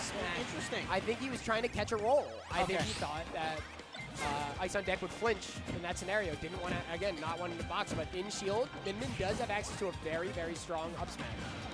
It's also a reflector. Oh, yeah, and that up tilt, right? Or up smash. Yeah, like you said, up smash will reflect projectiles. Rolling out of the way there. I like the call. So much stun on that Hydrant. Waiting with bated breath to see when it would get launched. But right now, the only thing launching right now is Min Min. Ice on Deck 155. Hydrant games. Nearly getting hit there. Yeah, looking for a snipe, but we were just tethering onto the ledge for an extended time. I like that call from Ice on Deck. A lot of awareness we're seeing, but the back air from the up smash whiff, unfortunately. Yeah, trying to reflect the Hydrant, but it just missed the mark and let Action Pack close that gap, like I said before, and get that stock claimed. And with the no Hydrant's assist, but still had the right frame of mind to get a little string with that dash attack in. On the other side things, with that Megawatt, they are hurting right now. Big grab here, gonna opt for the F throw, get the stage control. Massive air dodge. Let's see what the ledge trap looks like. Good patience, catches the jump over as well. know, you're going to play a character with a zone, you got to be able to have an anti-air. Yeah. And to reach out and grab, just hit him like that. That's the extended arm range you get after you get a grab on Min Min. Coming in huge. Massive damage happens there. Yeah, both arms getting both hits there. 4 times the effectiveness. Going for 6 right now. Can we see an 8th? But Min Min just coming into her own right now, and a little DPC trade, but still action-packed. Worse for wear on his final stock right now. Yeah. See if he can turn it around. No, again, the Megawatt, no, still surviving. Yeah, Sparks, but no kill there. And that way, I think we're going to play awful patient out here. With the bell in hand, we could easily turn this around. Stunner, but yeah, in the aerial, not much they could have done except the side B, but that is a huge bet. Oh, and but it just does it again to reflect. What do you do? You can't interact with that Hydrant. He's either getting the hit to send it or he's reflecting it back. yeah, it was such a high bell hit too that the only thing that could get off in the reaction time that they had was that errant, that errant hit, and just didn't go their way. But some preemptive planning there, yeah. just a couple of key moments where I think Hydrant was a little too much in the fricassee, as it were, where it sort of benefited Ice on Deck more than Action Pack. If he can limit his Hydrant game and rely a little bit more on the combos that he knows he can do with Pac-Man, I think we can see this swing the other way. Yeah, I think a lot of it also is, as much as, you know, Min Min has very particular ranges she covers, which is like very far in front of her and a little up, like, you gotta respect those ranges no matter what character you are. For sure. I don't care what kind of zoner you are, and ooh, the reflect on that Hydrant. Ripping on 86 already. Yes. But Pac-Man is a very horizontal combo-centric character, so if they can get that ball rolling for themselves, they can shut short that Min-Min option with the extent that they have of those arms. Oh yeah, but there's that second hand coming through. Not getting cut out right now. Min-Min in Ice on Deck already shoveled 153 damage and the silencer on first stock onto Action Pack's blade. Yep. Doesn't get the ship, unfortunately, and landed on the platform. A little bit of an early landing. Ground control did not call for that. See?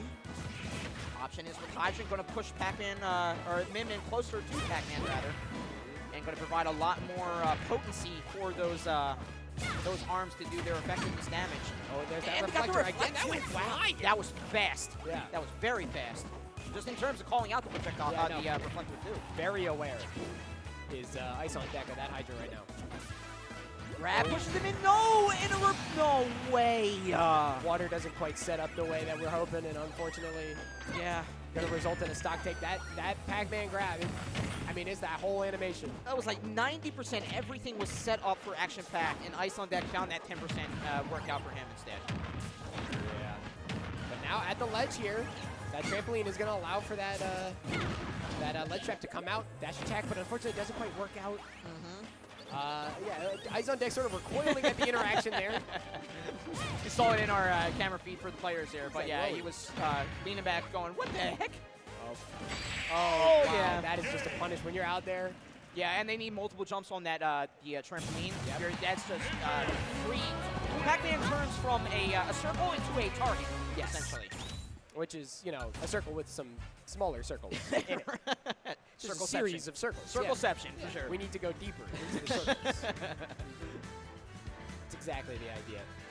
Look at the Neversoft eyeball back there promoting something, but that's another circle. It is the Neversoft eyeball. It's another circle trying to get some hype there for Action Pack. Is that the Tony Hawk? Is that the what's it called skateboard from that PS3 game?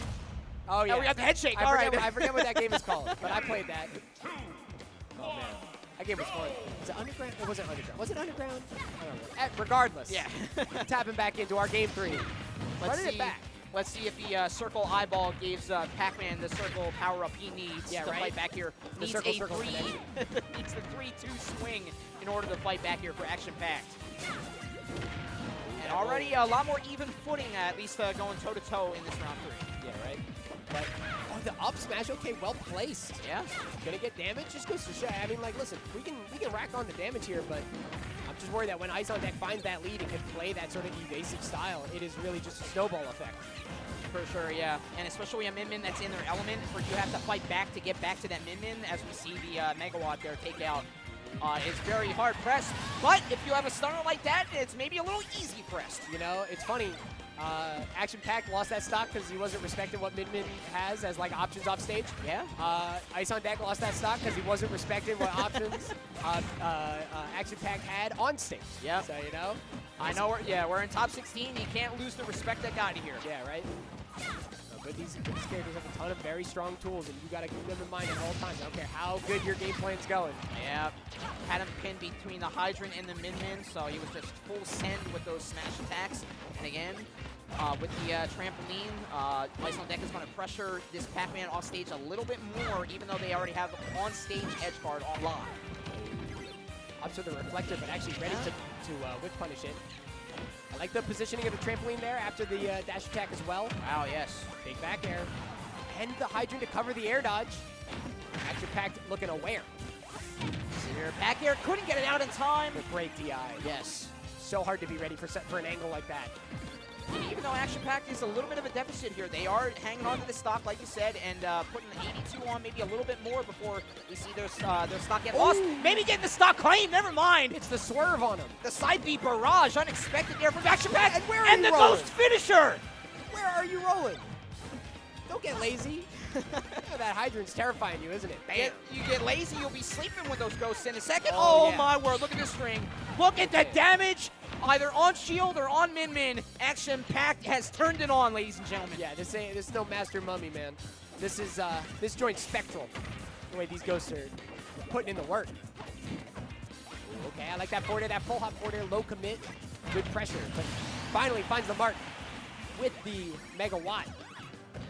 That gives Action Pack the time to call whatever option he wanted. He goes for Galaga. It did get stifled on platform, and then Min advanced with her walking little arms there. Yeah, but a lot of these arms options, they're getting baited pretty hard. The Cherry Arc was perfect to counteract Ice on Deck's attempt to get back to stage. And now he's fighting for his life at 97, now 106 with pumped in, and now Strawberry just missing the mark. Oh my god, the dash up shield just staring at each other. Right. Can't commit to anything.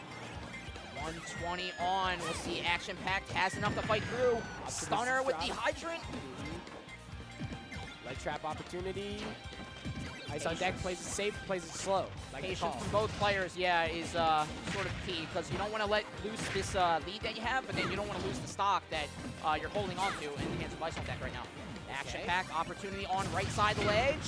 Isn't enough? It will send out Hydrant, so he has to advance a little bit with Pac-Man here. That jump is going to get called out by that second hand, though. Second hand of the arm. Ooh, just chucking the ledge there. Yeah, I was going to say keep him in shield, but Min has the range to sort of counteract even from main stage on small battlefield nonetheless. And the Mega Watt going to seal the deal. The embers were there for a comeback from Action Pack. So I still want to say on his winner side run, no disrespect from him there. That was a very hard-fought set against an outranger like that for you to get in close and get your combo started. He did very, very well in those last dregs of that last set. But again, like you said, Mount Everest to climb when you have to face a long-range character when you're an up-close brawler like that. And Ice on Deck just rode that all the way to victory, advancing on to our winner's semifinal round. Yeah, and there's something to be said about that, right? Like, that's a thing that happens in a lot of zoner v zoner matchups, is that one of them all of a sudden is just like, I just come here. I'm done with this. Just get over here. And that's Pac-Man really has to take advantage of the better boxing tools, right? Despite the fact that more traditionally known as a keep-away type character, like, Min's going to do it just a little bit better. You might as well find your advantage where you can, but it's difficult. It's certainly not easy, man. It is a task for greater minds than myself, especially as a Luigi main. Don't put me up to that. I play Cloud, dude. Are you kidding? If it doesn't start with back air cross slash, I can't do it. Like, what is this alien? It's not back air. Like, what was this alien language? What do you mean you have moves that like require setup? This is absurd. Nah, it's crazy. Just do -3 or -3 on block aerial. Simple as that. It seems like we are going to have a little bit of a delay before our next one, because I think we are going to get our semifinals coming in. Yes, it does look like REA and Ice on Deck will be back on stage very shortly. I think Arye has a little bit of a controller, maybe a cord issue, but it seems like he's okay. Ice on Deck coming right back right now. We're dialed in. As we see, you know, again, TooManyGames 2025, you still have an option, I believe, to get our Sunday pass. Again, Tekken 8 will be our tournament tomorrow. Tekken's always a show. Yes, and again, our sellers, our venue, the games that we have, it is going to be all running non-stop till the last dregs of Sunday. So please come out if you can. Like I said, 48 contiguous states in attendance, 17 countries in attendance, over 20,000 people here. It just gets better and better every year. Please become a part of TooManyGames history, because we are running on our 21st year right now. We want to see you for the 22nd, the 23rd, onwards and forwards into the future. Please become a part of an event that I look forward to year after year, at least commentating, if not getting out there and just seeing what I can spend my money on.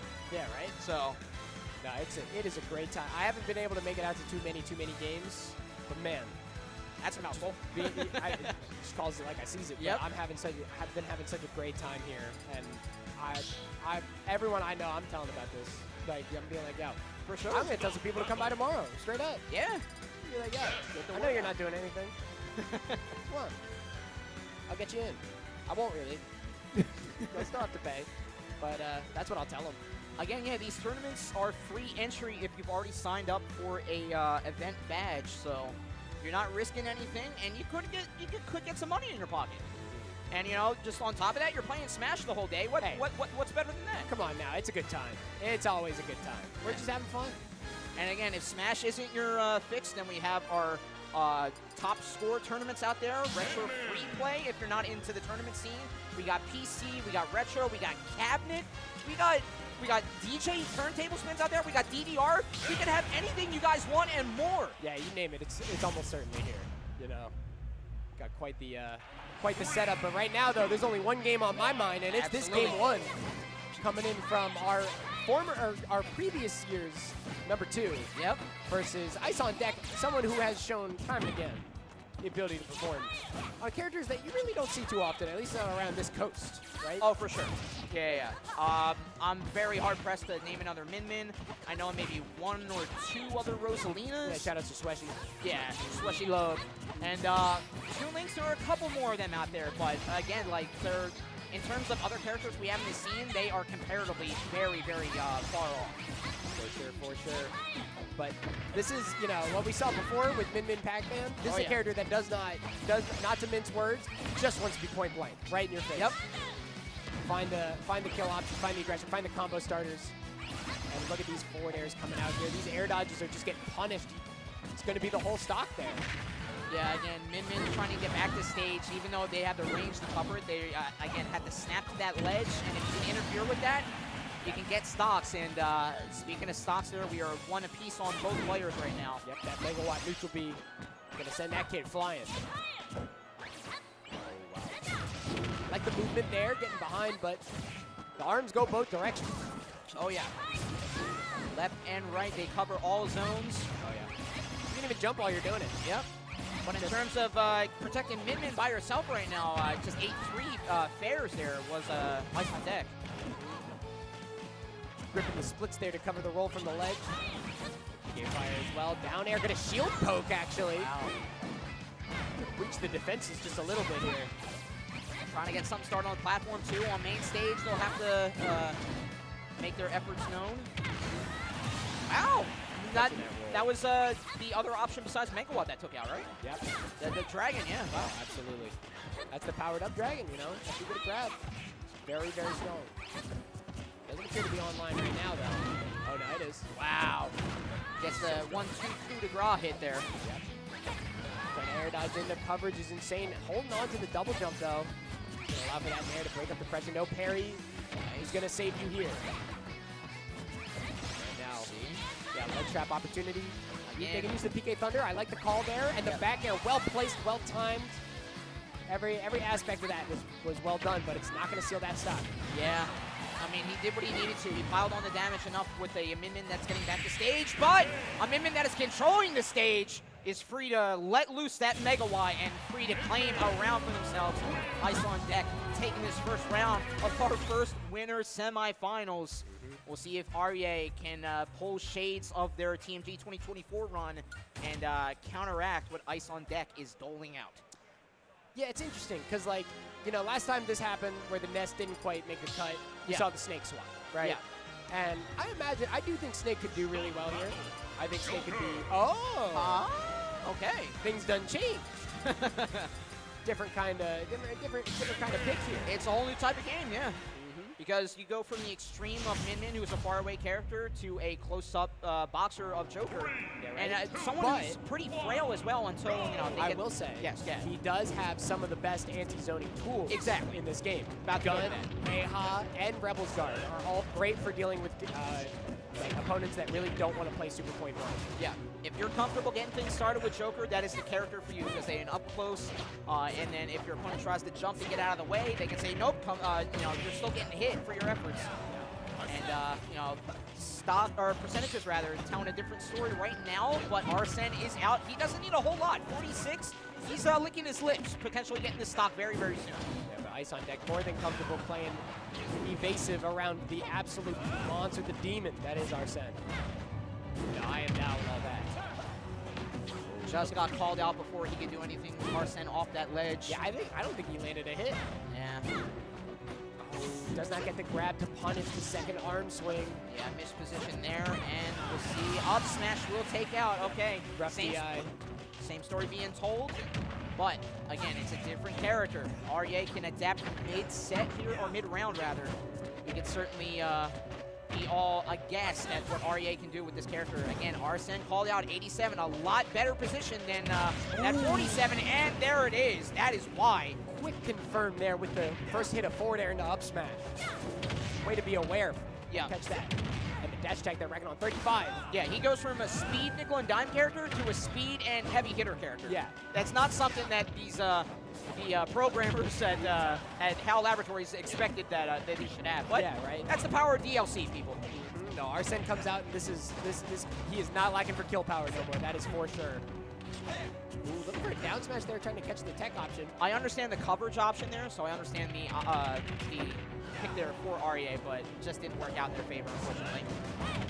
And then the Mega Y will take out. Wow, from the back pedal off that left side stage. One of very few commanding now on stage control now. One of very few characters who can actually punish downward gun is if you just have range that equates to half the stage. Yeah, and that's a very pestering move, so anything that you can that cut through that, it is a godsend.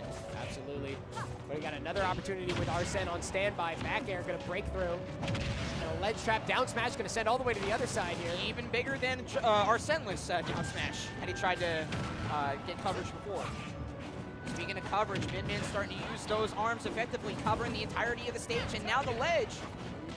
Looking for the follow-up there off the up air. Doesn't quite find it, though. And the Megawatt, again, that Megawatt there is so strong. We'll see. Min on control on stage, betting it all by going off, and it just pushed out Joker enough where they had to rely on tether recovery. Did not snap. Just couldn't quite reach. And Ice on Deck, surprisingly 2-0 up against our former #2. Will REA have enough in the tank to swing it around, or will we see them on loser's side? Yeah, I definitely saw the Joker sort of dial it in a little bit more as the game went on, but there's a couple of opportunities that I think were kind of squandered. Like, you know, running off stage and looking for a downward gun on a tether recovery character is not really worth the position that you're giving up. Right, because they're going to be so far out because of the tether, and then the quick pull of that tether gets them back very, very quickly. So you have to be like not like a Glock, but like a sniper essentially. Yeah, right. It requires a lot of precision. You can't really wall of lead with that downward gun as much as you'd like to. Now though, no firearms necessary here. This is tactical espionage action coming in. He is the firearms. Yeah. No, that's the truth. He is the whole arsenal, having the swap to Snake here. Yeah, we've definitely gone from small arms to heavy artillery. That is for sure. But, I mean, Snake is a character that wants to take advantage of stuff like your shield, right? For sure. How many times are you blocking point blank against Min? Not very. Not very many. Still, though, we're finding our opportunities well placed Oh, there. yeah. Ice on deck being a little more up close, and REA going to provide effectiveness with the multi-hit fair, or multi-hit nair rather. And the up tilt nearly sending out as well. 119 down air, but both are on even 41% now that I see it. Yep, high recovery there from Snake. That's definitely the play that you want to take advantage of. And then you just litter from the skies, and just litter the ground with you know, overhead swing on the F tilt. Second hit. The remains of Min Min's first stock. Yeah, right. Oh, not to be outdone though. Yeah, again, always on standby at those arms. Two of them. Not, I mean, small arms. These are not small arms. For sure. These are long arms. Yeah. Right? Something happened in the ARMS universe where they got so many benefits. Yeah, right. Like, me as a like 5'7" short person, grabbing things off the top ledge, I kill to have these arms. Just getting the quick extendo. Oh, yeah. Yeah. I can see how that'd be nice. Oh, the chase down with the F tilt again. This boxing game, this has been a rather strong performance here. Good grab, good forward throw, gonna keep this ledge trap going. A lot more up close scrapping, even though grenades are involved. Like Min Min, I'd say, you know, they're seemingly more in the mid game than they are the far off game right now. Oh, the up air to steal it. Ice on deck got a little greedy with the up B, trying to get the connect there. Gosh, and that equalizer that has been that mega wide. Yeah. Every single stock immediately after, Mega Wide's just come in and made it happen. Stock deficit. Hey, Mega Wide, we need you out of the green room. Hey, come on, man. Dust off the jersey, man. Come on, get on the field. Wow, yeah. Ice on deck running away, trying to get that mid-range up and rolling right now. I'm worried Arya's just starting to look a little antsy and stealing it away. There's that up B. That stock is deleted in game 3 of our best of 5 set. Yeah, seemingly doing the impossible, taking out our number 2 of last year, sending them to loser's side. REA will have to slog through that as we see Ice on deck advance at least on to one side of winners finals. And you and I are both know this matchup a little too well, at least the two competitors sitting down, but these are some powerhouses. These are some of the titans that we have for you today. On the other side, another winner's semifinal match. It'll be Dedede, who had an amazing run last year, as well as the other competitor in Bryce. Oh, yeah. Bryce repping the Mario Odyssey Shine shirt with the backwards cap. Oh, yeah. He's sticking it right now. I was talking, absolute beast of a Dedede player. Unreal. I wonder if we are going to get the double heavyweights, though, or if we're going to see the video with the Bayo. That is a good question, because the video, they run the Bayonetta DK combo. Again, I mean, like, Bayo and heavy characters, they go, like, hand in hand, really. Yeah, no, that's a really nice I think that's scenario. too big of an opportunity to pass up. It is a pretty big opportunity. Big combo opportunity. Yeah.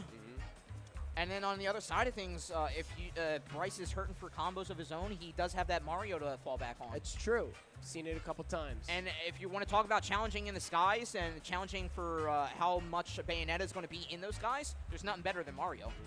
So he has the up airs for days, up tilts to start off those up airs. That's Jumpman himself. Yeah, there you know go. What I mean? Yeah, like, he's been in the game for what? Now 40 years. Jeez, I'm just putting knives in my heart when I say those years now. But yeah, he's doing it a long time. Very, very long time. And we'll see if we see him coming up against his opponent right now.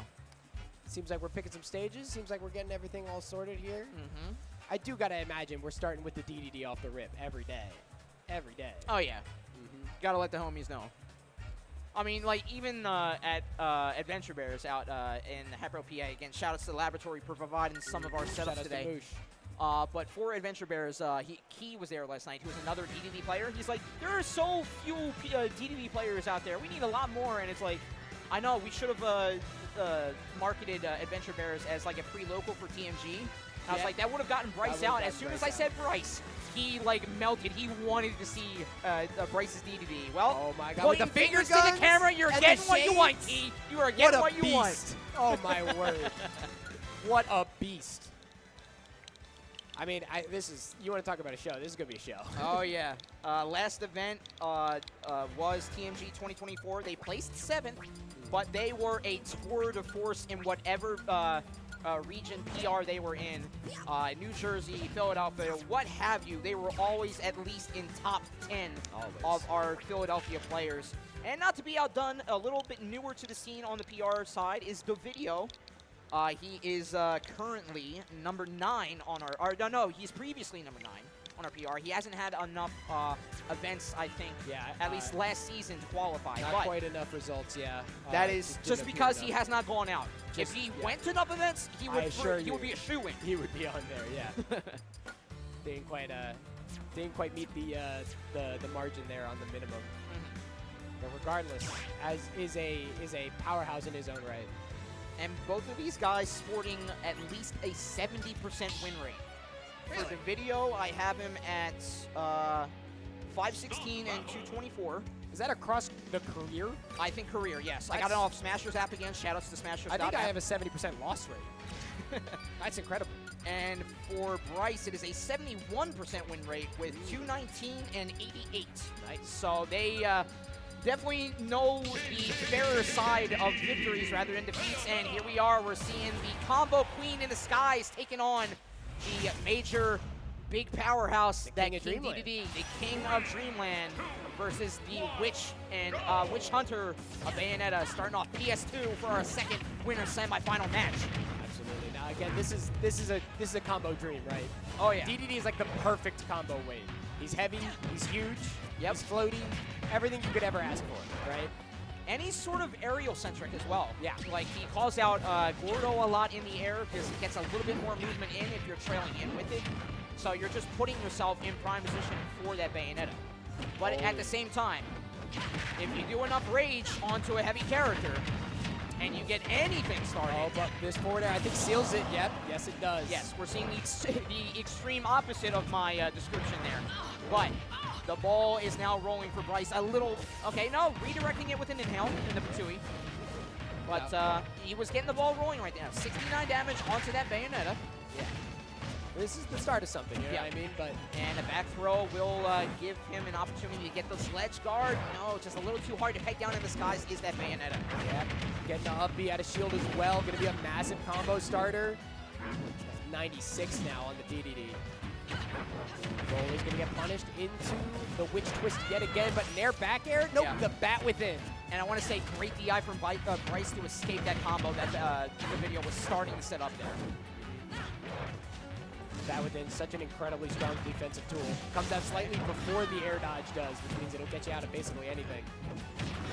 Oh, that dash attack nearly seals the stock then and there. Yeah, the video has accrued a substantial amount of rage on this Bayonetta, so it will work out for them on the ledge, but grab attempt here from Bryce. Stage control in Bryce's hand. So is that Gordo. You're watching out for it, but again, that afterburner kick just leads to magic for this character. But, okay, comes down swinging with the back air. Right off the back of it. Keeping himself in the running is Bryce right now. Now, it should be said that outside of those combos, or like combos like what we saw earlier, yes, Bayonetta does not find stocks easily. She often struggles. There's very limited options. You know, you got like jab, like forward throw, and back air. And then if you need an easier time, a smash attack, but they are so committal. They leave you in so much end lag, but no lagging in the skies right now. 86 damage off of maybe a combo and a half. And Bryce looking to pick up the pieces right now. Back air is going to cover that platform so smart. Very effective. But that up tilt doesn't actually lead to a combo because of the attack on the platform. Yeah. But an anti-air up air is going to allow for a big starter here. No, not quite. Again, great DI. Yeah. Great catch of the afterburner with the up air. Wow. Nearly sends out as well. Yeah, nearly gets the stock off of that. And looking for it off the up tilt as well. I think we are going to see a back throw, get another position here. Double side okay, the belly flop. I think we tripped. I don't think we meant to do that. Yeah. Up B. This could be it off the forward air. Yeah, he's going to do it. Wow, I actually thought he was going to be able to DI out of that, but I think he might have been DIing in thinking he'd die off the side. Yeah, I mean, it's very hard once you get up to that where the screen cuts off before it goes to that magnifying glass. It's so hard to know. Yeah. I mean, I can't even see my character. How should I know where I'm going to go? Like, what's going on here? She does take you all the way up there. Every like pretty much any really strong Bayo combo, you're going floor to ceiling. Yeah. And with the pick back to PS2, I would probably say not pick Mario because they're looking for the tri-platforms more than anything. So. I think you might be right. Which is why we're seeing the rollback right onto King Dedede, right into our game number 2 here. We'll see if Bryce can pick up the pieces right now. Starting it with a lot more nairs, a lot more in-your-face aggression, seemingly working for him right now. 57 unanswered, different shade from round 1 to round 2. Bayonetta is a character with very abnormal movement, you know, instant air afterburner kick. And the way that she sort of, okay, hang on. This is getting kind of out of hand right now. This is getting out of hand. And destruction. Oh my, he put every ounce of juice in that thing. It was overclocked. You gotta feed the beast till that belly's full. Oh, wow. And I mean, like, he took that, what, that was 30 seconds? That stock is gone? I think he hit him 4 times total. Kaboom, and the stock is gone. Okay, redirection on Rool there. Again. Yeah. That's the kind of stuff that you gotta watch out for when you're fighting against this massive penguin, man. He's a threat. Double F tilt. I like this, the coverage on the stage. Absolutely. For this extension off those tilts and a multi-hit at the same time. Match made in heaven right now for Bryce. But that's a big anti-air, going to allow for a big starter. No, actually allows for a back air, and it doesn't quite connect. And again, it's knowing when to DI out and when to DI in from Bayonetta's combos. Bryce has that sort of on lock, but you can't escape in the air. You know, you're just going to get the runk from it from Bayonetta. Still surviving, but 142 foot on. Maybe the video is looking for a back air, not committing to a smash attack, but like you said, that back air being one of the more potent options to get a stock lane for Bayonetta, and has done so right now. The down tilt gonna seal the air dodge landing. I can't believe he just rolled on him. It's brutal. He just walked up and did it. Yeah. He just walked up and rolled on him. Absolutely smoked there. Looking for the command grab, but unfortunately doesn't quite find it on the platform there. It's a very tricky option, though. Yeah, still got the roll for his efforts, keeping that Mayo at bay right now. Again, just Gordo and that tilt just paying dividends for Bryce right now. Screen there right now for their video. The SEI down. Working our way out of that combo. So creative. Bat within gonna allow for the punish there. Yeah, escaping the entirety of that Gordo call out and getting this combo to boot. This is why he is previously number 9 in this Philly PR, folks. Absolutely. Making that Dedede kiss the blast zone a little bit. He's gonna do it again. Ooh, just barely nicked it. 177 now. I mean, pretty much anything is going to kill here. Oh, yeah. Got to watch out for that. Wow. Yeah. That's a trade you take every day of the week. Yeah, realizing that he fell off of ledge, then you just rush the ledge with anything you got, essentially. He's such a big character, he's probably going to get hit. And speaking of probably going to get hit, another string, just double up B. He's doing double twister, but on the back of it, Bryce has to get the ball rolling right now. The belly flop was coming out again. Just missed it. 101. Dedede's got plenty of kill options here. But Bayonetta does not lack for damage output. For sure. The down tilt out of the shield there. To the side B. Are we taking all the way out? No, the DI up. Yes. We are going to avoid it and using all the resources in the combo. You got no resources to recover. And that air dodge just falls short. Hey, that's what happens in gambling when you bet it all on the farm. I mean if that DI isn't what it is, with that like insane SDI upwards, that forward air comes out, that takes that stock every day of the week. I mean, it does, but that's gambling for you, folks. That is. You're not going to win every time. But if I won, though. But that's the idea. 1-1 apiece, though. I think we ran it back to PS2 as well. I believe so, yes. Not accounted for the stage pick is not the reason why this is happening. I think it's an interesting call. Yeah, this is another even footing here, so we'll see who gets the advantage. All right. Coming in now, though. That's a big starter there. The grounded. It's not, what's it called? It's not, I forget. The side B has a different move than different name than Afterburner Kick. I didn't play Bayonetta. I'm sorry. Sorry. No, I'm right along there with you, so don't worry about that. As we provide coverage for you right here, we'll see. All right, there's the swap. Massive. Thank you guys for your patience, but it's still, toe-to-toe match here, so nothing to report back at home base. Pretty much dead even on the percents as well. Yep. Fading back, going to the platform. The inhale, though, that big vacuum, going to seal it. Just surviving the second Gordo call out there. Yep, up for a safe roll 2 for this combo. Doesn't want to overextend, but now at the ledge here, a lot of options that are going to punish. Oh, opts to hold down on it. I mean, who's ready for that? Who's ready for that? That up smash? Going to be able to take it there, the video. Taking a moment. The man sitting in the sunshine button up there. No, he knew. No idea how, but he did. Oh, reaching all the way through the stage with that hammer. And got the inhale again. Yep, tracking the approach back on the stage too. Back air gonna seal the deal, but yeah, down tilt still, bar back air is not easy, man. I think we're seeing a couple of cracks in Devideo's playstyle, and I think Bryce is seeping into those cracks right now. But what a bait to get this combo started. Barring the string, I think we're seeing that. Just barely doesn't continue it, but still chases down with the up air and a little extra damage on top. 62. Oh yeah. Devideo's sitting on a lead, but we've seen how those leads fade. Yeah, with the rage heavy hitter that this Dedede lens, it is a blinking you'll miss it stock lane. They can go full send on those smash attacks and not have to worry. Absolutely catches the air dodge there. Gordo is set up, can't go to that platform. You're gonna get it with that inhale every day. And for how Devideo was commanding in terms of those strings and damage, look at where we're at right now. The up tilt so well placed. Bryce is just a step ahead right now is what it looks like. Trying to go for a bat with him, call out, not finding purchase, goes in again with that side B. Big connect there. Is gonna get this Penguin to triple digits. Yeah, took it as far as they can. Second time around, and good DI out from Bryce, and the Gordo pull out will. Don't worry, boss, I got it. I got you. That's my man Gordon coming in. And with a witch twist just missing the mark there, Bryce had an opportunity to, get something started, but he at least got one purchase of a hit there. It just seemed like we're having a little bit of a difficult time actually comboing out of the side B. Yeah.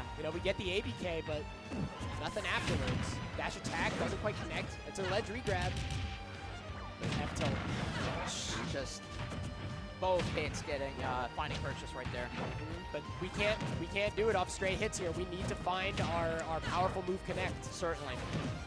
If it's not a back air or smash attack, it's got to be something like a forward throw. Finally, the back air is going to whiff punish that F tilt. Double hit off that Gordo is a great opportunity for him. It lands with the witch twist there. Yeah, gets a grab though. This is where Bryce has started a lot of his stuff off of the grab attempt or off the F tilt, one or the other.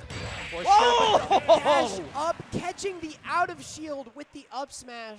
Again, who knew it but the man in the chair right now? Only one that knew it. Bryce putting Devideo on a 2-1 situation. Devideo did not expect to be here. You know why that's crazy, by the way? There's like two options that you have out of shield when you block a move like that. Yes. You can either jump or you can press like roll or spot dodge. Okay. If it's roll or spot dodge, that's getting bat within every day. Yes. But Devideo jumped. And now here we are. Again, it's that gambling nature. Half the time you win, half the time you lose, but the time you lose feels just more devastating that it just feels like it happens more often. Yeah, right. It was really just such a smart option to cover, honestly. Absolutely. And now they're really considering the stage trick, so maybe we hop off BS2, maybe hop off of character here for the video. If we see the swap to the Gorilla. I mean, if Bryce is picking up on a lot of the video's options in the air, that sort of shuts out more than half of Bayonetta's playstyle. So maybe if we pivot to going, fire versus fire with the DK Rage monster, I think it'll be a whole different beast for Bryce. Yeah, Rage Monster is an appropriate word for it, too. But two heavyweights. You'd be surprised how quickly some of those stocks disappear. Yeah. A lot of punish opportunity and everything that happens there. Good to see. Hopping No, right we there. are going to go to PS2. Yes, sir. All right. 2-1 Bryce's favor. There it There's is! the Gorilla. All right, we got some real. I mean, they're going to be bigger than the stage they're standing on, man. Like, these are some heavy hitters. As the DK comes out. Yep, winding up that punch. Right now, yeah, that back air, when you're dealing with the hammer, that back air is about the only thing you can really contest with. But outside of that, these characters want to be point blank. Oh, yeah, it is the K of D, the King of Dreamland versus the DK. King of the Jungle. King himself, the King of the Jungle. Yes, sir. Devideo has to win 2 to keep his winner side hopes alive. That's a big seemingly just all the more ready for it right now as he is going toe-to-toe with what Bryce has been doling out this entire set. We'll see if Bryce is ready for the adaptation or will Devideo catch him off guard. The placement on the Gordo there, so good. Still winding up that punch.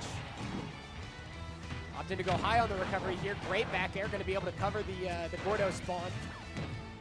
Not gonna let that show up. Yep, he has the Kong punch on deck as well, so got to be ready for any just landing DK. Can let it rip at any moment. Gonna be able to recover, but that jump from the ledge. Yep. full stopped by that back air. Not giving him an option to land to get anything started for DK. And his aerials. The down B! Woo!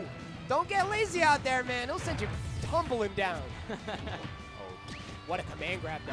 Yeah, getting that platform game out of the mind of both players right now. And again, it's a harder task for DK to get, or for a DK rather, to get around the Gordo.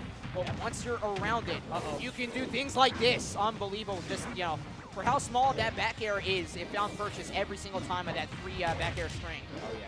That It's got more reach than you think. The down air reaching through the platform.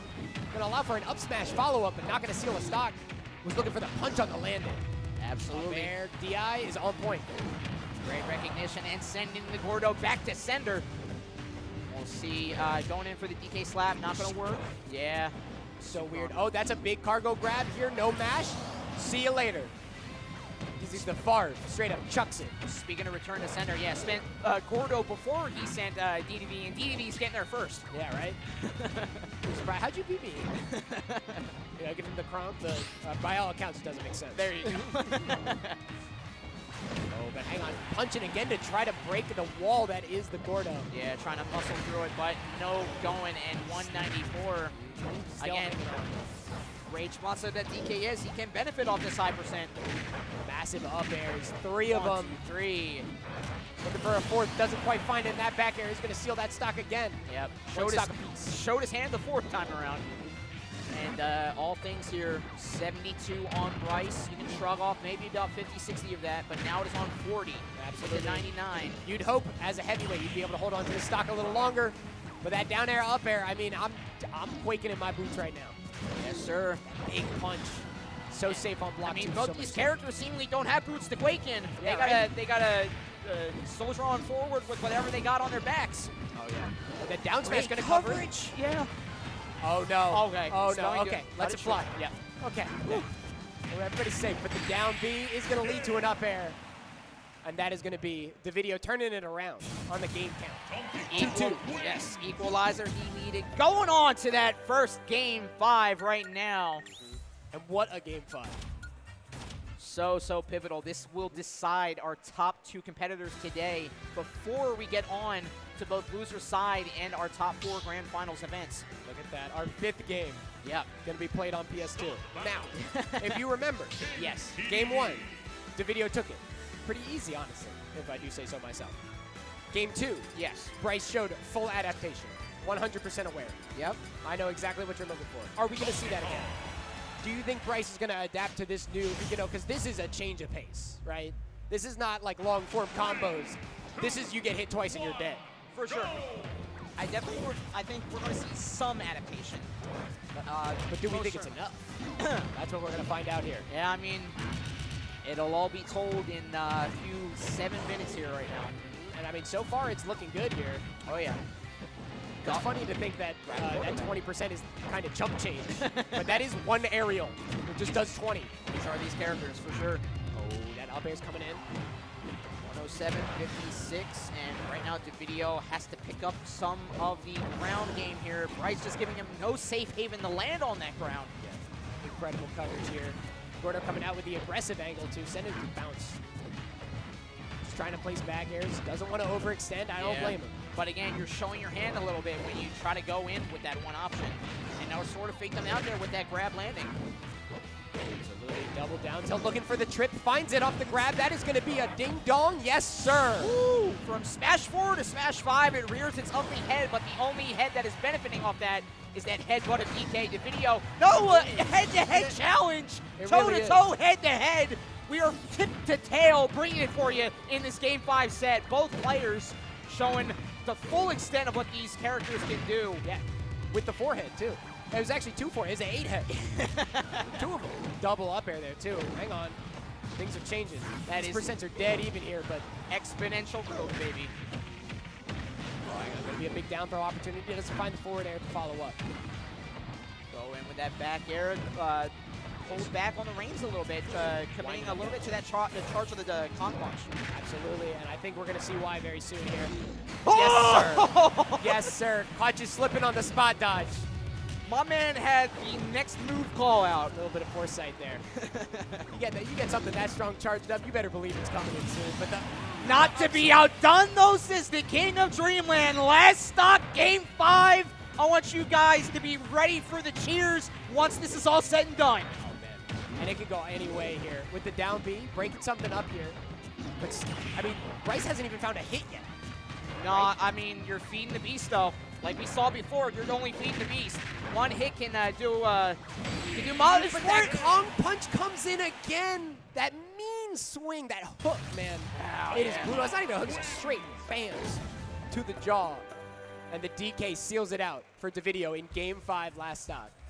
What a semifinal match going to the last dregs of the full potential of that set. Ask everything. Woo, on man. The players here. Unreal. Unreal. And it looks like that we're starting our winners finals match. The video is staying on stage. God, that was semis, man. That was semis. What a semifinal match, but we are not done yet. We got more for you. Not even to mention the fact of losers, but this winners final set is going to be one for the ages. We have the video, the reigning champ of both the skies and on stage with Bayonetta and DK. And then we were talking about him before, the full cavalcade of characters that we have. Bryce giving him some love. Gotta get a fist bump for Bryce coming in here. Yes. We'll see him on loser's side, but again, the video on winner's side, facing down the multitude of characters that Ice on Deck has in store for him. You're not going to want to miss this. We have two masters of their playstyle in the video versus the jack of all trades character collection that Ice on Deck has. It's funny. It is going to be down to the wire. We've only seen the Min Min. We haven't That's seen true. any of the other characters. It yet. is I in wonder him. if he's not just sticking Min Min the whole way. That is an interesting take. I wonder. I'm interested to see. Yeah. I mean, I can't even begin to fathom what he's thinking. No, yeah. Whatever's going through the minds of both players there, yeah, you're better off asking somebody else. But it seems like they're having the time of their lives. Yeah, they're laughing about something out there. They're cracking jokes about something. Somebody's got something to say. He's putting on a show. Is he grandstanding? What's he doing out there? I mean, man, Dr. Facilier is a grandstander, man. ain't that the truth? I watched that movie. It's a great, great movie. Traditionally animated Disney movies still need to come back, I gotta say. It's a lost art. It's true. And he's taking off the When the hat. hat comes off, Yeah. it's serious business. That is when he's at his most dangerous, Dr. Facilier. Calling upon his friends from the other side. Exactly. And he does got friends from the other side. That's the truth. Can it give him victory in the rock, paper, scissors? I don't think it did. I don't know if it made it out, but maybe that's all part of the deal, you know? It's a Faustian deal for sure. Getting ready here. You think we're going to be doing our stage strikes? Yeah, and speaking of what you were saying before, if we're staying on the lock of Min Min here for Ice on Deck, what do you think of the two options that the video has will be the option for him? I think Bayo is very stable. I think Bayo is very, like, DK Min Min is asking for trouble, right? You're That's a true. massive hurt box. Yeah. You got to get in there somehow, one way or another, and you really don't have the airspeed or ground speed even to do it. On paper, it's terrible, for But sure. Bayo, on the other hand, a lot of air mobility, Yes. a lot of opportunities to, make up that damage. It's just finding the stock, I think, might be very difficult for that character. Absolutely. So either way, it's a little bit of pick your poison, but in terms of the start, I'm going Bayo every day. All right, we'll see if your prediction unfolds right now. We have Applebee's being the in-game tag of the video, along with the Bayonetta and the star one for Min Min and Ice on Deck. Let's hear it out for winners finals of TooManyGames 2025 coming at you on Small Battlefield. Here we go! Getting it started here. We got a lot of airborne control versus a lot of ground control here. But hang on. Massive starter. 43. Looking for the down smash to seal it too. That would have been a 10-second stop. I mean, Min Min was off stage. If you put Min Min off stage, just let it rip with those stilettos, man. Look for it. Oh, this is the biggest stiletto I've ever seen. A down smash. Oh, massive follow-up coming in here. Landing that forward air into the another forward air to end it. Sparks off that. I'll say all the way out there, man. And that is a sub 30-second stock flamer for Ice on Deck. Not quite the Or for 10-second video. beast he was looking for, No. but hey, it'll get the job done. And it's still going, too. We are still racking on damage. Now lapped in percent. Oh, yeah, 65, and Ice on deck looking to pick up any answer right now to grab on stage. Sure. The unforeseen answer, but an answer nonetheless. Yep, which twist doesn't snap the ledge. Straight scoops. Oh, man. Hang on. This combo is still going here. I think Ice on deck's got to figure out a little bit of SDI right now. That's 3 stocks to 1. All lost to these witch twist combos here. Yeah, just finding no purchase off that mid-range game that he's trying to get started. And well, a megawatt to the chin. That'll certainly be close to even things up. That's a mean hit there. Going to be able to seal that at least on that front. Witch time going to be the big starter here. Catching the air dodge. Going to get a grab. Gave enough time to close that space, and both events working out for you. Yeah, whoa! I thought that was it. For I sure. We were seeing something. And he gave a peace out to God there for saving his skin there. Right? Honestly, appreciate that, my man. Oh, trying to cover the landing there, but nope, that airborne mobility of Bayo. The aerial stall out to avoid that the arm hit there was great for the video. That back there as well. You're all the way deep out there. I don't think you make it back, brother. I don't think you make it back. You got 2 stocks, you just bet it all on the farm. If you lose a stock, hey, whatever. Yeah, whatever. I'll make it back there one way or another. And the video, a dominating game 1 for our winner's final set here. Oh, yeah. But again, do not count out Ice on deck. Adaptation. He is certainly some of the best in the best, just in the tri-state area, because Philly cannot claim him. He's still part of Delaware, technically. Yep. Even though he is represented in both Delaware and northeastern Pennsylvania. I see Ice on deck everywhere. Absolutely, yeah. Everywhere I go, I see Ice on deck, I swear to God. He is an on-map tour de force, and let's see if he's a character tour de force, if we're having a character swap. I saw Hover Toon Link. Yeah, I think we're sticking to Toon Link. There we go. All right, a lot more far-away interference in the projectile game of Toon Link. Is this what Ice on deck needs to surmount the 1-1 evener that we need? You know, there's one thing that Toon Link has that I think is actually really important here. Yeah. Airspeed. Yeah. This little guy can drift around. His vertical is, or his horizontal rather. His horizontal. Always get those 2 things. No, but he does, you know, with the bombs. He's got a mean 3-pointer, but woo! I don't know. That's pretty mean itself. The only percent the video took was from being up in the magnifying glass. That's a 0 to death in my books. Oh, yeah. I'd give it to him. That's Ref, I'd give it to him. Absolutely. Oh, man. Oh, the boomerang coming in clutch. And the up B out of shield as well. Okay, that's the good get off me option that Toon Link has. And we'll see here. Waiting, very patient Toon Link on shield, but that just leads the video to advance forward with their combo strings. Be coming in here, looking for the continuation, but doesn't quite find it. That's a big follow-up there, opted for the Nair. Toon Link's surprising kill power on a lot of the air moves. Something you got to watch out for. Right. Big grab, the back throw. Yep. Also a very powerful back throw. One of the strongest back throws in the game. Yep. At least in Toon Link's arsenal, the most lethal throw he has. But talking about lethal, we've seen all this lethality from Bayonetta and is not stopping just yet. Another aerial stock claim. 121 on though. Yeah. The video is on point with these combos. To think he's having an easier, he had a harder time comboing Dedede than he did Toon Link. What's going on with that? And it's Witch time coming in here. Massive bait, gonna allow for a side B to start a combo as well. Side in midair as well. Oh my God, 67. Gonna have to land here though. Looking for the Witch time, doesn't quite make it happen. Yep, aerial attack coming in for Toon Link. Not anything off the back of it, however. The video again just free roaming with that up B starter. We'll see what the answer is. They get a little soft reset back to neutral here. That double jump wow, does not get covered, and the down air so strong. Oh yeah. Up B all the way deep into the forward air, taking it easy again. I mean, it's not even taking 2 minutes, man. No, I mean, with how more aerial the Toon Link is, you're just setting yourself more for Bayonetta to get like they don't even need a full string. They can get a half string. Yeah, just catch you in midair. Yeah. I think you might be right. But like, I mean, what can you do? You know, what's the approach? Well, he's got 2 more characters. It's true. So, but he might only have 1 more game. That's true, yeah. So it's a real coin flip here. If it worked, I mean, if it does come down to a character, if it works out for him or not. Hovering Rosa, Toon Link, no, going back to okay. We didn't see a whole lot of projectiles. You know, it's hard to. I didn't see a lot of opportunity to set them up. Exactly. It's hard to find purchase of those projectiles against the aerial nature of Bayonetta, but still, all told, we did not see a whole lot of them even on top of that. And Battlefield, interesting call here. You know, Yeah. a couple platforms, places to land. Bayo can't cover every spot. I like the call. There we go. Starting to set up a little bit more of the game plan, but up tilt going to be a big combo started here. The triple up air and the side Bs. Oh my word. And Works again, his way out of it. It's 72 now. Yeah. 80. Second verse, same as the first two, or third verse, same as the first two, rather.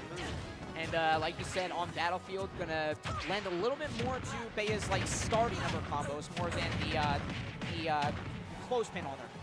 Or the bookend, rather. Yeah, manages to survive that combo there, but no double jump. We're going to see two witch twists and an up air to seal it. Wow, an up air of all things.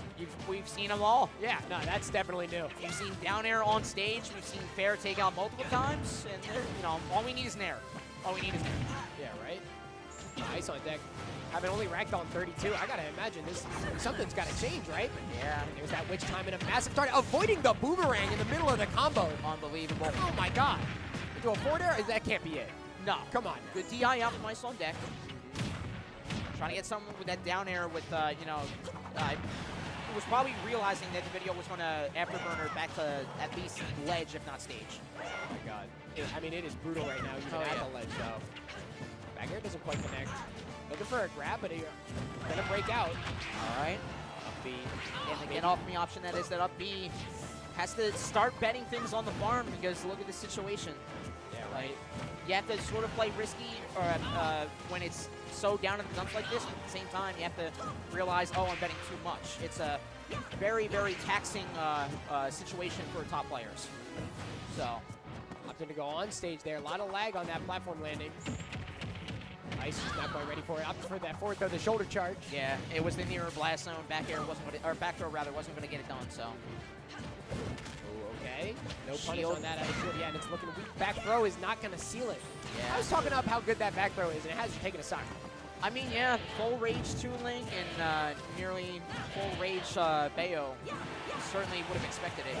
Has to get some sort of betting on smash attacks Oh my a God, the lot. scramble. Yep. We are fumbling around right now. Surely we got to find something in the back air. We weave it in. He was a couple frames away, I think, from an up smash connecting. Like that air dodge in.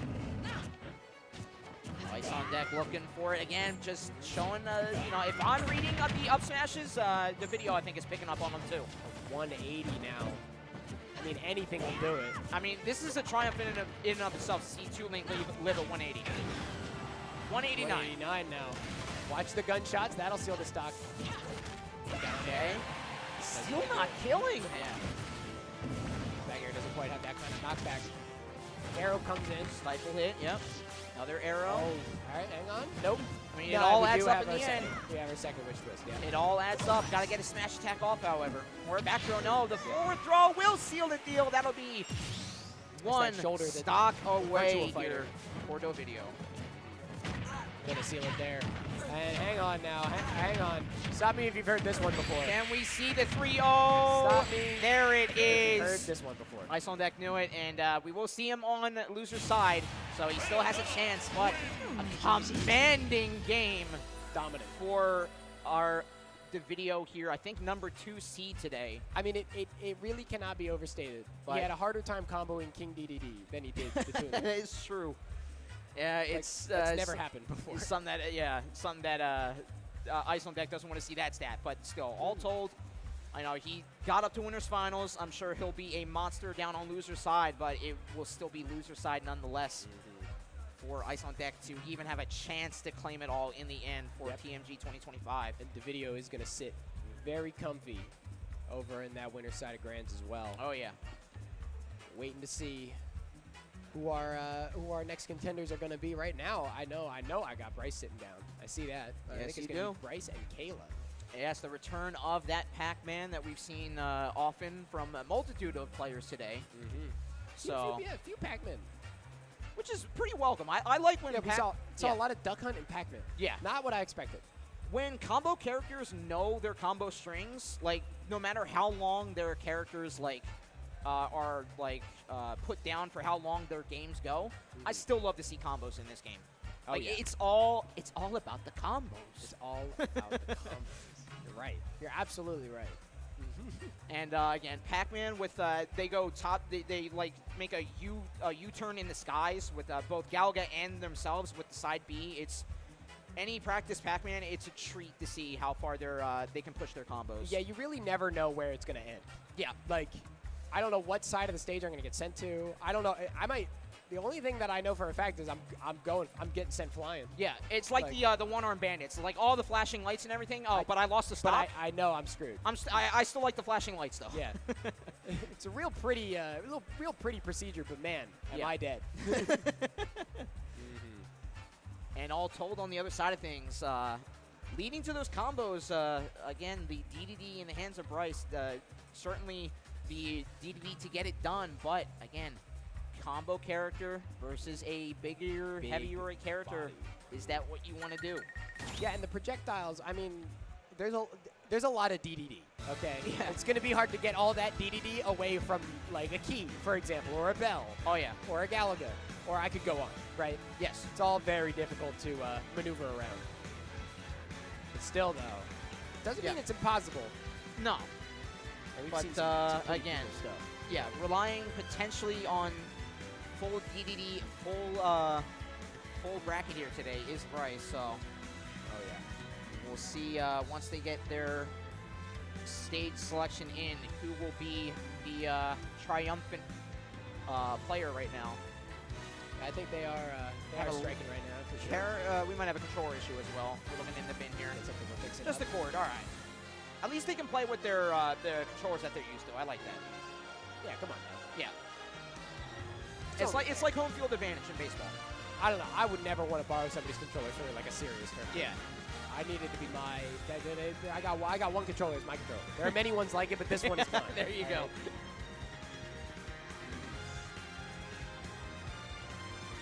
But it does seem like we're gonna have some stuff that we gotta fix up before we are good to go. Yes. Let's talk about the venue again real quick. You wanna Shout talk outs about to. I think they have absolutely stepped up on production wise. Yeah, we've been talking about Adventure Bears and Bros Calamity. Shout outs to Shadow Royalty for running this event. Like 64-70 entrants. Again, just like you said, all killer, no filler, game after game, and it has just been a testament to see this production company just knock it out of the park every year. At least that I've been on the crew.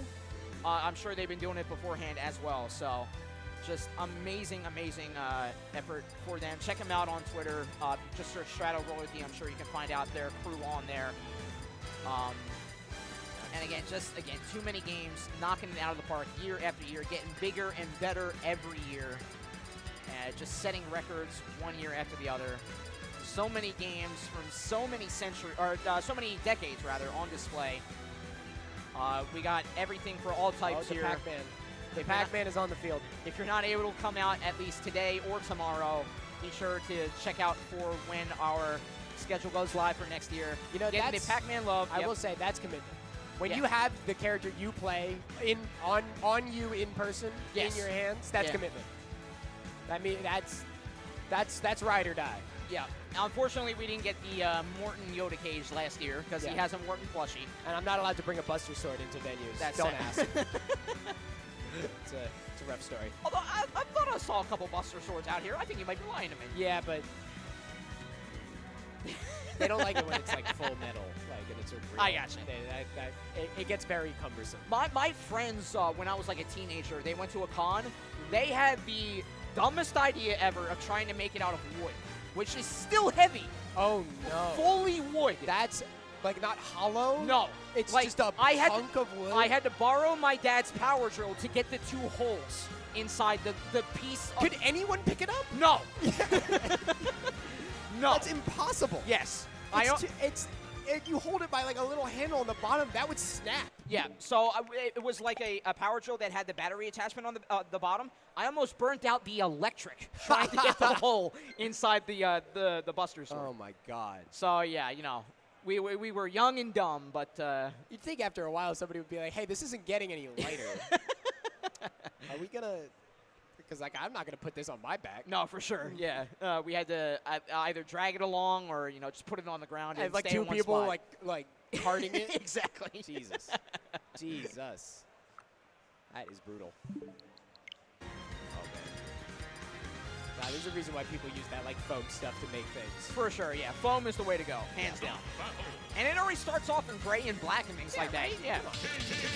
We had to paint the wood too, which was another thing. We had to keep the lines and everything. It was an ordeal. But we are getting started here. Yeah, enough reminiscing about the past. We are only looking to the future, and only one player will advance on into the future of this bracket. We have Bryce. We have Kayla the Pac-Manator. We'll see how it unfolds here again on PS2. And then they're already scrapping here, both trading at even percents right now. Bryce has control of the skies a little bit. We'll see if Kayla can get anything started on the ground here. They have to get back to ground as they're fighting to get back. I mean, Skittle shield. Have to look out. 69 damage already on. Already Watch charging yourself. the neutral B. Yeah. A little late on the rip a bit, but still, Kayla having to fight to get back on main stage is at least wow, yeah, just cutting through the hydrant as well. Just a true testament to how Bryce is locked down, at least in the early interactions of this round. It has been all ledge trap, man. We haven't gotten off this ledge. We still can't. I mean, we did now, but like not the way we wanted. You got off the ledge trap because of the Halo platform. Yeah, exactly. It's one way off, I guess. But hang on, that's a major combo starter there. 86 now. Oh, that's a thing that we haven't spoken on though. Right? That inhale does reflect projectiles. Now that Hydra comes down. Yep. Turn it around. So it's coming his way. It's the short bounce, has to reset back to neutral because of it, and the platform game, Kayla having a hard time getting just back on main stage. Yeah. Bryce is just letting Dedede lie out on the entirety of the stage and just finding all their hits where they need to. Yeah, not a lot of space to work with. I mean, he takes up a lot of space. He's a big penguin. Yeah. You got a hammer the size of Pac-Man in your hands. Oh, God. Please. Oh. If they reverse that, yeah, that would have been a stock play. I thought he was turning it around. That was going to be bad. 168 now, too. Yep. I think a back throw would do it here, but, I mean, just, again, so hard to get anything started. Ellen providing a little bit of coverage from the first Gordo. Second Gordo not going to be able to circumvent it. Has to go side B high. And stall out with the Hydra, too. Trying to catch the jump, doesn't quite do it, and the grab on the platform. Yeah, the crowd up by the up tilt. Crowd in the game is letting them know that Dedede is in control. But again, if Kayla can find this stock claim pretty soon, and if they can get their combo game rolling, it is a big ask. But we can see Kayla come back from this. It's not impossible to turn this around. Absolutely, you're super right. 184 back throw ledge. Doesn't do it. Yeah, insane. 198. Can we crest the 200 mark? I mean, we're on our way. Trampoline is off the field, looking for an F smash. Doesn't quite find it. Back there comes out. There's that 200. Did you know if you get to 300%, it actually gives you a stock? That's the whole Mew under the truck kind of. Yes, that's exactly right. And ooh, my God! Speaking of under the truck, reaching well below that. But yeah, you just got to use strength on it. You use strength on the 300%, it gives you an extra I was stock. born in that generation. How dare you? How dare you try to? It works on some people. Okay. I've had a lot of people say like, "Oh, really?" Yeah. It's not true. Just to be clear. Yeah, it's all a lie. You do not get an extra stock. As much as that might have been helpful. Bryce holding on to all of his stocks there, as we see the pick from Kayla being Town and City. So those hold-in blast zones going to provide a little bit more help with the lead-out combos that lead towards those blast zones, and going to cut short the potential up airs that Bryce has been finding a lot of help off of. Maybe not even in terms of stock claims, but in terms of doling out damage. Yeah, and this is definitely a solution to the not having any stage to play on problem, is to make more stage. But, I mean, those F smashes and those down Bs, man, they're going to be killing even sooner. That wasn't even the sweet spot. That nearly took Kayla out. Yeah. Crazy. Stifling the power pellet as well. But Kayla coming in with that double fair. Swallowing the Galaga. Galaga doesn't even turn around. No. Moving in one straight line. I got to get out of here. I mean, if you convince a pilot to turn for the other side, they turn for a good reason. They're on a death wish. Oh, you know, and that up smash, the back hit of the up smash is going to seal it off the top. Only 15% on Bryce right now. Yep. It's looking like familiarity. I think we're just getting a little lost with this this stage control. Oh, the string though, look at that. 40 damage piled onto that Dedede. And Kayla starting to get the ball rolling. Needs to keep that ball rolling, keep that descent downhill for Bryce. Goes in with a nair, misses Gordo, but the hydrant, I think. Oh, Kayla sent out. I was about to say a little too far, but I maybe. thought the stretcher was going to roll him out. A little just far enough, maybe. No, I'm not going to be able to make it out. Stifling again. Gotta watch the gravitance on that platform if that's the name that game that Kayla was playing. That Hydra was moving at Mach 3. Yeah, see how quickly that thing turned around? Yep. Oh, my word. Okay, but key on deck. Yeah, maybe just a redirected. little premature on that, yeah. See here, the roll dodging is everything necessary there. Opportunity to strike right now. Has to dodge Gordo, unfortunately. If you let it rip a little earlier, that could have potentially claimed stock, but okay, big damage. A lot of iframes on that, but that's a massive stun, but the belly flop does not connect. Yeah. Oh, back throw. Not gonna do it. Even on Town and City assistance too. Yeah, right? I think it would help out, but on third. That's enough. That's enough of that. That's enough jab, Bryce. F smash is gonna be able to shut that down. Ooh, I like that side B to get out of there. Yeah, Kayla needs to get this damage on as well. 50 damage deficit right now, and get that redirection on Gordo too. Yeah, but fighting back is Bryce. And without platforms now, Bryce is going to claim every bit of stage control as he can. F-tilt. Not going to send out Hydrant. Yeah, it weakens that Hydrant just the perfect amount to make anything else send. I think it's very deliberate. Tracking the get up. Sure. Wow. What a grab. Oh, but the nair back air confirmed. Yes. Well, rare combos this character has. But 73 damage on, now 84. Gallagher in hand, had a combo potential starting there once Bryce cut off that neutral B. But again, resetting back to neutral, not finding it comfortable to move in on Bryce is Kayla. Double tilt. Got a attack necessary there to send off the Gordo. I'll take that forward air any day of the week if it means I'm not getting hit by Gordo. But the down B, never feels good. That prime Gordo, that was a very prime Gordo on platform because either the Gordo hit or you have to get up to redirect it, and then DP can move in off of that and just get full coverage with that bear. Yep. And now without platform, Kayla's finding it a lot more difficult.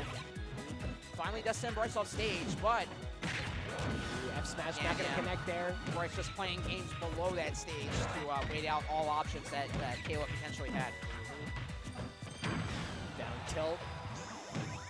I mean, it's kind of rough out here. Opted for the turnaround. Yep. The 180. 1, 2, 3. Got to go full send on that trampoline. Didn't go for grab. Interesting. I mean, it wouldn't have killed. We learned that earlier. I mean, it does get the DDD off stage. That's true. Oh, okay. Maybe the shield. Oh, but the down tilt through the hydrant sends the hitbox just that little bit forward and actually flips Pac-Man. Bryce is going to go up 2-0. All right. I mean, it's rough. It feels like Bryce is dominant on stage. But yeah. It does also feel like that when Kayla gets something started and actually can like, continue the combos and follow through. Yep. It's really not too bad. No, yeah, we can see you turn on a dime, especially. Yeah. Because again, if Bryce is dominant on stage, that means he's going to be on stage. Yeah. And again, Pac-Man gets his combos at least starting mid-stage, trailing out to the left and right. Yeah. Did you know that was how that works? No, if he does the up throw, the Gordo will actually do the hitbox and he'll just like let go of you. No, I didn't. I didn't know that. Yeah. You learn something new every day. Now we're seeing right now 73 damage, and again an off-stage Pac-Man and off-stage Kayla.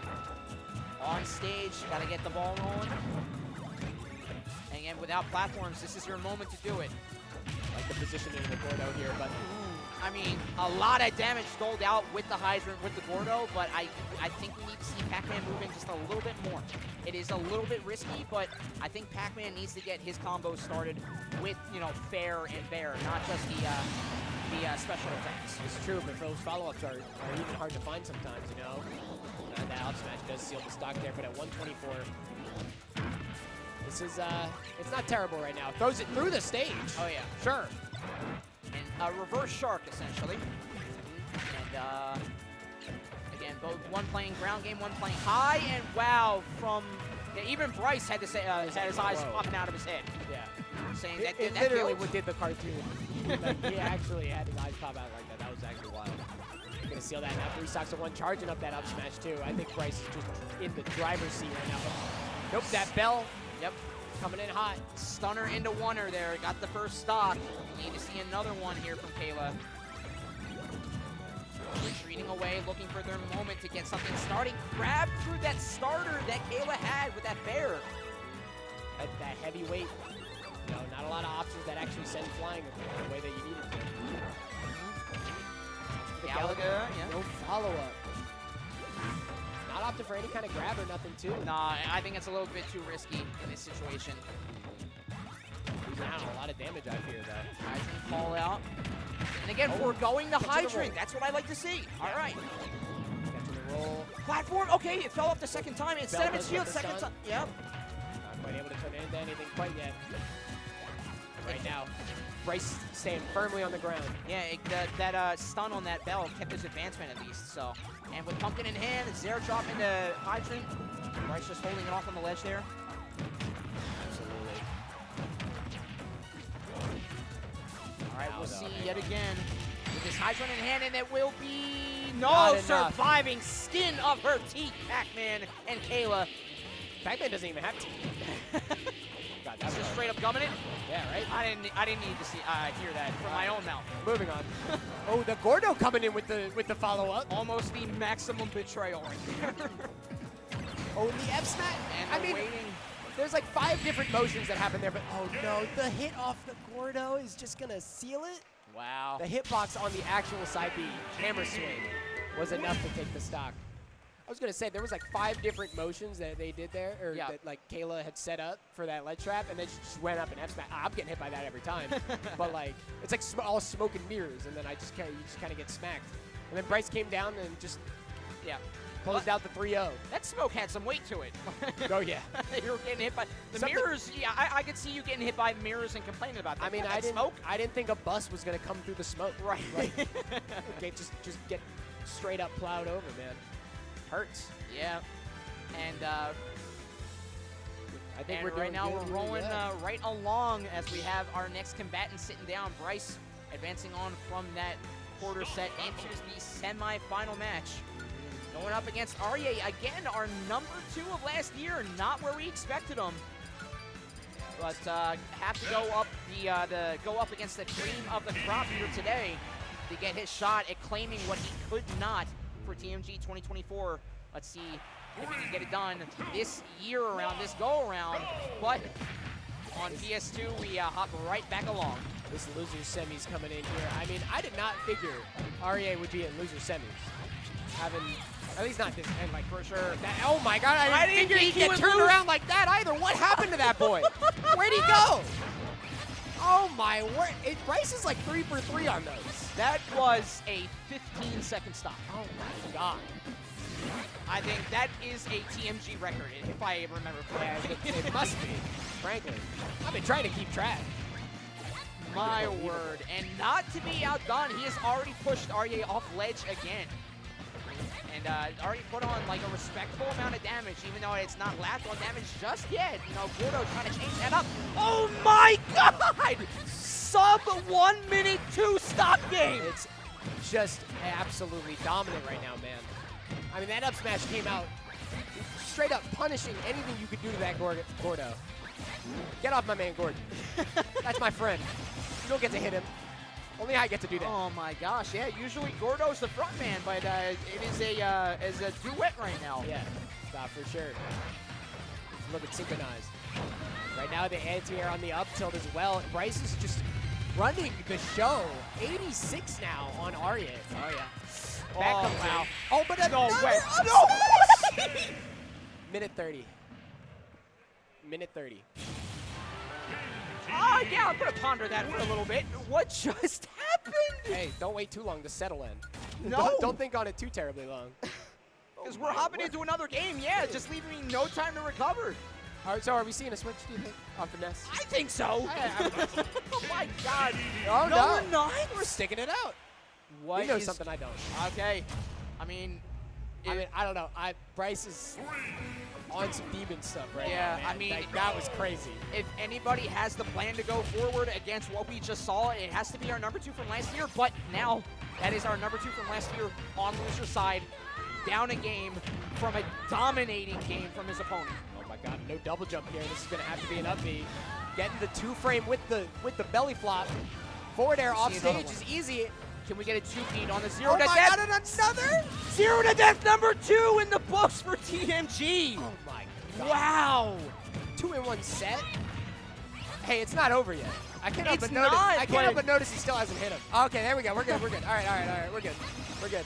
Don't worry about that. And again, this is where Ness shines. It's Yeah. a bigger character. Their affairs are going to connect more often than not. And for a Ness, that's saying something. Yeah, right. So, again, for much as we're hyping up Bryce and we're just left speechless by what he's doing, do not count out Arye. No. We're still recovering. from what Oh happened. my God, oh my God, oh my God. It's gonna need to be a little bit more recovery too. Man, it's getting rough out here. Do we have medical staff on site right now? Somebody better get ready. I'm to sure dial we do. something. My goodness. It is a beatdown. Oh man. Like, look at all this movement, and you still getting F up. Yep. Does nothing but fair, and if it ain't broke, don't fix it. Yeah, right. It's just paying dividends right now. Stall out with the side magnet. Gets a grab, back throw. Shouldn't do it, but the fear of God should be put in the Bryce finally. No, that grab is very threatening here. Trying to contest that yo-yo. Dangerous move. Oh, okay. Oh! Catches it. Oh. You're not. I mean, I guess it was like a ground ball. He Oh, sort yeah. of just got it in the mid. That kid's out. Yeah, ground ball to comebacker, which Yeah, is exactly. you don't see that in regular baseball. So With the back throw. we're breaking new ground here at TooManyGames. Yeah, very. Fall off back air. Wow. From the Dedede, and still from right side to left, nearly closing it out with the up B finisher. I mean, we're getting creative out here. Oh yeah. And the belly flop again. Experimental, and the experiments are proof positive for why Bryce is now 2-0 against our number 2 from last year. He has to pull the unforeseen, the 3-2 swing. Otherwise, our number 2, our highest entrant from last year's tournament, will be done. Done in quick fashion as well. We're sticking with the Ness as well. No other character necessary. We're going out the way we came in. Oh man. And on small battlefield as well. I mean, hey, I wouldn't walk down the same alley I got mugged. But like, sure. I mean, it's a very well-lit area. Like, Yeah, it you can know, happen you twice, wouldn't right? expect it to happen again, right? So it's not going to happen again, right? I mean, right now, Certainly. Arya's well on his way to his own 0 to death. Oh, can we get 3? I want to see the. That would be just complete karma. I mean, Karma! Oh my gosh! It's Wow. I don't know. Bouncing into an up air, not going to take. Ready for the follow-up 150 now, but Ah! Gordo's going to spoil the fun. For how much we were hyping up Gordo, saying he was our man, now you. Yeah, come on, dude. We turned on him. Now he's a heel in terms of wrestling. Yeah, right? We were going to have a great moment. Now look at us. Just watching Arya hit the lead trap here. Bryce fighting back. Oh, the nair to sneak that in there, and this is going to find the stock. First time, long time. The up close fair and the drifting away nair of all things. Great little. Oh, this okay. We tried to hit him with the hope. Oh yeah. I mean, Saw that earlier. Bryce has been styling this entire set. We need to see some style from Arya. Oh yeah. There it comes out, chase down, not quite fast enough. PK Thunder comes in. I like that call. Yep. Keep him going. Fire cut short the F smash attempt. Now we're gonna get another spot at the ledge here. Fighting back yet again. The back air. Oh, big swing. Bryce looking like he's got an opportunity to take this stock here. Great avoidance because Ness is a very floaty character. If you don't want to risk getting the iframes on ledge, yeah. But the poor DI on the nair. Yeah, great nair. Arya is up 3 stocks to 1 now. How did after the sub minute 30, 2-0 to deaths, and now this guy's up 3 stocks to 1. Something changed. Yeah.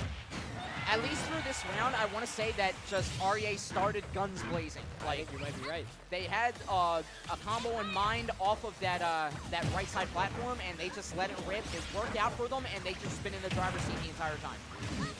They had their side magnet aerial stall out combo. I'm using so many words to describe what REA's been getting in this game, but that's why we're seeing the complete reversal from what we see on the counter here from what we're seeing on screen. You see these Gordo snipes coming out there? You gotta put out a projectile because you know you're gonna get smoked. And the belly, oh my god, he fell on his face 3 times! He jumped over the PK fire. Straight up over it. I didn't know that character could get any sort of any airtime at all. I mean, it's a penguin. What kind of airtime is the penguin getting? He is a grounded bird that does not fly, and yet he's got hops. Yeah. A couple jumps too, actually, to his name. Connect there. Dash attack not going to fully connect either. It's getting a little awkward on our last stock of piece here. This game 3, Arya might be staring down the barrel of a loaded gun. Any sort of attack on shield, Arya is being so quick to try and find a punish on that Dedede, and that is why we see Arya not going down silently in the night, forcing at least a game 4. We'll see if he can take it all, but again, tall order because he needs another 2 wins against someone that just needs that 1. Yeah, that yo-yo seals it out there. But man, I mean, we got to go 2 straight. And yeah, ain't no better music. Ain't no better music than Sonic to get you hyped for a comeback here. That's the truth. Lock it back in here, same characters. I expect no switches the rest of this set, man. He's dialing it in. But like, FD, you know, we were feeling stifled at the ledge. Now you got nowhere to go. Absolutely. Bryce trying to make it the final destination. Yeah. For Arya here. Sort of letting Gordo take some hits and letting Arya prioritize that and going underneath the aerial Ness and getting that up tilt. Just missing the mark. I thought it was happening again. Oh, but the down air squeezing that in. Okay, and the yo-yo. And off stage, Arya, you know, proving that yo-yo very effective, and just the ledge guarding that he's been doing against Bryce has been sort of the deciding factor for his efforts to get back into this. Wow, barely not. Scraped the blast zone, but the down tilt does seal it off the air dodge to the ledge. Bryce taking the lead.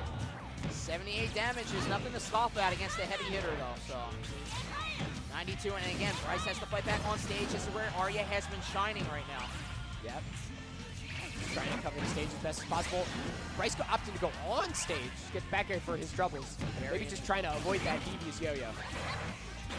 He's on re-grab though, so Arya's going to let the PK fires fly. Okay, 4 of them. Let him rip. Okay, there's that command grab though, turning it around. Yep. And now Arya finds himself in the corner. Massive trade, getting out of that up air. Going back air aplenty, trying to get the command grab in the skies, but Arya not falling for it. Getting on equal stocks, and at 28, that's a relatively mint Ness there. Oh yeah. Back there is going to be able to keep this about as even as you could possibly ask for, honestly. He's able to track the jumps there with the Gordo as well. And now commanding a little bit of the stage now is Arya to force Bryce off ledge, 45-54. Climbing ever so higher. Whoa, Nair into jump back air. No landing, just straight up raw, and the belly flop again. No landing. This party is going to stay in the skies, and it's going to end in the skies, say Bryce. 1 stock away for potentially sending out our number 2 of last year. Can he get it done? Or will Arya, like he did last round, fight back and surprise us all with a potential game 5? Already Gordo putting in a great amount of work, and then Dedede covering the ground. 72 nearly even on percents, nearly laughing. That whip grab is a big opportunity to turn things around here though. PK Fire coming in. Allowed to extend the combo a little bit. Up there to punish the Gordo hit. Another Gordo coming in. Double. The double backer, second backer gets parried. Yeah, recognizing that parry, let them move in, and Gordo had to get a specific angle, and they found it. The multi-up so tricky, and that is it! Bryce will take out our number 2 from last year. What? Unbelievable. Hopping up and down, letting that reserve energy flow because he has done the impossible. He has taken out our top contender from last year in our loser semifinal match, advancing on to losers finals. One more shout out to Arya. He did a phenomenal job making us wait to see if that was going to be a game 5 scenario. But in the end, Bryce taking the biggest swig of water of his life. Yeah, right? As he needs all the nourishment he can get because he has another couple of rounds to go in him before he stares down our sitting Grand Finals winner side champion here. I am blown away by the performance on Dedede of all characters, right? That's Dedede. wasn't Key saying something about how it's not enough like straight up DDD, like just mono, like solo DDD players? Yeah. Guys. Yeah. Guys.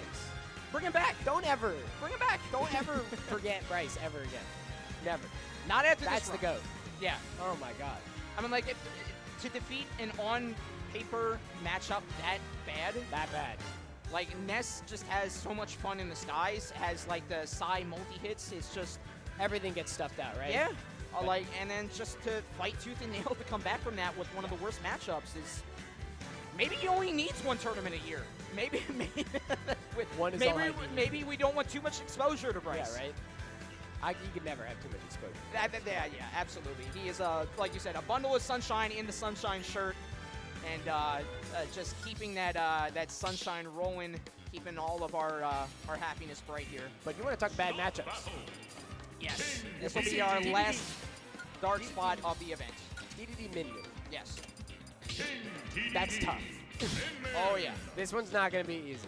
There's a lot that you're going to have to work through. All of it is going to be hard.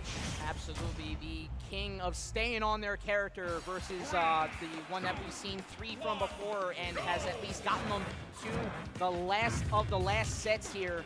Who will it be? Ice on deck versus Bryce. Winner faces the video for it all. Here we go. Back on PS2, of course. But already commanding the DDD, keeping the king at bay. Yeah. And that is not an easy task to do. Because reigning king is one that wants to, keep all their commands in check here. But oh my God! Sending it back to his throne. Yeah, though. call up his successor right now. Yeah, is right. what I'm saying. You do have a standing heir. You do, right? Just before we continue with this set, we want to make sure we're not going to be left without a ruler. I mean, 70 already put on. It's been kind of tough to spot dodge down smash as well. Even when we do break in, it's so hard to get anything started. Absolutely. And just Ice on deck doing a great job, if not hitting the DDD, hitting the air right around him, just keeping the potential at bay. The F tilt doesn't come out fast enough. Gordo, but that mean hook coming in. Wow. Oh, but the belly flop, oh my word, he nearly died. He did! I thought he was gone to the Gordo follow-up. Almost took out, yep. Has to fight back to main stage. 92, there. doesn't need a lot. Doesn't get the back air follow-up, unfortunately. Find ourselves stuck on the platform. Forward air gonna answer back. And Bryce showing signs of life here. Yep. Alright, falling off the stage here, fighting back to main. Min gonna cover from main stage. Back air well spaced. Yeah. Still hitting shield of all things regardless. Okay, just dodging that up B slammer. Get a nice command grab there. Maybe turn things around. Got a lead trap scenario. Dude's get up, gets blown up every time. Well placed, but still 2 stocks. Yep. We got a mountain to climb. So it can be done. So we just need to do it a couple more times. But Ice on double deck does down. not want to see it. Double down. And F into tilt the Gordo, Gordo. man, my man hung in there, and he still got the hit for it. Oh, hang on, Ice on deck. I mean, there is still 1 stock separating these players, but, The roll getting blown up by Bryce that is down gaining smash. Going the down B coming in. Made safe by the Gordo as well. Bryce is very That's scarily dead. gaining momentum, That's and dead. that is another. It's 1 stock apiece. How did we wind up here? Well, again, only 1 man with the vision. It is the man in the red cap sitting down right now. Oh, my word. Gonna have to make it to the ledge here, but unfortunately that roll's getting blown up every time by the quick swing of Min there. Yes. But, again, for how dominating Ice on deck was, For the ready to go to a nail biter. For the briefest of moments, I thought. I mean, Ice on deck is not even in the camera right now. Yeah, leaning all the way back. Bryce is making him sweat every ounce of sweat he can to earn every victory he can. That was something fierce, man. I think Bryce is giving it some consideration. Yeah, oh going for the boy. Mario. Oh boy, here we go. We've seen the Mario every now and then. Yep. I think here this is a good time for it. I'm with that. Absolutely. Again, he's a more scrappy, in-your-face character. He gets grabs to start. The classic music. They're I like playing that. his music too. Absolutely, yeah. Home field advantage, like I said. And again, if you can get the early momentum and you get Mario close up against to a Min Min, that's bad for Min Min because they're more effective at that mid to far range, and that is the home of Mario. Not even just on the console, not even the house that he built in Nintendo, but just going face to face with his competitor. Nose to nose, and he's got a honker, so. Yeah, he really does. Mean schnoz on that fella. Right now, dead even is this game. No double jump, though. We're going to have to use the up B there. And because he was so commanding earlier on, despite how Iceland is starting to push Mario off to the ledge here, look at the percentages. Even. It's really almost even. Oh, but that megawatt, man, it is such a stinger. Yeah. That move hurts. Big blocks there, and gets avoids the grab. Up throw, a back throw here, once the stage control. And again, if you're noticing, oh my god. Back air, sure. Just call it out, man. Who needs to react to anything? You just know. Absolutely insane coverage.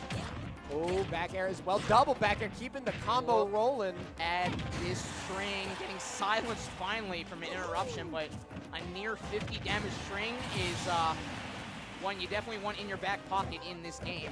And already, Iceland just had the equalizer on stocks right now, but on stage, my goodness, Bryce is not letting up on the suffocation gameplay. It's brutal to get onto this Min Min right now. Tech there is going to get grabbed. That big grab range on Min Min is so hard to deal with when you're so conditioned to block against this character. Oh, yeah. And I noticed a lot when Mario was approaching, Min Min, or Iceland rather. Again, another back air. Sure. Just covering the recovery of all things. Min Min on stage is doing a lot of shielding. And Mario going from mid to close while your opponent is shielding, that is grab city. Oh, and that is what Mario wants to start his combos. I thought I was about to see this crazy continuation off that forward air, but instead I'm just seeing an up come in. Oh my goodness. Oh, the down air answering back. Finally, dash attack as well. Yep.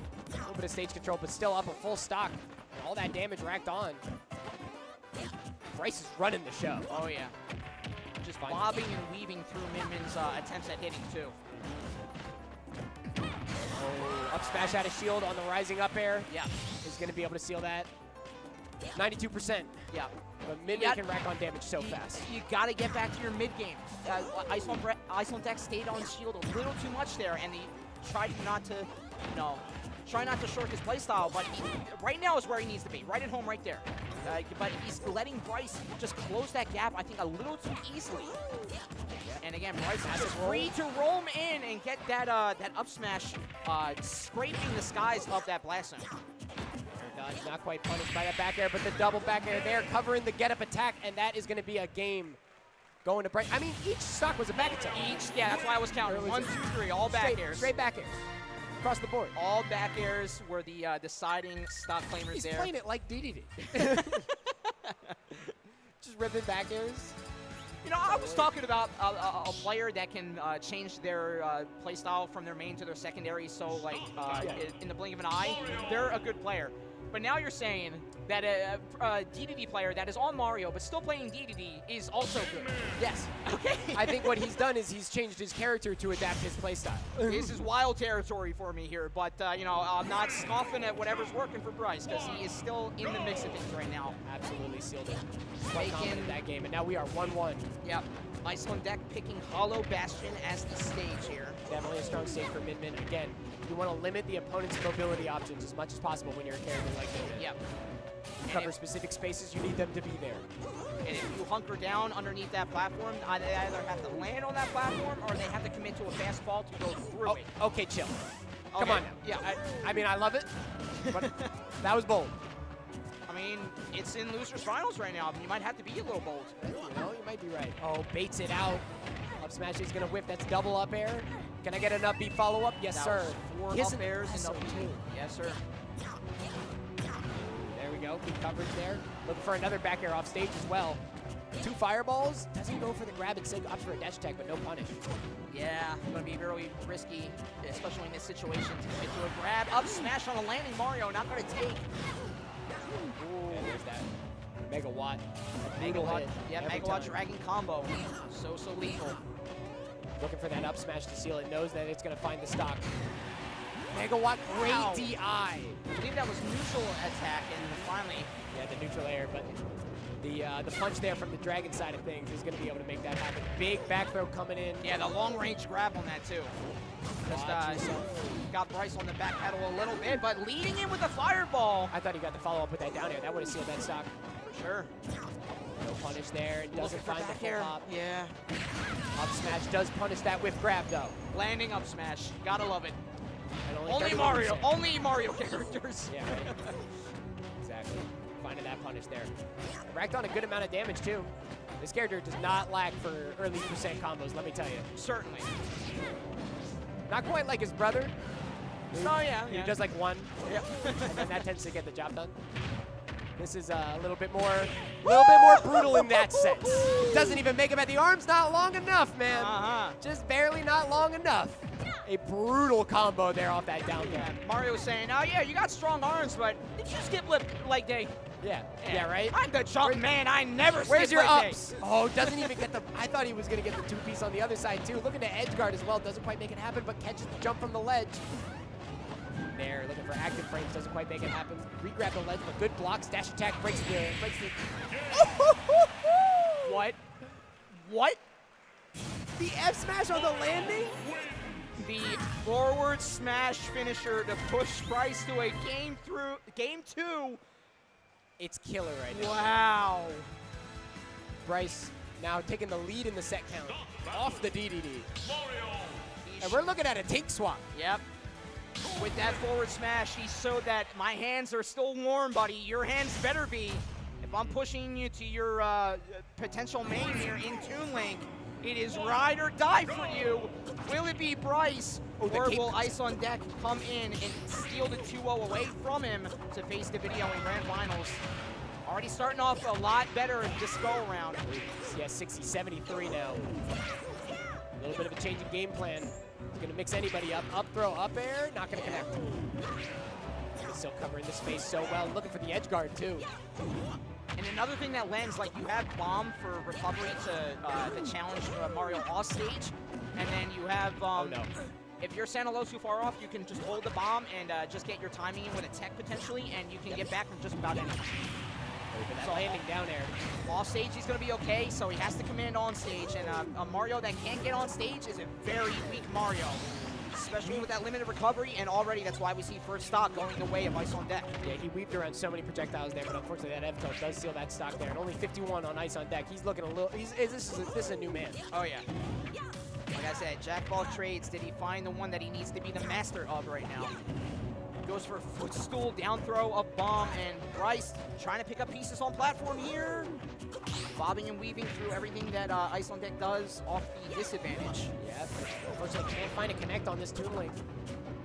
A little bit of an awkward character to try to hit. He's little, man. Yeah, man. Trying to grab so many times. Wow, yeah, that had the flash. That potential to kill. A lot of power on that forward air. Down air doesn't quite meet the mark. Not gonna get the grab there. Big air dodge, gonna hold on, but not the smash attack you're looking for. Bryce is just trying to get used to all this, man. Yeah. 3 stocks to 1 now. That lingering up B certainly improving a 3-1 decider here. Potentially getting the reverse up smash. Not going to take. It's not strong enough to seal the stock. Now up B out of shield. Lead into a dash attack and a boomerang follow-up too. It's non-stop with the pressure. I mean, he needs to be. All right. Okay, you gotta respect it. Yes. You gotta respect it. Yeah, he had the stops to play with number 1. Could have put an end to the whole and thing. Yeah, he was already, rolling Mario on stage. You had to try to get your Game 5 scenario in the best of ways. Yo, but don't let that up B be the thing that ruins you, man. Yeah, but that DI inward from Ice on Deck, I want to point out, was very, very nice. Very smart. Redirect that combo. Not wanting to go off to the ledge there. Doesn't want to face down a forward air. Bryce needs to reset to neutral here, not feeling too comfortable, but he seems to be betting on a lot of laggier options with both F smash and cape. Massive F tilt there. Controlling that space so well, but Fast Bryce bell! just dips a little too low, and the jump man doesn't have enough jump. And a very unforeseen way, but the one way or another, unforeseen or not, we are forced into a Game 5 for our losers finals match. Again, winner faces the video for it all today. Will it be Bryce? Will it be Ice on Deck? Let them know out there in the venue who wants to win. Give them all the love you can because they are on character select. Wait, he went back to Will Min we go back to Dedede? Will we go back to Min Min? What? Hover that's Wario? challenged him. Okay. He went back to Min Min. Had me on bated breath there, but will be decided by the Jump Man and the Arm Queen. We'll see it unfold. Losers finals. Here we go. All right. So something interesting just happened here. Yeah. The way it works is the winner has to pick their character first. I see. Right? And he went back to Min Min because he didn't want to have to play Toon Link against his Dedede. Ah, I gotcha. Okay, But okay. Is that it? I mean, we saw how this Mario did against the Min Min. Are we sure that that was a good idea? Let's find out, man. I don't know. I mean, like, it's sort of a double-edged sword, really. Like, the Dedede is going to get accosted by this this Min Min, no doubt. And then Mario at least has the potential, if they get the ball rolling early, they can, like, just cut out what Min Min does. So I think from the two options that Bryce had, I think this is the lesser of two evils, essentially. Going to connect. Grab is not going to follow up there, but I don't know. Bryce has his number with in this matchup, at least from what we've seen. Yeah. I'm surprised that Ice wanted to go back to it. Ice going back to Min Min. Big empty hop grab there. Like, if you can get the ball rolling on your mid to far game, I don't see this as a bad option. But it needed to happen, and it sort of did. Like, I can't say with 100% certainty, but it's definitely not zero. Like, he's scrapping toe-to-toe right now. We don't know how first stock's going to go, especially with that back throw. Not going to do it, but Ice on Deck 160, Bryce 118. Bryce 7 now. Commanding main stage. Ice on Deck fighting back, as does so. Megawatt on the docket, and that would be first stock claim. Megawatt coming in clutch. Up smash, not going to keep the mark, but hey, just chase him down. Chase him down. Where are you going? Use the iframes as much as you can, yeah, and just let that up smash rip. It is a very scary move for a reason. Double down air for the combo. Gets 41 on the board. Dashes in with the shield. No commit. Big punish there, but can't quite make anything happen. Air dodges in. I like the call there on the defense. Right. Right now, though, there it is, that empty hop grab. 1, 2, 3. Ops for Nair instead of a challenge for down air. I know Ice on Deck was DIing out, but do you think you still... I think there's the best position you can be in there. You don't want to have to deal with the landing. I would rather have Min Min off stage. Or Fair, my apologies. Fair, like Fair does not connect there at any day. You got to deal with the air dodge in. You got lag. Okay. I like the Nair call. Okay. Forward throw. That's why he's a master of Mario right now, so... Oh, okay. Fighting back. Yes. Back throw comes in here, too. This is a very big opportunity for Ice on Deck. Massive air dodge, though. Oh, but the Megawatt neutral air! Gonna steal that stock, man. And Bryce couldn't get the iframe up smash that he wanted. That was all for it. He's still going for it, however. Has to close that gap. Just misses with the grab, but gets a jab. Okay, gets a jab. He's able to win the scramble there. Get him attack. There it get punished is! with the up smash, and we are last stock, game 5. Last stock, game 5. Losers final set. Unbelievable. We'll see he gets the early advantage right now. Seemingly Ice on Deck playing that mid to far game where Min Min is home at. Risked it for an up B, but Bryce's chance to shine here on that landing from that up B is a grab. A second grab on platform. Down air, just take the free damage. I like the call. Yep. Air dodge in, does get punished there, and the chase Richter down. will get up. F tilt. Just feels like Ice on Deck when the pressure's on, there's nowhere to go. Missed grab there. We got another ledge scenario. So scary, because you could go from back air to up air once again on this ledge here, or up smash even. Gotta be so careful. Forward smash, almost sealing the deal there. Same way the fourth game went. Yeah, right church, wrong pew there. Timing is just a little bit off. And Megawatt from downtown, and Ice on Deck will take it. Slipped up at the ledge just a little bit too early. Wow-wee! And I was about to say only one man believed it, but even he doesn't seem like it was going to happen. Ice on Deck. Wow.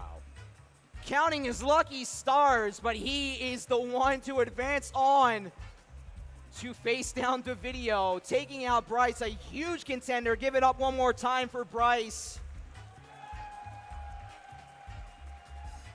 Again, the Dedede and the Mario were so lethal. When one extreme did not work, the other one came out in full force. Pardon the voice break there, but they could not just finish the cross the finish line there for Bryce. all told, they're still an amazing set overall. An incredible set, all the way down to the wire. As down to the wire as you could possibly imagine. I mean, Ice is walking around like he just won the tournament. Like, right, he's still got one more. Like you're not done yet, man. Oh, man. Fist bumps all around, though. Again, just none but love. Nothing but love. Yeah, again, free entry. If you had your badge today, it is all for the love of the game. Coming in hot now. Oh, man. All right, yeah, let me collect myself as you guys out there collect yourselves. After the run of the century from Bryce. Really, like, actually incredible. Taking out so many heavy hitters. Barely not going to be able to make it at the end, unfortunately. Right now. Yep. Started with 72, and we have whittled down to 2 players here. 70 players have had too many games, and they had to bow out, but our last 2 competitors are itching for that one more game that'll give them that spotlight as Too Many Games Smash-adelphia, if you haven't checked the background, champion.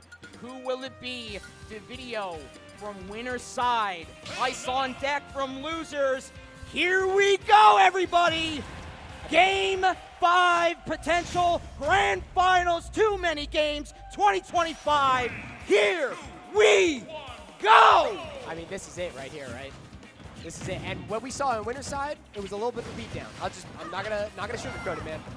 I gotta see if Ice on Deck's maybe going to be able to carry that momentum from the loser side here, or that nail biter set. Yep. If that adrenaline's still pumping, we still gotta want it, you know? Oh yeah. Let's see if we can make it happen. Which is why I think we're starting to see the Toon Link off the rip. You know, you play that projectile game if you're not ready just yet. Oh no. But then you can play the close-up game at the same time if you want to, but that is not what Ice on Deck wanted, at least for the first 16% on. I mean, that's exactly what we saw in the last set too. Yeah. Just get absolute beatdown with these combos. I think Ice, big parry, able to get out of the way of the witch twist. Yeah, unfortunately that up smash, however, is not going to shark through that platform, so he has to find maybe a hop up air. B, I like the call. Catching to the ledge too, yeah. Ooh, okay. Swinging at the air here, the video with a little bit of a opportunity. But Ice on Deck is making him go towards mid-stage instead of going away from main stage. Yeah. But the witch twist is going to correct that. Oh! Was looking for the smash attack follow-up on the witch time. Not quite fast enough. Maybe a little bit more time would have been necessary. Up B all the way deep. Going to be able to buy some time. Okay, big string there. Side B into the forward air. We got a ledge trap scenario here. Ice giving up a lot of space. We got to watch out for that afterburner kick. Absolutely. That move right there. That is one of the starters at these higher percentages, so you got to be very careful. Goes in with the 1-2-3 fair.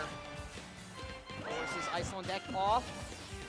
And you'll see I like the Zair there as well.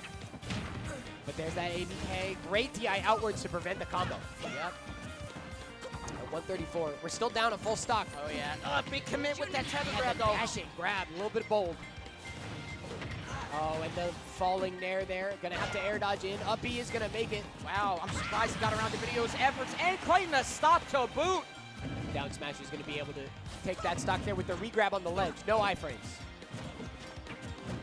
157. How long can Toon Link hold on to a stock? Yeah, playing just out of the cusp of the grab range, essentially, of Bayonetta. Using however small that disjoint is, the Ice on Deck is using it to its fullest extent. So, great use of the character for him. We'll see if the video can just, go a little bit more forward with the character and close that gap. Yes, he does. Down air will seal the deal. Ice on Deck, second stop going down. Dragon on 59, though. Yep. That being said, here's a big starter. Boomerang coming in clutch. Yeah. Shout outs. Especially the platform reset. That was such potential for the video to go off there, but not pretty much anything not working out for the video there on that platform. But on main stage, different story. Had to air dodge out. I think was just a little Off scared. stage, And now even bigger different story. he got out of the combo, but he was just still so scared of it. You never get out of the Bayo combo. You're never out You of the think Bayo you combo. do, but you're still in the Bayo combo. It's like the Matrix. You think you got out of the Matrix, you're still plugged in. You're still plugged in. You're still plugged in. Wake up in Wonderland, man. Absolutely brutal. Tapping back in again. our game one closer than our other sets were. That's or the other games in that set. Oh, and the Rosa. Here we go. Okay, the only character we have not seen. Yeah, we've from spoke on the Iceland. Rosa a little bit. Now we're finally seeing it come out. Yeah. Now this is interesting because this character's huge. Yes. Oh, okay. And The the taunt off the star- rip. The taunt off the rip. Okay, let's. Well, talk to Luma get by. Yeah, Luma's gone already. Actually, you might be gone too. Yeah, the Galaxy Princess is short to follow there. That's about as taunt to get body as you could possibly imagine right there. Dear Lord. Hands off the D-pad, man. Come on now. And I was going to say, this is a pseudo 2v1. Like, you can send out Luma pretty It's far. like a 1.5 to 1. Yeah, exactly. And, you can run interference with the Luma, so this might be a little bit harder, even just for the small amount of hit stun that the Luma provides for Bayo going for a top. Whoa! Oh my god, the big swing. Yeah, nothing. And the big step on it too. Oh my goodness. We were talking about the stilettos, man. This is the biggest stiletto I've ever seen. Like, I know I didn't drop anything, and I'm still looking on the ground to see my drop. Make sure something fell out. Oh man. A couple deep that got hit. Double smash attack to claim that second stock, thrusting Ice on deck. Potential final stock here on round 2. Yeah. And he is on the loser's side. This is, I mean, I don't want to count him out just yet, but those nails are being put into that coffin right now. For sure, man. And right now, okay. And just short, that is how our round 2 ends. All right. Wow. Not gonna lie to you. Yeah. I think I know why we haven't seen the Rosa all day. I think I've learned. Not to make any brash claims. No, you're right. But I believe we've been educated on why the Rosa hasn't shown up. Gotta imagine that's getting put away. Yes, without a doubt. Yeah, back to the Toon Link. Back to the Toon Link. All right, here we go. Potential last game. Here we go. I mean, he's going to have to go 6 straight, man. I mean, we've seen zanier things already happen. We already saw 2-0 to deaths today. It's true. We could see a 3-2 swing. It ain't over till the fat lady sings. Here we go. Potential last game for our grand finals TooManyGames 2025 tournament today. And already the video not letting up off that gas pedal. It is a repeat right now, at least on early momentum from that round 1 and 2. Now he's commanding this game 3 right now. And it really does seem like it all kind of starts the same way, right? Like these brutal combo openers that we see from the video. And these edge guards, too, have been very powerful. Insane which time they're going to beat out the projectile. Ooh, and the bait, catching that jump out of shield. Yes, but the boomerang did stifle Bayo's follow-up. So a little breath of life there. However small it may be, you need oxygen no matter what. Yeah.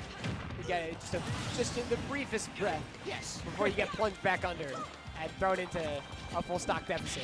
And at 61, does Toon Link have any strings that could potentially, not maybe stock claim, but put them on the percentage needed for a stock? Like, not really. Okay. At least not to my knowledge. I don't think you can do any kind of Zaire tricks. Nothing like this, at least. No. And again, just Bayo taken to the skies, getting the 68 damage on. I imagine Ice on deck. Oh, maybe not. The witch time on the boomerang's return. He can't be now even cavalier with that. Cannot send that out just based off anything. Have to keep it in check. Ice on deck landed the boomerang, but the hesitation, he spot dodged instead of got the follow-up. Let's see. It's a forward throw, no sparks. High, getting the nair. I like that fade back. The Zaire's not going to connect, though. Oh, yeah. Giving up a little bit of space. There's that Zaire. Great spacing from Ice on deck with that tether grab. Recognizing that the video is approaching, so we hop backward. There's that witch time. That was a frame. Oh, man. That tech was immaculate because it was in witch time. Yeah, while all slowed down. Yes. So I'm not hitting that. No. Unfortunately, he buffered the air dodge afterwards. Unfortunately, yes. And already we're on final stocks here for Ice on deck. Final stock for our tournament, potentially. What are we going to see here? I mean, this string is going. With the witch come on now. killer. Come and on that'll now. seal the deal. The witch hunter has claimed another victim, taking it from winner's side and going untouched. We have our victor, Smashadelphia, TooManyGames 2025 champion, the video! I mean, he ended it the way he started it. Right? was I mean, absolutely. for Bayo, what else are you going to do? You That's have true. to start it the way you're going to end. One trick is all that witch can It's do. a good trick. It's a good trick. It's a good trick. But man, definitely a brutal send out for Ice on Deck.